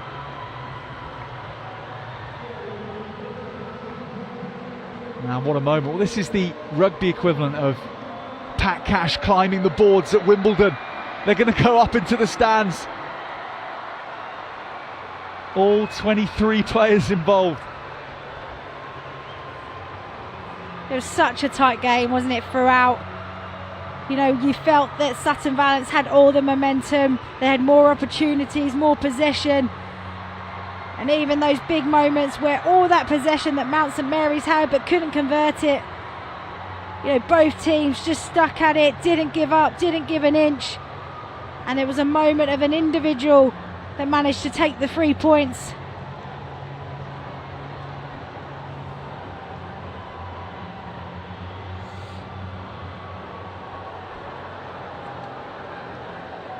Well, Sutton Valence were valiant contenders in this final. They really were. They played some fine rugby at times in difficult conditions. They set their stall out early on. First half going their way. Just couldn't resist when the momentum changed and Mount St Mary's came knocking. So the tunnel's now observed after heading to the stands.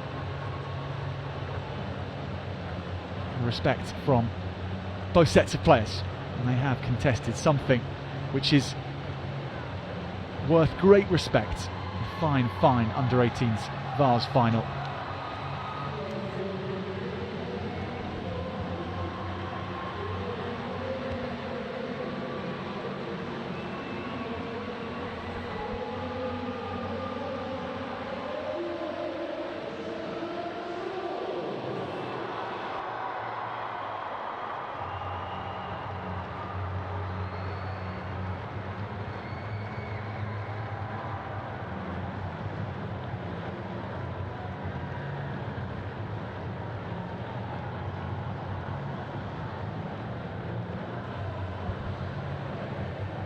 Sutton Valence players led up by their captain Tyler Weeks. And the contrast from the jubilation, the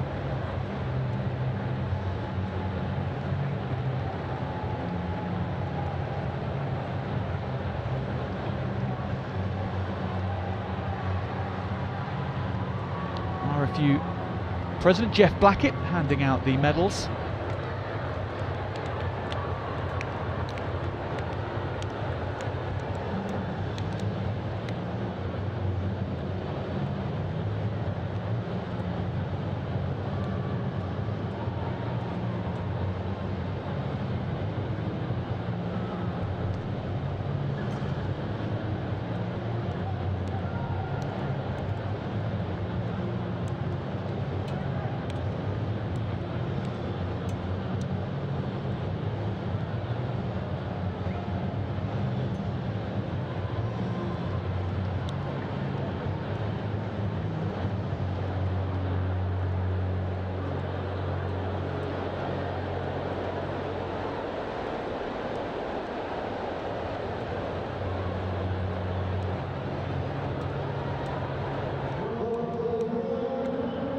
So Sutton Valence School, the school which dates back to 1576, and they have the runners-up medals in the under-18 Vase final. And congratulations to them, and congratulations for their performance here today. It really was a fine effort.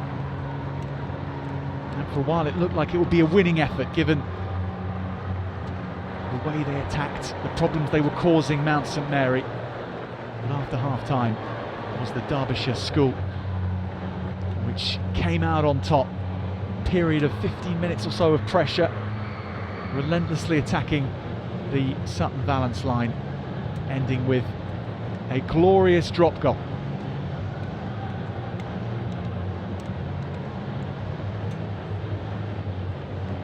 So the likes of Archie Upton, Flynn Jones, Edward Freer, Liam Powell, Oliver Barker there, number 5 jersey, Marcelin Camillo.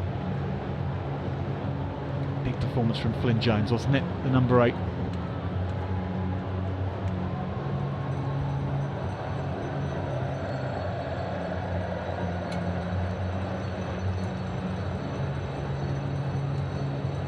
Have been winners before.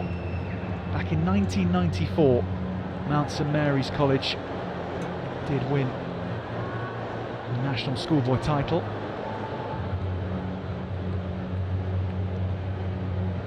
And rugby's been the main sport at the school for over 100 years.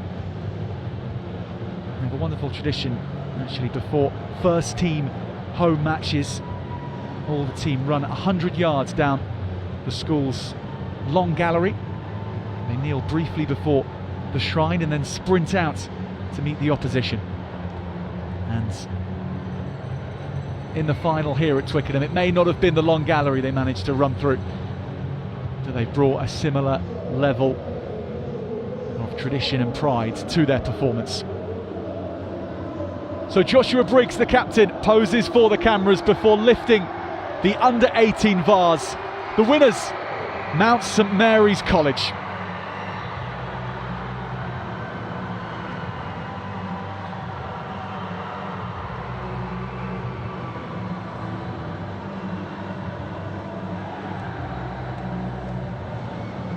It If you've just been tuning in for this one, congratulations to Mount St Mary's College and Sutton Valence School. Thank you for watching.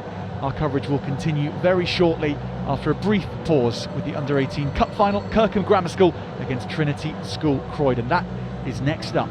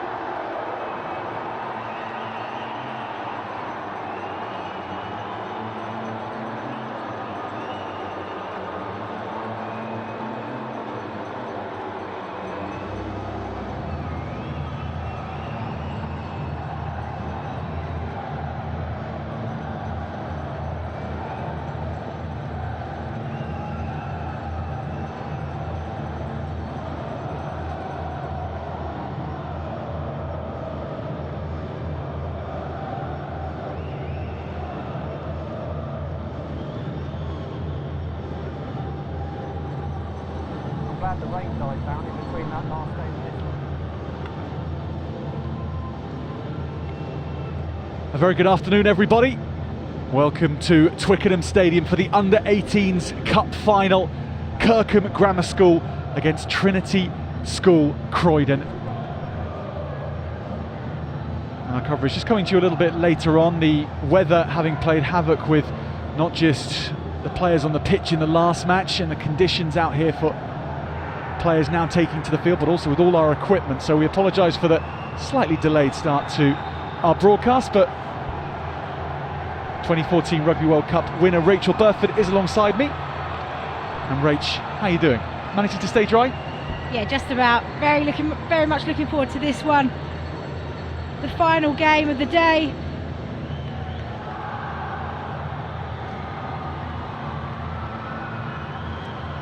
They've had to wait for this one. The tension has been building across the day. Kirkham Grammar School will kick us off, playing right to left, and Trinity College, they will be ready and waiting to receive this one. So here we go, the Under-18s Cup Final begins.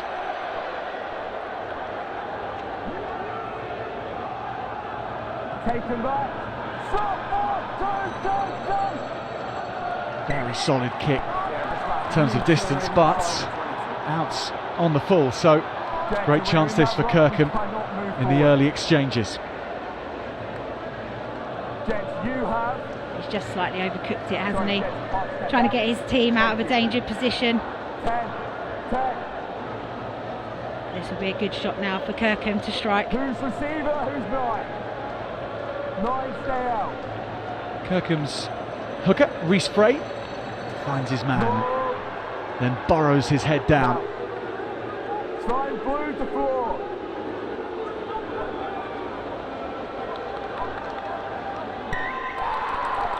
First bloods from Trinity College. Really strong work in the maul. You can see from the reaction from all the boys that they're really up for this, they're really pumped, and moments like that are really important. They give the team confidence but also energy. Don't take space, fellas.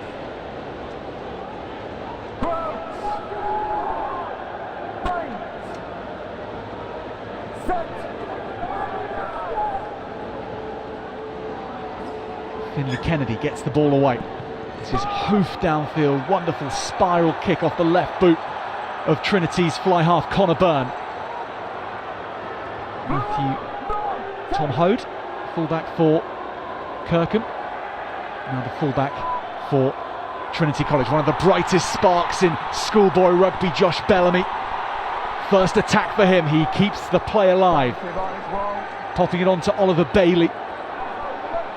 And now Trinity College can go to work in attack with more numbers around them, and that was a fine beginning to Twickenham this afternoon from Trinity's fullback Josh Bellamy. It seems like a really lovely balanced runner, taking his team an extra 20 metres up the pitch, but all came from the spiral kick. They're really hard to judge in the air, which makes the fullback from Kirkham have to turn. He's got less time on the ball, which allows for the winger to drop back and be able to mark it really well, and that's what gives him some time and space to attack to. But now they've got themselves into a really good attacking opportunity. A couple of minutes into the game and they're already in Kirkham's 22. Who's active receiver? Game 9, stay out.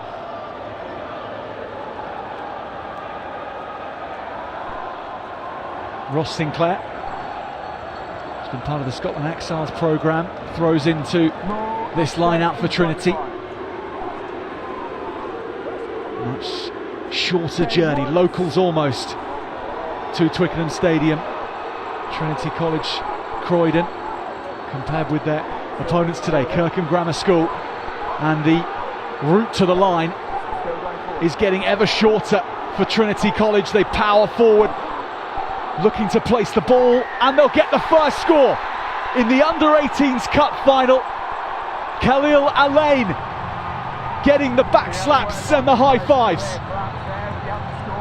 We're going yellow card coming right. A light blue machine moving through the wet weather at Twickenham. As cool as you like. He's just scored at Twickenham, but it's not phasing him. He's getting himself back and ready, but really good set piece play straight from the training park. I think every single player joined that maul as soon as it got some momentum, nice and low. Kirkham couldn't do anything to recover. And what a start for Trinity.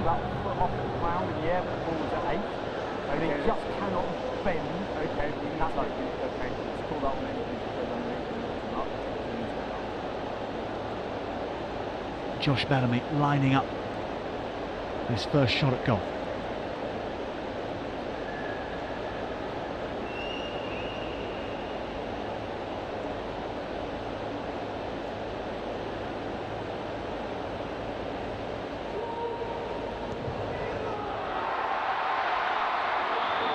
Not quite the legs for Josh Bellamy, so it stays at 5-0, but a solid start for the Croydon school.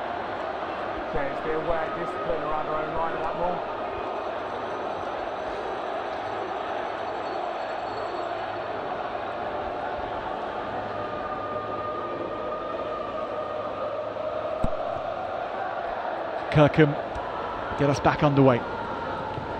This time they go deep, and this time the clearance is safe with decent yardage on it as well. Nice work from Connor Burns. Excuse me, Rich. So yeah, just good clearance. Knows that he's in the 22. He's got just get rid of it straight away. No need to take a phase or hit a set of forwards up.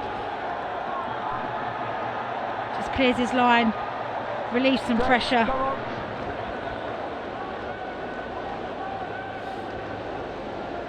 This Trinity College team, as an under-15 group, they won the National Schools Cup.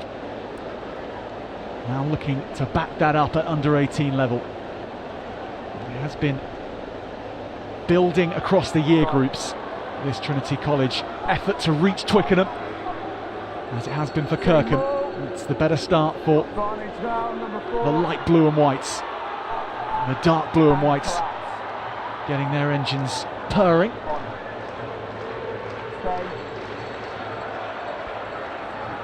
Switch in midfield, but doesn't go to hand. For entry and collapse.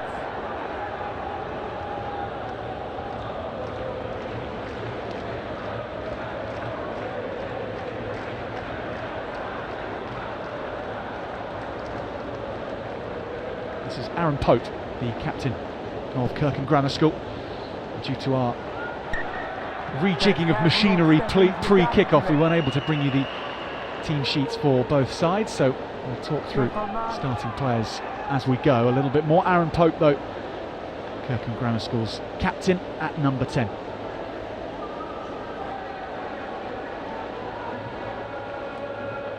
Actually playing his third season of under-18s rugby for the school is Pope. He'll be heading off to Loughborough University and joining their rugby setup after school. I'm sure the opportunity to do that as a national schoolboy champion is serious motivation for today.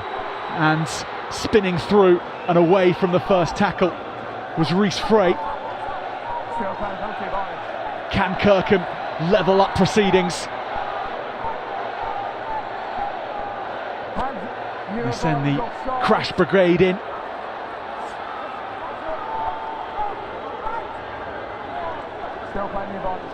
Holding it up on the line, just pushing back.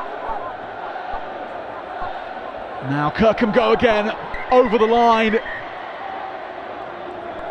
And we'll have a moments. I'm going to give you an option of where you want it. So we've got a penalty here for offside, or over there for side extra.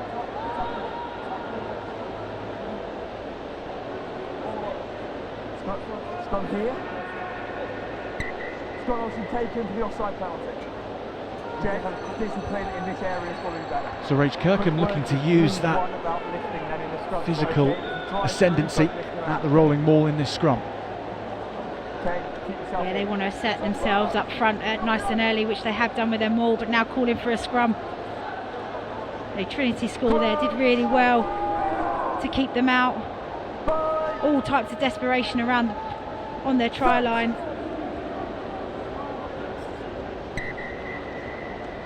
It's about maintaining that discipline now, not giving any easy opportunities. But the same for Kirkham now. They've had an opportunity. They need to capitalise on it.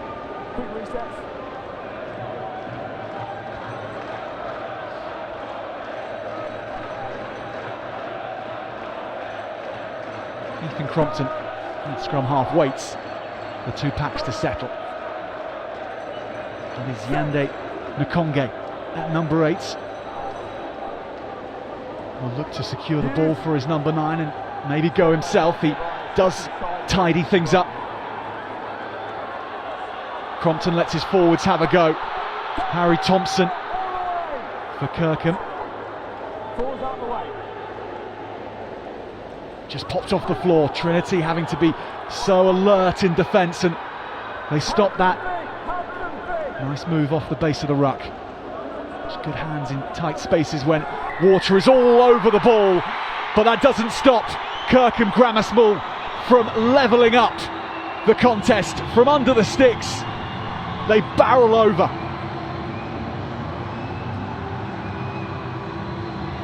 What a way for Kirkham to write a reply. Just moments ago they were under their own sticks, and now they find themselves underneath Trinity School's posts. But great power game. They back themselves to go for the scrum and not take the 3 points. Just great discipline and composure around the breakdown, waiting for their opportunity. And Bell gets so low. Trinity can't do anything about it to stop the big man getting through.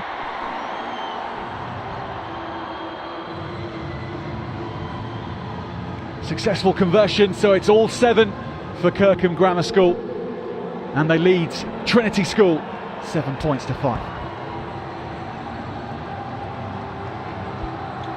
Blockbuster beginning to this under-18 Cup final. And wherever you are watching on from, I'm delighted to have your company on England Rugby's live stream.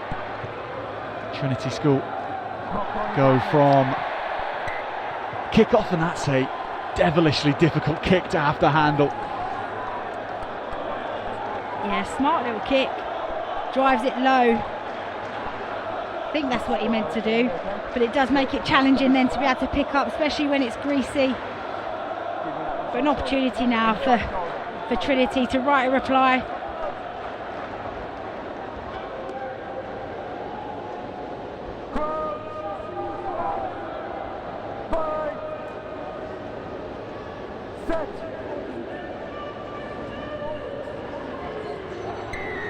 Penalty coming the way of Trinity School.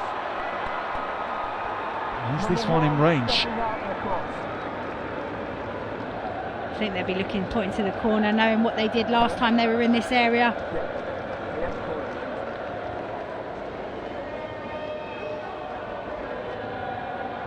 Josh Bellamy, the Harlequins Academy product, who is getting Rachel Burford dancing in the stands. It's fair enough.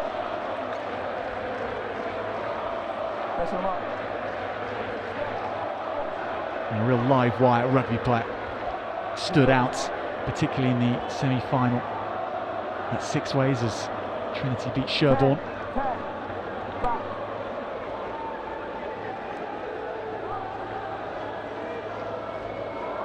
To the back of the line.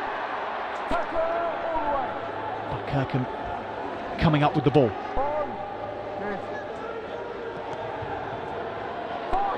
Aaron Pope clears the lines for Kirkham and does well with distance. That's a fine pinch in return.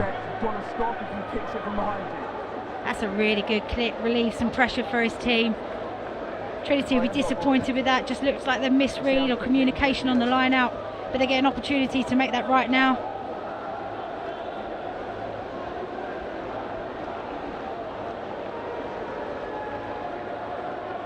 Reece Frey and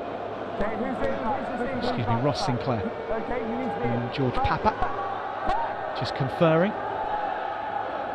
Also prop and hooker, and that has just come out the front of the hand. That's how slippy it is. He'll be frustrated with that. Boys just need to get around him, say, don't worry about it, move on, next job now. The last thing you want is your hooker to be doubting his ability.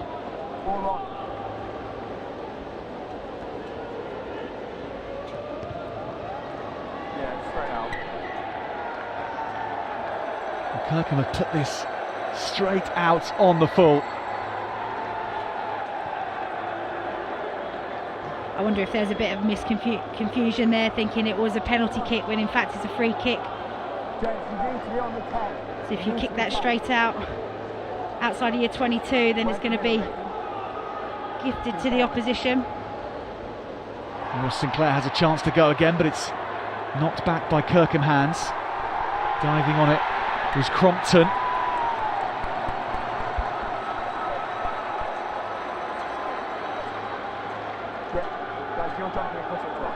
I mean, Sinclair was still wiping the ball clean as the jumpers started moving towards him on that last line out. Just need a couple of them, maybe that's what's happening now with Connolly, just having a quick chat in his ear. Same with Papa, just making sure they got their processes right so that they can execute off this line out. Time is up, fellas. Time is up. 15 minutes of play, furious beginning, 2 points the difference. It's the type of script so far that makes sense for an under-18 cup final. Trinity claim the ball this time. Kane, Fleary it was who stormed through the line. Now can they make it count now? The ball pops forward and Kirkham may counter. Number away if they can get it to their winger. They'll have to pick up and go again.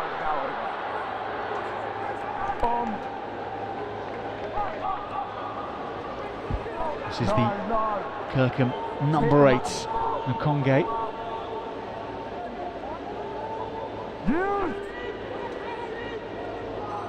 Harry Thompson was securing the ball. This is just going to bounce around off Ethan Crompton's foot. Might work out for Trinity as Ross Sinclair now goes, pops it onto his right-sided winger, Mata Balavu.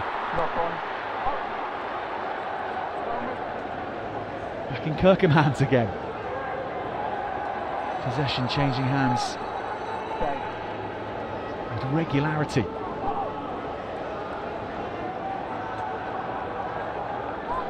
Nkongé again. And a couple of runs in this final so far, the Kirkham number 8. He's been well watched though by Trinity, and that ball was well watched and it went out on the full again. Kirkham with trouble in clearing their lines. Just an error, not knowing where he is on the pitch. Always going backwards and pressure and knock on. Gents, we're taking the first knock on. Gents, we're taking the first knock on. Yeah, we're taking the first knock on. Sorry, Adam, stand by the stage. Here. Is he going or not? Who do you think will be the happier at the moment, Rach, from the beginning proceedings we've seen? I think both teams have had moments where they've started really well, but it's about trying to keep hold of that momentum. You know, you feel one moment Trinity are getting the upper hand and then all of a sudden they spill the ball and Kirkham are then in possession of it. I think there'll be parts of that, the elements that they'll be pleased with.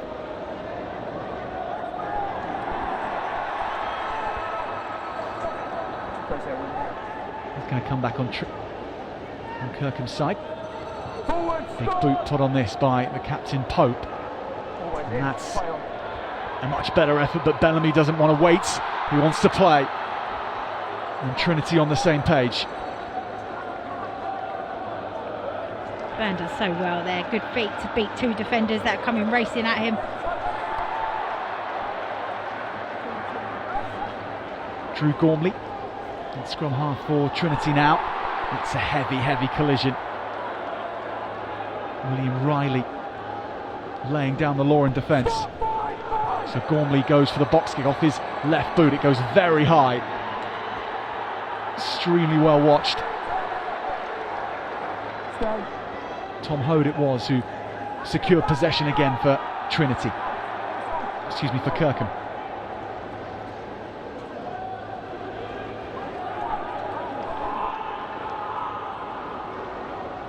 happy to play, happy to run it through the hands.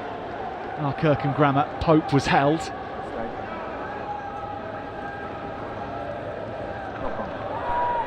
Knock on in contact. Maybe Trinity will play again from here.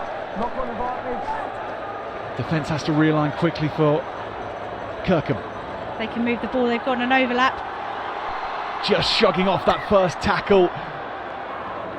Here's Matabalavu again. He looks a real danger. One square over the shoulder out and three loose not aim to go across. Now number 11 blew off, please. Yeah, number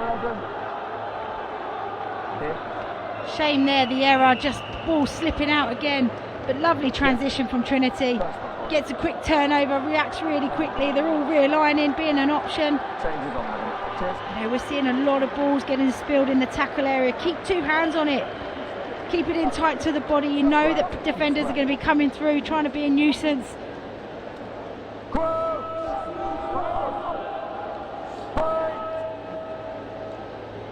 Set. Gently to the left. Hold. Gormley gets the ball away. More expanse being put on the ball as Connor Byrne heads into the wide. And then off the foot, so play on. Play on for Kirkham. Now it's ripped back. And Trinity allowed to play. And fast and loose doesn't do this cup final justice. And he's so open. Gormley to his outside centre. Was Oliver Bailey. Lovely hands just onto the wing. Taken well. Ogunyemi. Push back. That was a lovely bit of skill. We talked about how slippery the ball is, being able to juggle it and get it away to outside the defender.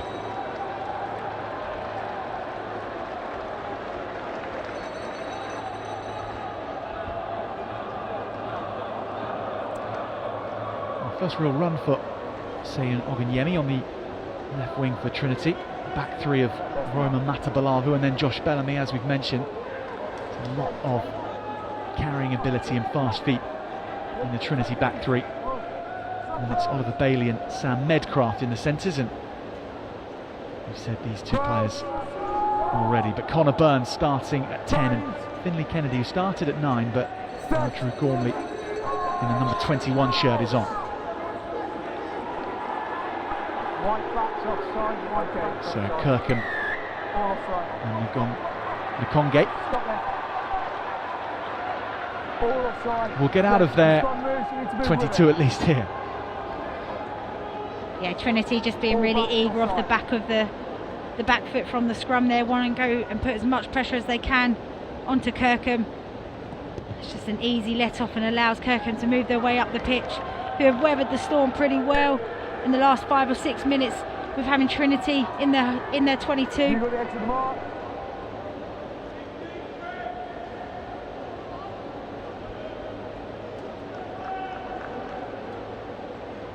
Aaron Pope's clearance has took Kirkham into Trinity's half, just about.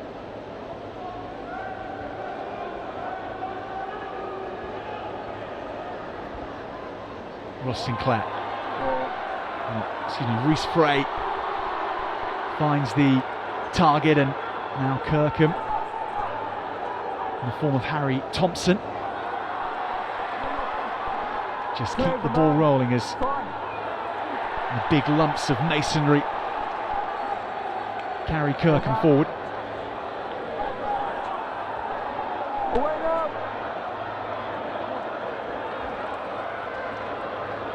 William Riley's carry. Nkonge goes again. Crompton changes the angle of attack. Now switching in, that was really nice from Crompton and Riley.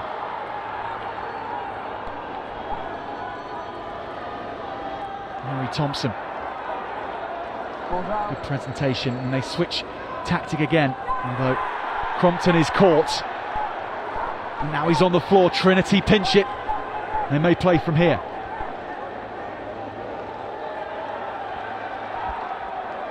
Gormley gives it to George Papa.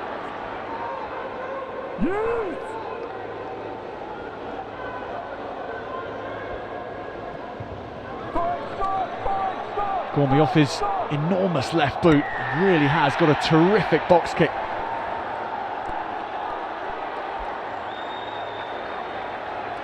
I asked you 4 times, you never stopped. Oh, that's such a shame. Looks like there was a player offside from the kick, just about to complement Trinity's defensive efforts there in the tackle, in the breakdown, just being an absolute nuisance, really making it tough for them to get nice clean ball, so it allows the next tackle to be a positive collision defensively, and in the end they forced the error.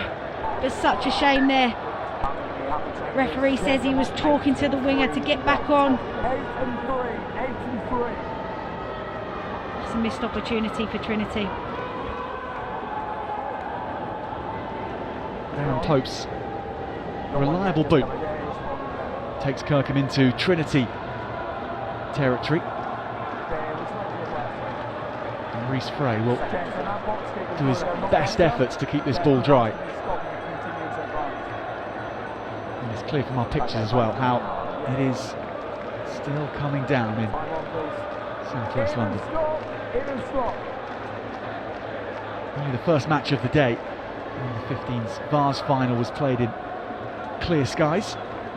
Since then it has been a test of skills all round.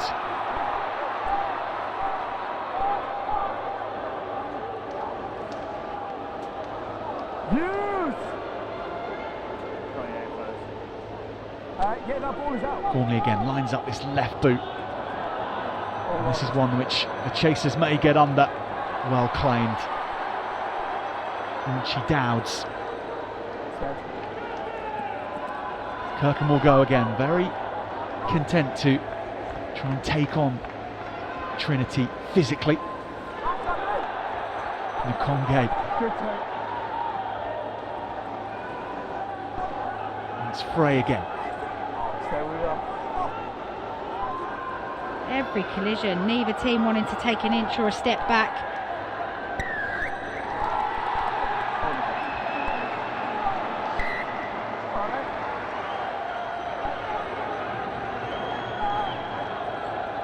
Clear holding on, and then one's just back to Kirkham imprecise with the technical side and imprecise with being polite to the referee.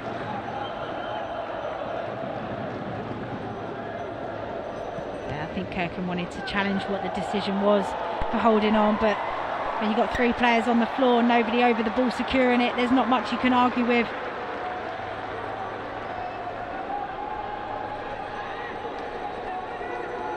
So Bellamy has put Trinity back into Kirkham 22. It's such a terrific day out, the National Schools Cup final, for everyone at both sets of schools. You're in then, make sure you're up in the receiver. It's the North Car Park where the action begins today, and then coming into the stadium, being struck by the green grass of Twickenham, and then getting to play on it for those players involved. Terrific stuff, and Trinity have made the most of this match so far. Although they trail by 2, Kirkham having converted their try, they've had the better of possession and perhaps territory as well. Pick and go there from William Peart-Smith. Arrive up on the right. 6 off. Kirkham doing well discipline-wise as Trinity just soften them up. Still inches being made. With each carry, steady progress. And that's a good drive.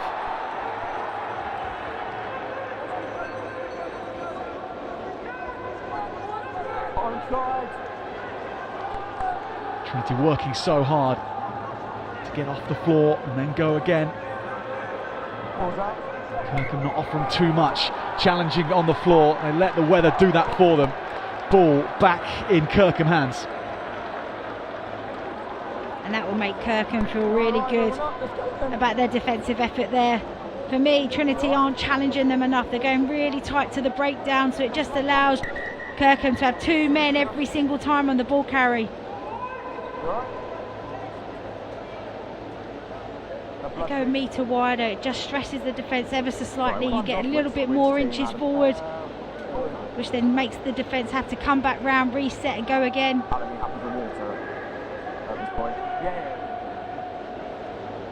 here you guys shouting at me again, it will just be a penalty. Alright, understood. Referee making it very clear that he's reffing the game and not anybody else. Yeah, Sam Medcraft, the one who had the attention there. The referee for this cup final, Adam Wookie. It's been a long day for the officials. They've been alternating referees across the course of the 4 matches and assistant referees.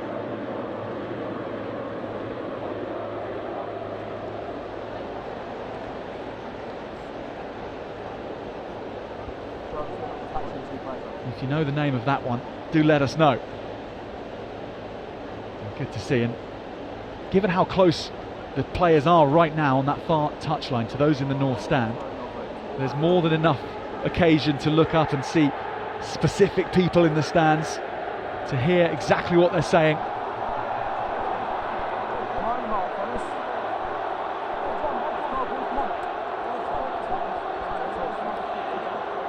This is awesome to see. They clearly got their own chance and they're bringing them here. We saw earlier how important the crowds are to give you a lift.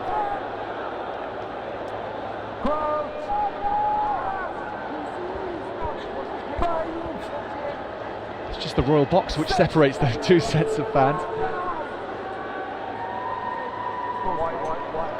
Nakonge bounces the first and then runs into a few Trinity backs.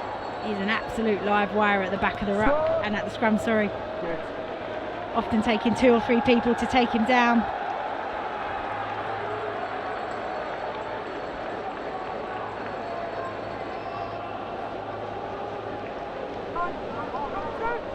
Aaron Pope has spent most of this first half clearing Kirkham lines. And it is still Kirkham who have that lead. As we come into, incredibly, the final 5 or so minutes of this first half.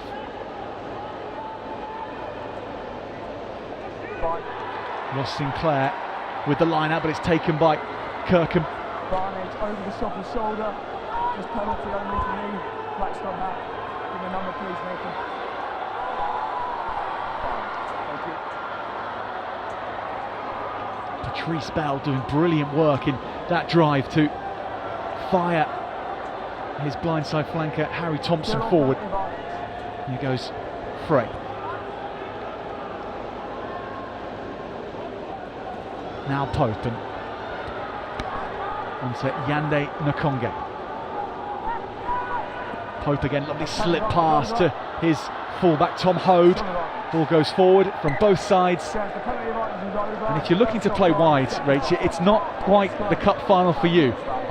But when they get a chance, it'll be all about taking that chance, because they will happen, won't they? Yeah, they will begin to open up, you know, as the players start to fatigue and tire. There will be more opportunities. As you can see there, the ball is very greasy, so you've got to keep the ball in 2 hands. They're trying to play with ambition and get the offload away.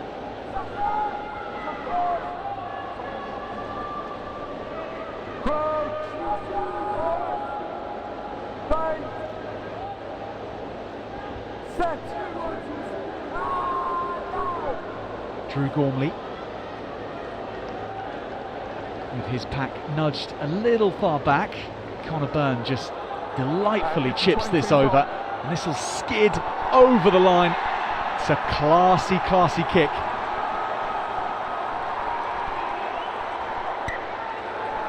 It's a lovely 50-22. They recognise there's a bit of space in behind, knowing that the ball does skid along the floor. So they put themselves back into the same position they were in moments ago. You can see the pack just walking across now, making sure that everyone's got clarity over their roles to ensure that they make sure that they win this set piece like they did in that first half, in that first try.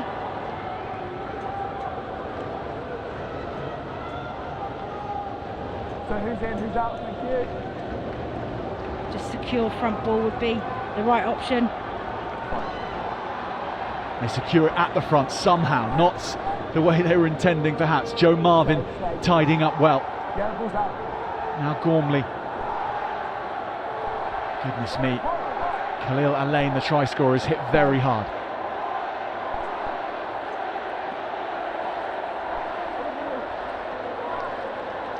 Reece Frey's tackle has set the trap, and Kirkham pounce again.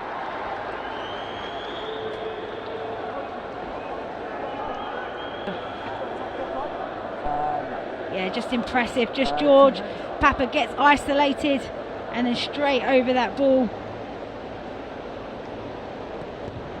Just pounces on it.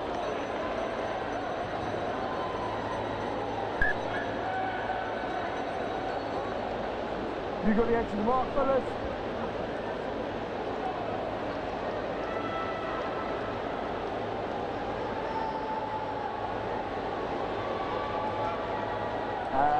We've got 1.5.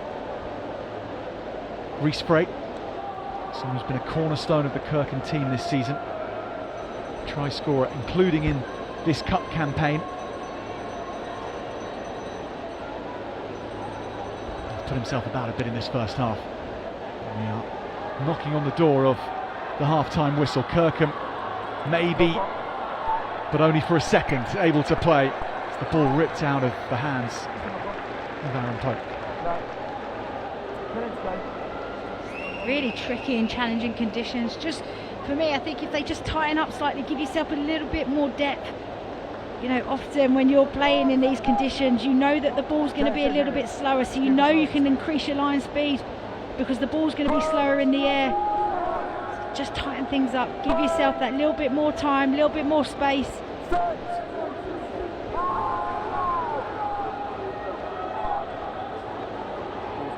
So Gormley goes to the blind side. That's good energy being brought onto proceedings.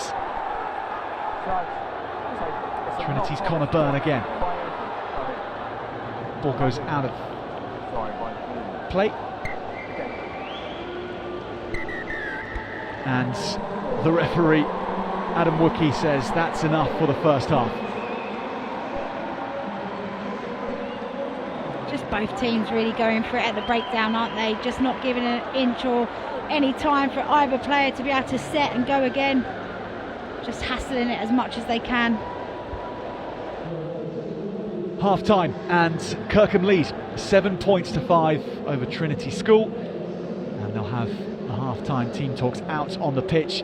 Rachel, a really tough first half for the players. Neither team able to play that style which they probably would have wanted to, a little bit more expansively. Perhaps it's favoured Kirkham with the strength they've got in that back row.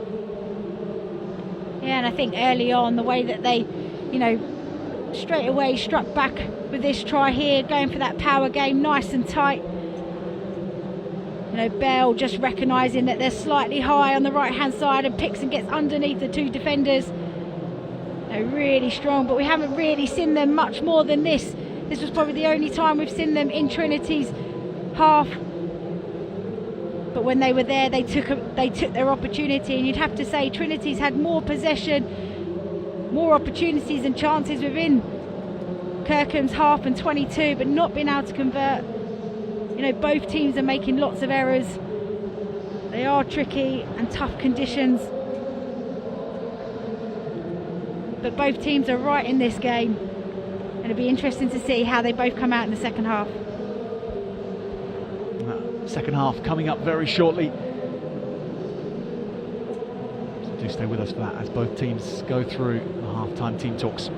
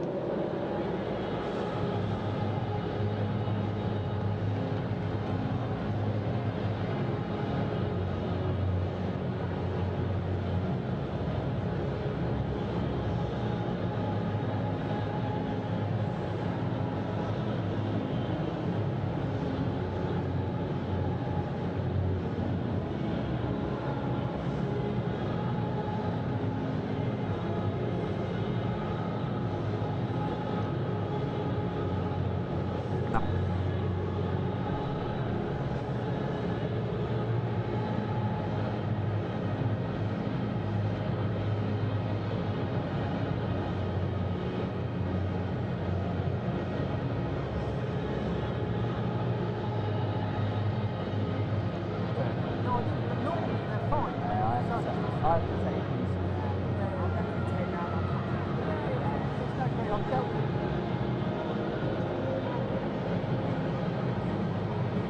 mate? Yeah, you got me? Yeah.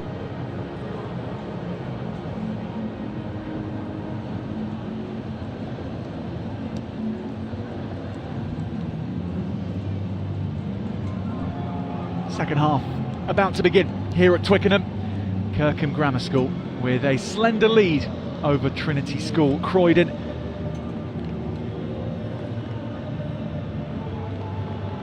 I was reliably informed earlier on today, Rachel, how in normal conditions Trinity School would play an almost Harlequin style game. They'd look to keep it alive as much as possible and play really expansively. They haven't been able to do that as well as they would like to.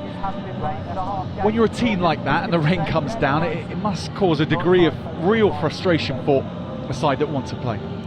Yeah, absolutely, but I think their set piece is hurting them, which isn't even giving them the opportunity to try and play that expansive game that they love to play. They've got some real talent in their back line. Doesn't mean just because the weather's these conditions that we can't see them on the ball, but it does make it a lot more challenging for them. Kirkham, meanwhile, have mixed a good skill set with real power play. And getting back in the game with that try, we saw that. Yeah, and their set piece has probably been a bit stronger when they have been able to clear their lines. You know, Aaron Pope's done an excellent job at making sure that whenever his team's in a bit of trouble, he's getting them out of it.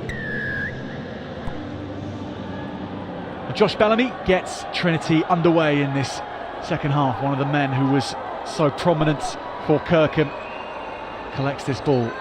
Yande Nkonge, number 8 for Kirkham. It's been in really good form. Now Bellamy gets a chance to dance. The ball just pops back. It goes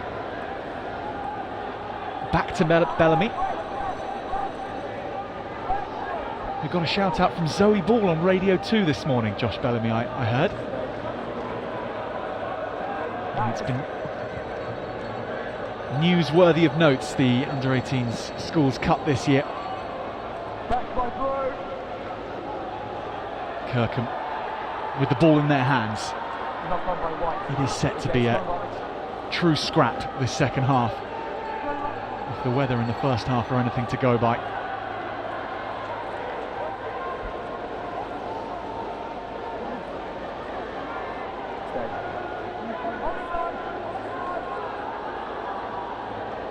Kirkham's Ethan Crompton boxes this downfield. Bellamy looks to kick and then wants to run. The instincts take over and that's just taken out of the hands. High tackle coming in after that. Knock-on was already made by Connor Byrne. Yeah, I was just thinking the kick chase from Kirkham was pretty slow and tight. They had a bit of an overlapping opportunity. Maybe the ball could just move the ball a little bit earlier. We could have seen a little bit of a line break, but he just has to check. But in the process, after the ball, but the referee didn't see it because he'd already blown his whistle. There was a bit of a high tackle.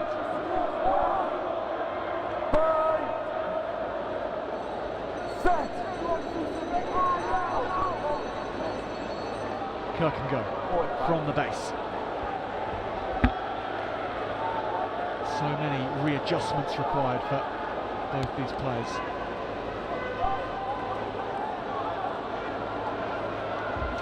William Reese's run there. It's a short line from off Aaron Pope. Good hands from Kirkham. They managed to work it along the line. Pushed out by Trinity. The cover was there. But that counts in this type of weather as expansive rugby, just going 3 passes off the run. Yeah, it does, under pressure. Lovely silky hands to move the ball, straight transfer.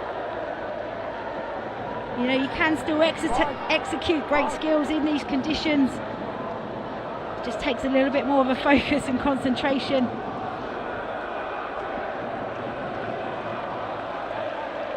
We need to stay until the arms come down.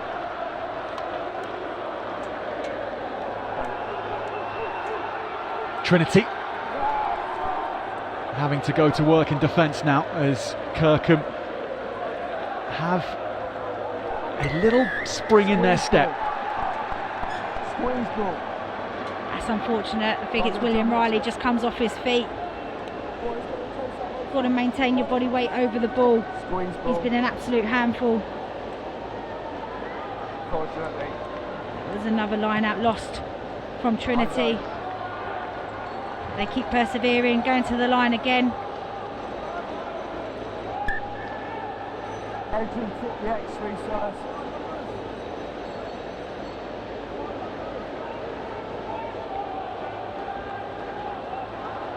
Take the edge of the X. The edge. Who's in and who's out? Trinity saunter up slowly, and 4. In. David Bampo just confers with his hooker Ross Sinclair Stay. for taking his place at the front of the lineup. It was quick and smart work from Trinity. Run now. Stay. And them all set up. Stay where you are. Gormley. Bellamy just puts it on the toe. It's going to bounce, and that means unpredictability. Kirkham have it back, and Conge can't take that. Just a few wires being crossed. It wasn't a bad little nudge to look for the little kick. Probably just needed to push it a little bit wider to the left-hand side. Not for himself, but for his two runners on the outside. But see there, just simplified their line out. Just went to the front of the ball. Front of the line out, sorry. Here, just not sure. He's just waiting for somebody to cut a line off him.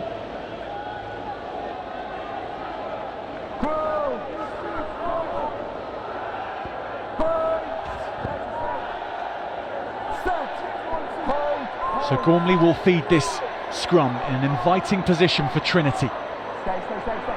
Looks to go to the left, and Bellamy is the first receiver now. Byrne started the match at fly half, but now playing in the inside centre channel. Now Bellamy again flirts with the touchline, keeps it alive. Hands are on the ball there. Kirkham will have it. And this high tackle had been performed, and Wills Austin is the guilty party. Got a nice glimpse there of what Trinity can do. Back's running a nice little tight play. Player coming short, and the 10 out the back just causing some of the defenders to check in, bite on a defender. And then really good skill to keep the ball in, knowing that he's on his way out on the touchline to keep it alive.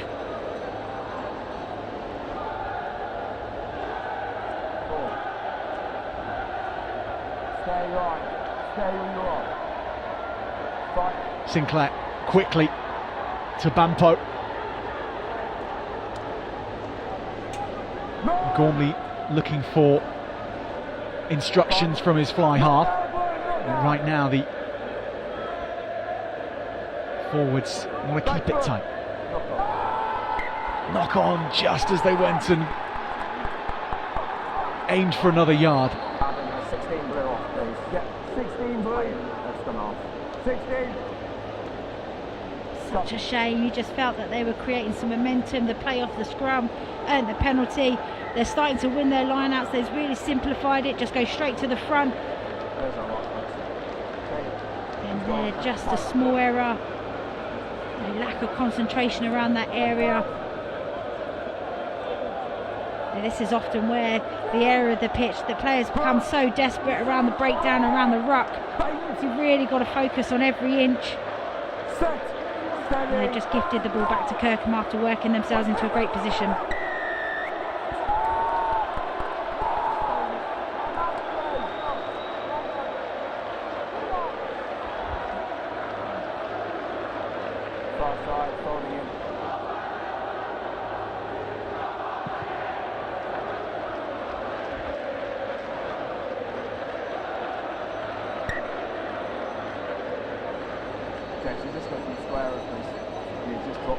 Kirkham beating Barnard Castle in their semi-final 18-13.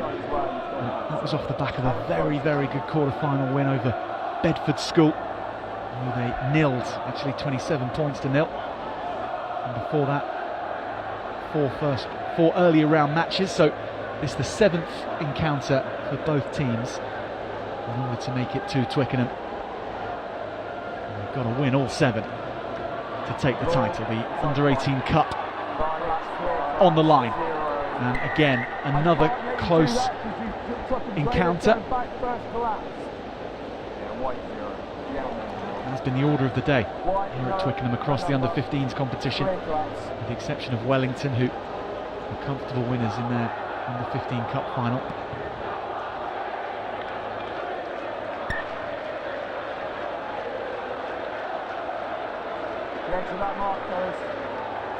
Some really good wins for Trinity School on their way to this final. They beat the likes of Epsom College, Whitgift School, 22 points to 10 that one. Berkhamsted and Sherborne.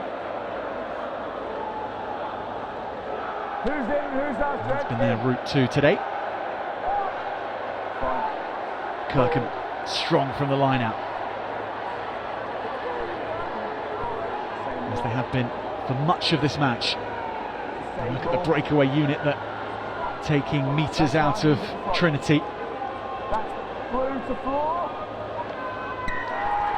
But Trinity will have it back.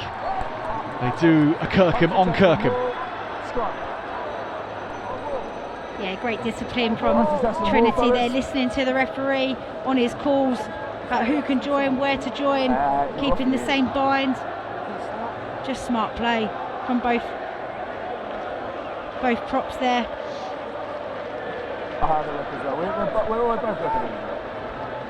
I'd love to see Trinity move the ball, have an opportunity, take on Kirkham in the outside channels.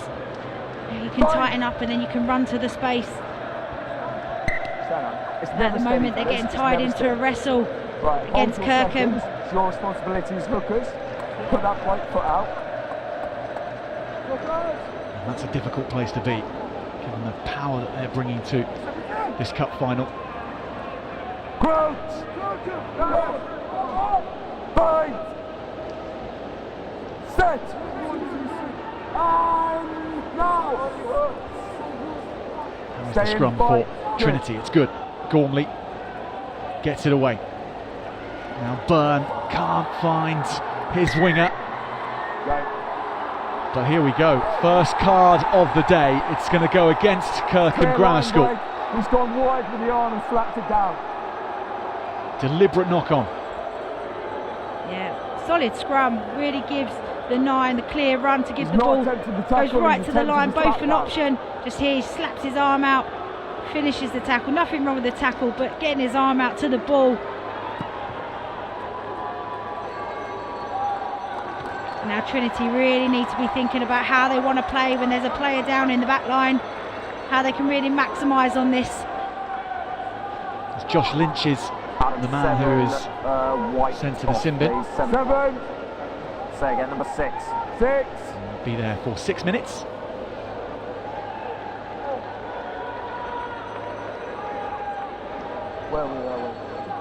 Josh Bellamy does well with the kick to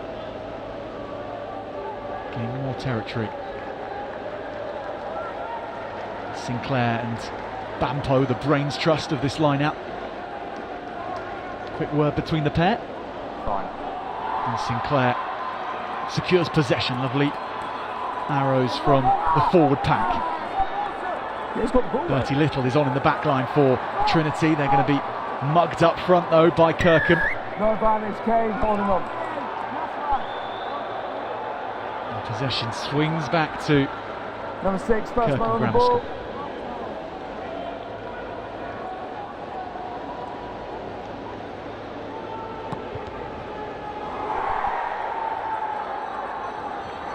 Just so strong over the ball. I think it's Hugh Davis.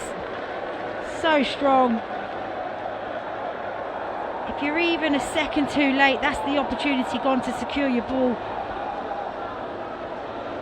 Really frustrating from a Trinity point of view. You know you're going to carry, you've got to get your men there, you've got to get in low, you've got to secure the ball. You know that they're coming in to make a second hit. So make sure that you're being solid over the ball, ready for that. They're on their line.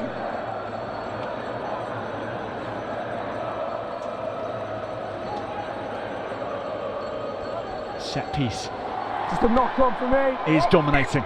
Just a in knock this on cup through final. those two players' hands and then Whoever knocked can on play by that White. side of the game, the better. I'm sure we have a cup aloft at the end of the day.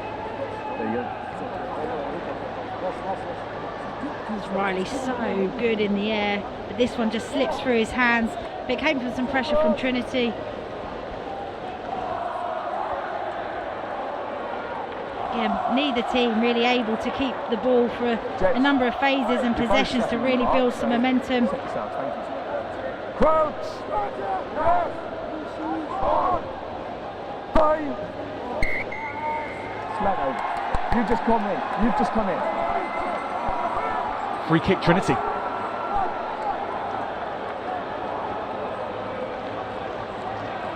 It's interesting what they choose to do here. That's a good option, going for the scrum. You're leaning in. Obviously, You come we like that saw again, earlier, Will. You just will lead before the field. yellow You will card, lead the field. they had a good strike play, managed to draw the defenders in, so got themselves an outside channel to attack into. So hopefully we're going to see a little bit more of this.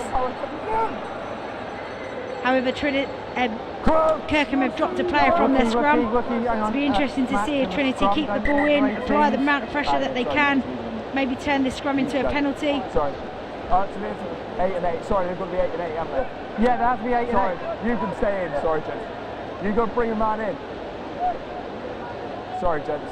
We've managed to get a lot of examination of this law in recent Sorry. times Yeah, during the sorry, Six I Nations, didn't and look for the last got one. to Yeah, these that's fine. red card situation Sorry. against Ireland, having to go down to 13. You've got to have 8 players 13, mate. aside in the scrum, even if one of your players is off the pitch. They can't put that number 8 in the back row,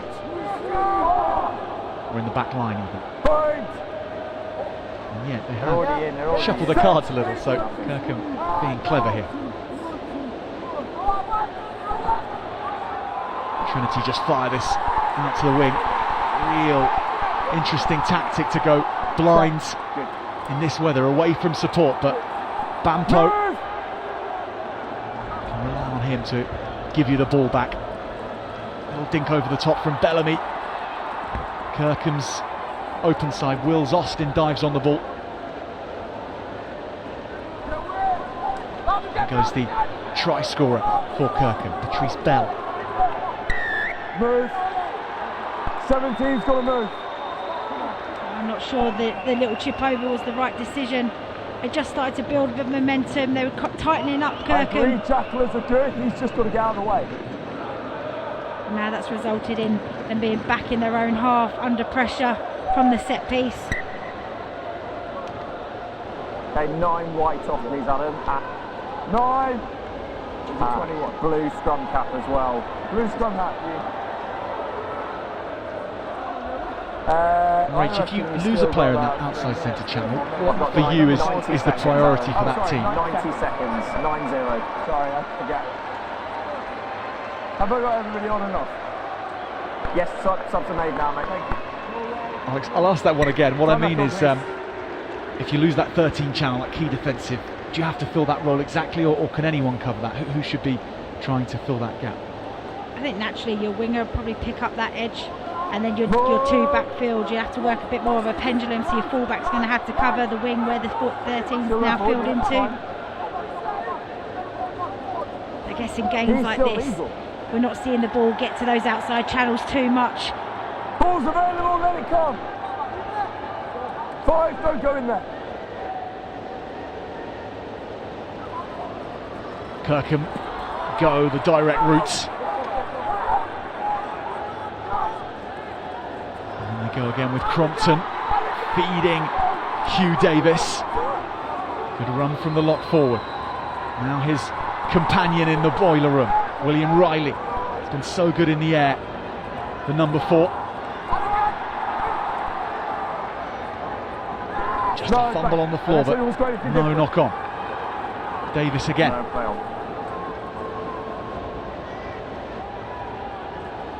Spread along a little bit more this time. Off it now, Leeds!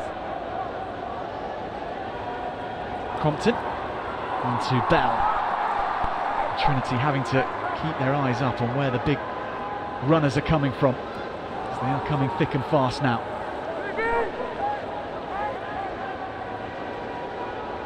Kirkham being very precise in this type of weather. Trinity so nearly tidied that up. He's not aware. We're just going to find a knock-on. Adam, happy you've been. He's coming back now.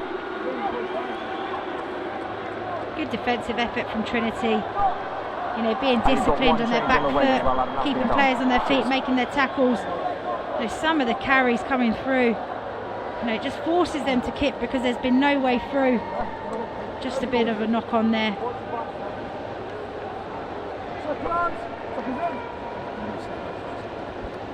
He's right.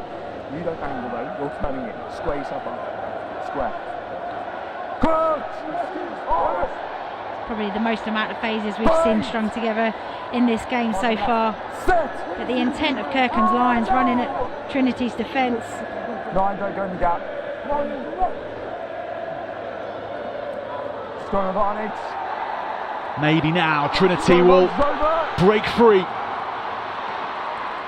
Tries to keep the ball alive. Again, it's going to come back every time there's a foray forward.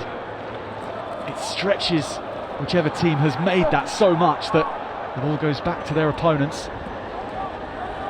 And the pendulum swings again. Still on strong advantage. Crompton Just strong digging advantage. for the ball. Held back.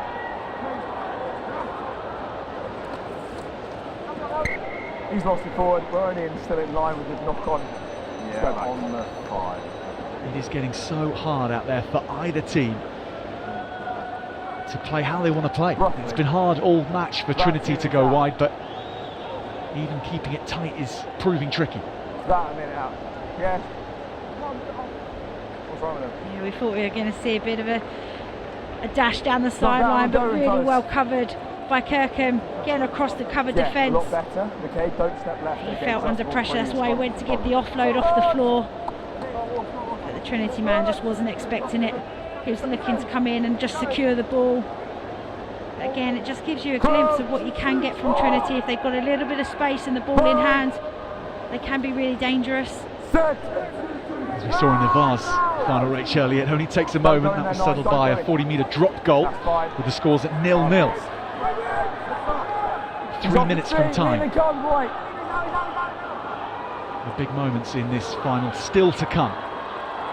It's a power run again from Will Riley. He's been impressing. Wills Austin, the open side, puts his head down again, and there's a little more confidence in the way Kirkham are wrapping round quickly and feeding off Ethan Crompton at 9.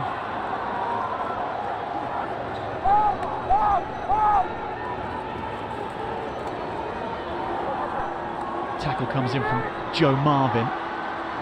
It's gone forward, so Trinity with it back. Oliver Bailey trying to secure it. Kirkham have it back again. Crompton and his fly half, Aaron Pope, can't take it back off him. You are forcing it into him. Knock on.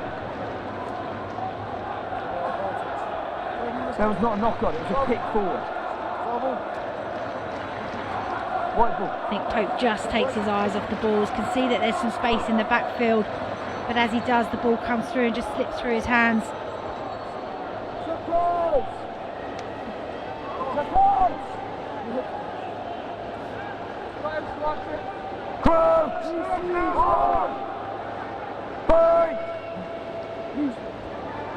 Finlay Kennedy is back on at scrum half for Trinity, and he wants to go blind again. And that's the way Trinity have been playing these last two set pieces. They stretch themselves to the right hand side, and the intention surely to go back open, but not if they don't have the ball. It was kicked through. Will at least be a Trinity line out. Rach, if you were on the park right now, in the situation that both teams are in, and neither team taking this by the scruff of the neck, what would you be looking to do personally? I I think it's really challenging. Who's You know, in, the who's weather out? is really restricting both teams to be able to you're play and even be able to keep possession. But that's an excellent line out and much better from Trinity and what you want to see.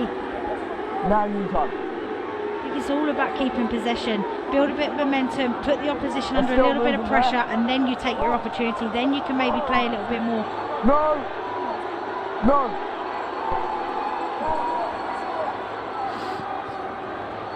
Rolling Moore made 10 metres, but then it's kicked away. The error made.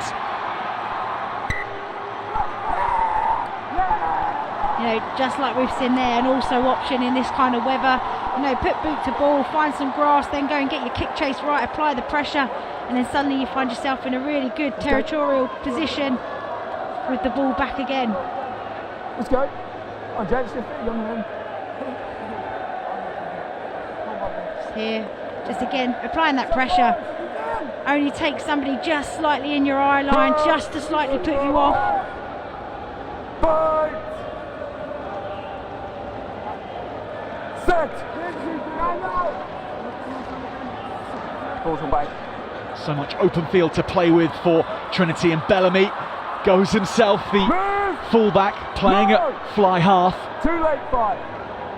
Makes good grounds, does Josh Bellamy. Connor Byrne will now pull this round the back, and maybe Trinity from here can operate with Bertie Little. Kirkham managed to get to grips with Little, and it'll show and go. This is the moment for Trinity. It's Finlay Kennedy. He snuck through the skirting board and dived over.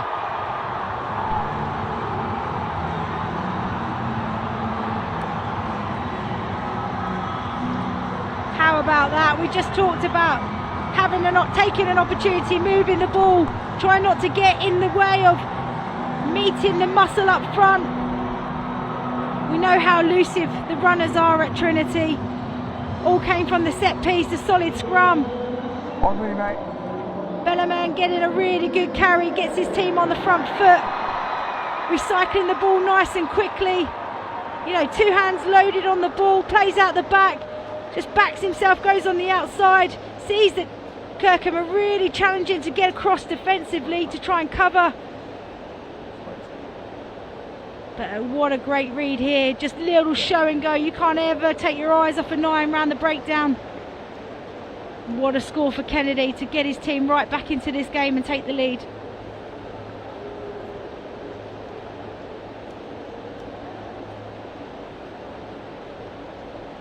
Josh Bellamy looking to add the extras. Can't pull it in off the left hand side, but it's the 5-pointer which really counts for Trinity. They go ahead. It's just the tempo that they're playing out, moving the ball, can see that the defenders have all bit in, goes right to the line. Just lovely play, really elusive running. Always in. And the little show and go. Kirkham with possession on halfway. Having taken it from the clearance kick by Trinity. Backwards, no, back.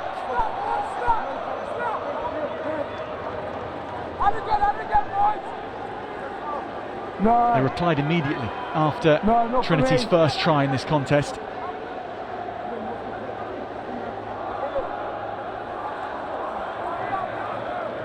They will be sticking too tight. They will be looking to their big players to muscle them forwards again, and maybe have faith in the luck of the bouncing ball.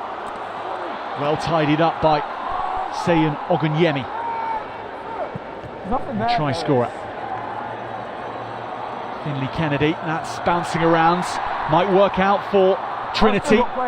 It's still there. Byrne picks it up, knows there's space in behind, and he has numbers on the inside who will chase for him. Carrying goal. Scrum 5. Carried over. What a result for Trinity. They're 5 metres away again.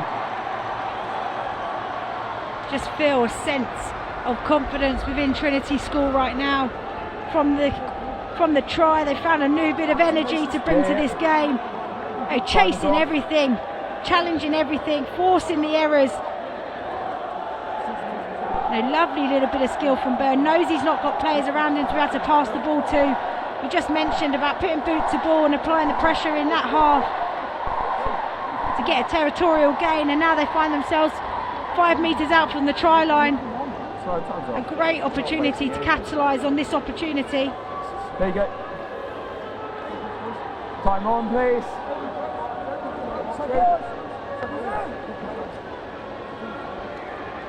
And Finlay Kennedy had a long time on the sidelines, whilst Drew Gormley had the reins at number 9. It was interesting tactics from Trinity. Gormley with a brilliant box kick, but Kennedy, the running 9, and now the running number 10. It's Josh Bellamy, the full-back playing at fly half.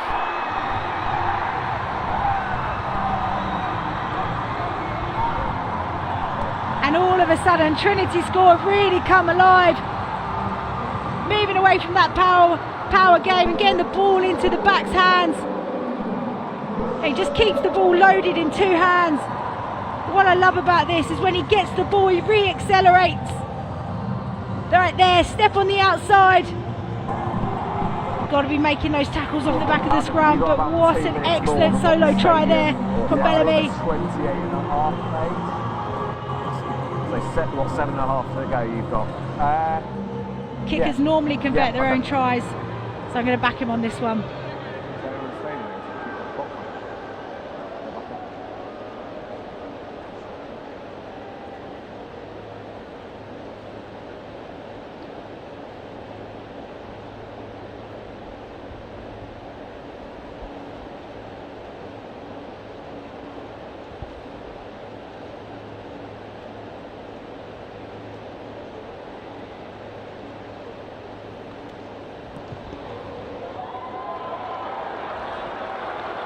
Josh Bellamy can't make it a full 7, but Trinity out in front now, more than a score ahead. 8 points they lead, 15-7 in the Under-18 Cup final. This kick-off receipt is going to be really important to secure. Falls to Trinity first off. No real pressure put on the ball by Kirkham, but they're going to have it back here. Rampaging run, then the attempted offload does go to hand in the end. This is Seb Kelly. And they could do with a mighty rumble from Patrice Bell. Kirkham in this situation, or William Riley. The options in carrying from that 1 out slot. Very high from Kirkham Grammar. And they're putting the squeeze on Trinity here, trying to keep this cup final alive. Stand back, holding on. Just another step back. There we go. This is a big moment for Kirkham. Knowing that they've got time on the clock.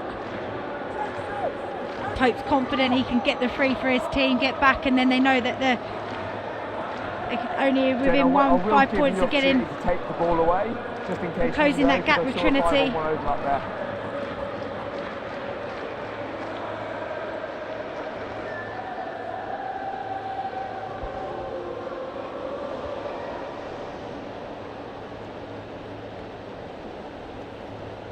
So this to bring Kirkham to within a score. And he hits it. Temperament for the moment from Kirkham's captain, Aaron Pope. Please, number 12. 12! 10 points to 15 go the scores. A converted try then makes the difference. He won the quarter touchline. No, it's got about 2 minutes more than that one. Josh Bellamy asking extra compared to that for the time. So 4 minutes to go first. 4 minutes remaining. As you can see, how do you drop kick when you don't get much change out of the Twickenham pitch? That's how much rain has fallen today. It's normally light and spongy, this Twickenham turf. Took a take out of the skies by Nkonge. That kick from Pope really keeps this match alive for the final 4 minutes. Can Kirkham ride the wave Onside. and go what would be 80 metres? Looped pass from Riley. Trinity herring up. Riley goes back to tight, just bludgeoning his way forward. Stay. It's been really good, Will Riley.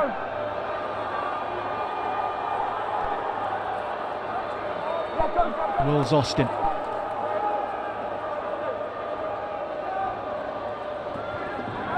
Football skills required from Frey, but David Bampo dives on the ball. Trinity with possession. And can they finish things here with Bellamy going wide onto Ogunyemi? Connor Byrne tries to clear the ball out. It's going to be pinched again. Kirkham have been so sharp when Trinity have stretched themselves in taking the ball in the ruck.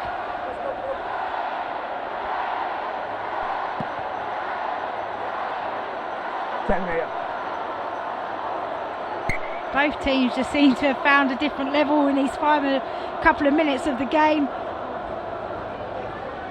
Both teams, more so for Trinity, just a bit of game management when they've got the ball in hand, making sure that if they want to play wide they can, but they've got to make sure they get numbers to the breakdown to secure it.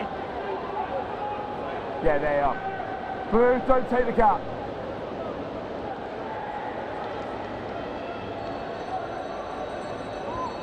Frey with the line out. It is coming back on Kirkham's side. Stay. 2 minutes to play.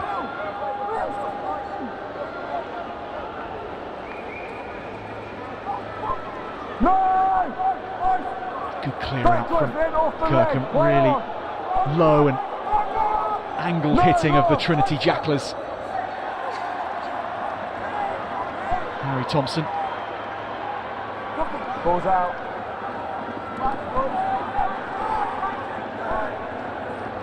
Trinity nudging Kirkham backwards.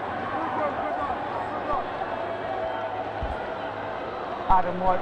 Oh, okay, all white offside. No, too far out. No, too far out.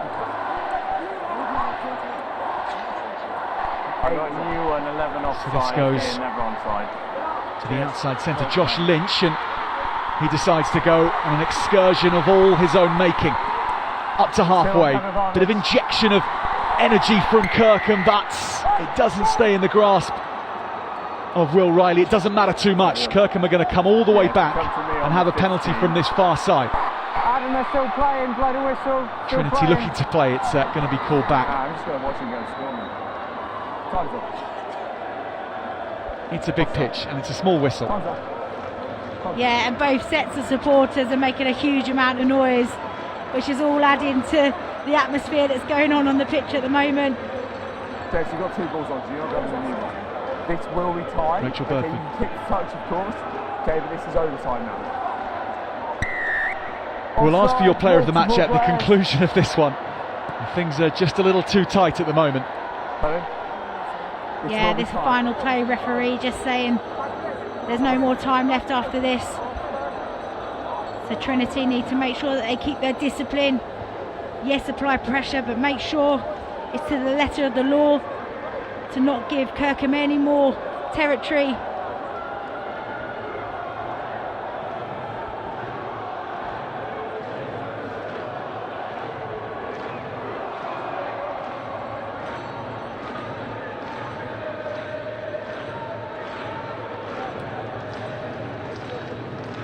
Kirkham, one last roll of the dice. And they go to their ever reliable maul to start things off. Now, that player's on him.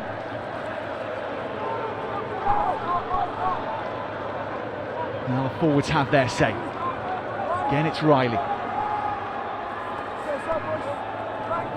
Picking and going infield. They'll have an advantage from here, but a shot at goal is no good. 17. It's tries they need. Patrice Bell gets ahead of steam up. Can't reward you because you've got me on the breakdown to tackle him. In line with me, just diffused. Yeah, there you are. Number 17 and number 2, the other player. Yeah, number 2. Number 2. No. I don't want you. Just mentioned about how important discipline is within these moments. Offside, multiple players, hands in front of You know, an offside infringement. Such a simple thing to get right, just take an extra step. Jess, you've shown, okay, I haven't penalised you. No, Trinity have been in this position before and they've weathered it and turned it over. Can they do it one more time to secure a win? Or are we going to see late drama from Kirkham stealing it at the death? Reminder to fans watching on that Kirkham can't just draw this match. That'll be a Trinity victory. The number of tries being the first count-back option, and with Trinity having scored 3 tries, this would only be a second for Kirkham. It must be a converted try, but it's in the hands of Trinity. Can they get it out from here? It's booted into the stands at Twickenham. That is it. Trinity School Croydon win the Under-18s Cup, and despite the weather, despite the aggressive play of their opponents, they came through it and they scored tries which were true to their style by 3 tries to 1. 15 points to 10. Trinity School have won the cup. Fantastic scenes, I mean, giving us such drama. Early on, first few minutes in the game, we see the tries opening up. We don't see anything until the last final moments from both teams, lighting up the pitch again. No heartache for Kirkham, who stayed in the fight all the way to the end. But what a way for Trinity School to finish out the game. It's been such a challenging game for all the players, but the pack especially up front, putting in the hard work. This was on the back of Trinity's opening try from the driving maul. Straight from the scrum, Kirkham react and respond quickly with Bell getting it over very fast. No one can stop the power man from there. Game on, 7-5 at this point.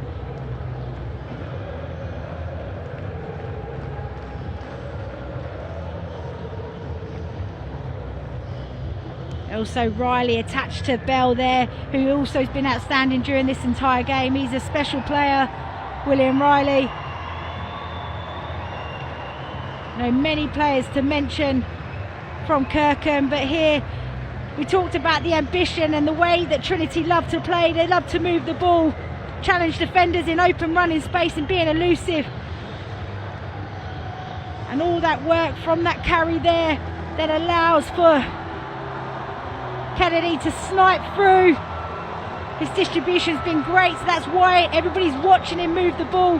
But here, just challenging defenders, runners running hard at the line, dummy runners running short. Great elusive balancing running, just draws in 5 or 6 different defenders, all watching the breakdown.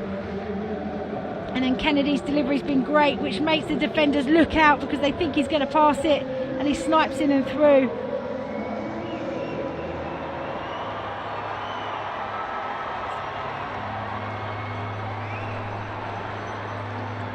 It's lovely seeing him go through the tunnel, but Bellaman here, who is in fact my player of the match, just every time he got the ball was really electric. I know the men in the front in the engine room did a lot of the work today, but I think this young man stood out for me. Every time he got the ball, he made good meters, made good decisions, and that was the try to extend the lead and actually take the win for Trinity today. Kirkham and Trinity School form the tunnel ahead of going up to collect runners-up and winners' medals. Congratulations to Trinity School, and congratulations to Kirkham Grammar School on a terrific cup run all the way to the final.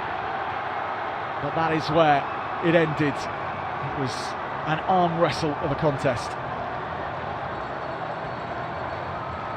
And these scenes are what make it all worth it for those players, at least on the winning side. For Kirkham, it's thoughts of what might have been. Aaron Pope leads his team up Reece Frey there, the hooker, industrious game that he had with Wills Austin and Patrice Bell as well. Real one for the future. Patrice Bell seems to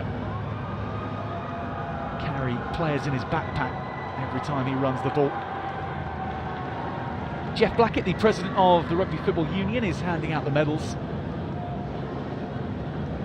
as the rain continues to teem down.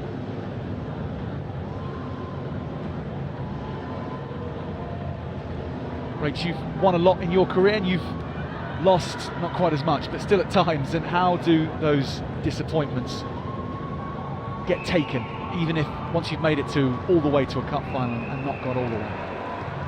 I think it's tough, and it'll be hard right now to reflect on what they achieved during that game and look back at, you know, some of the boys there just trying to rally one another up. You know, it's still a huge achievement. They've gone through everything they've gone through. They'll learn from this. You know, good times make you grow, but so do bad times and tough times. So I'm sure, you know, what a great place that English schools rugby is in. A try in this game, 3 points in another game. You know, it's exciting to see how close the games are and not one-sided. So they'll take a lot from it. You know, they'll want to go away, they'll want to obviously be winners, but you know, there'll be moments that they can learn from that and they can grow, and then, you know, next time, next opportunity for Kirkham when they're here, if they get back here, they can right some of those wrongs.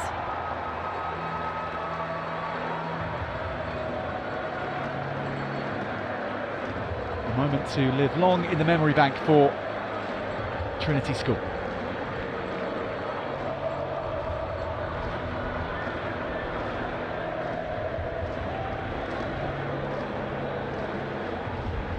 Sam Medcraft, the first man onto the Royal Box Gantry, almost going past the cup. Now there it is, Sam, you've won it. Jeff Blackett handing out the medals. George Papa, big loose head prop. And they had to front up against this huge pack of Kirkham, and they did that. And at the end, providing enough of a platform to see those silken skills of Bellamy and the like.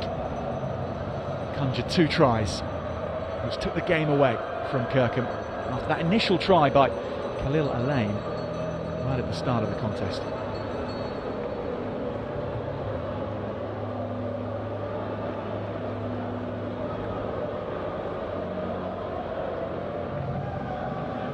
This Trinity School side, they were under 15 plate champions as an age group, and they have turned that into cup success as under 18s.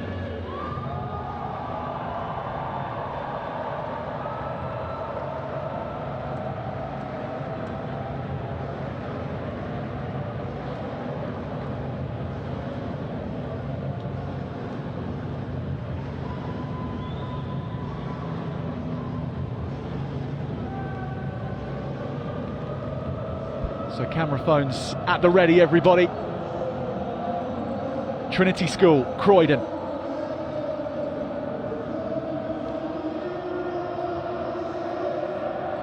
The champions of the Under-18 Cup in 2022.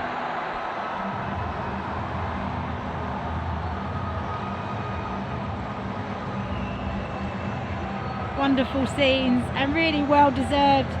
You know, struck early in this game, stayed in the fight all the way to the end, and even with the pressure mounting right towards the end, had the ability to clench it and take the win. And now they're going to enjoy these celebrations.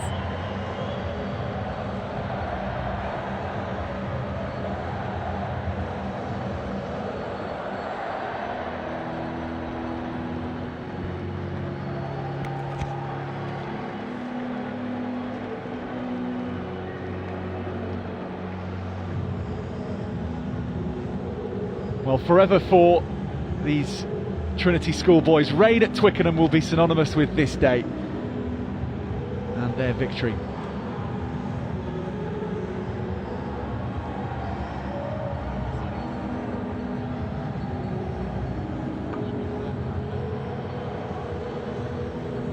Next order of the day for Trinity is to head down to the winner's banner and celebrate a little bit more. It's not so bad, is it?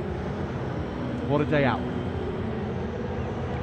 And if you're watching on with a Trinity school perspective in mind, then I hope you've enjoyed today. I'm sure you have.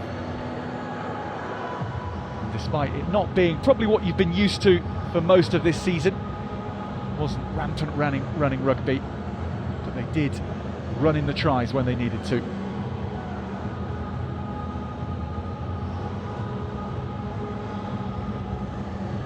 So whilst these images play out across our screens and the celebrations continue here at Twickenham, we will sign off from today's coverage. Thank you very much for joining us. Congratulations to both Trinity School and Kirkham Grammar School on reaching the final, and to Trinity School for lifting the cup.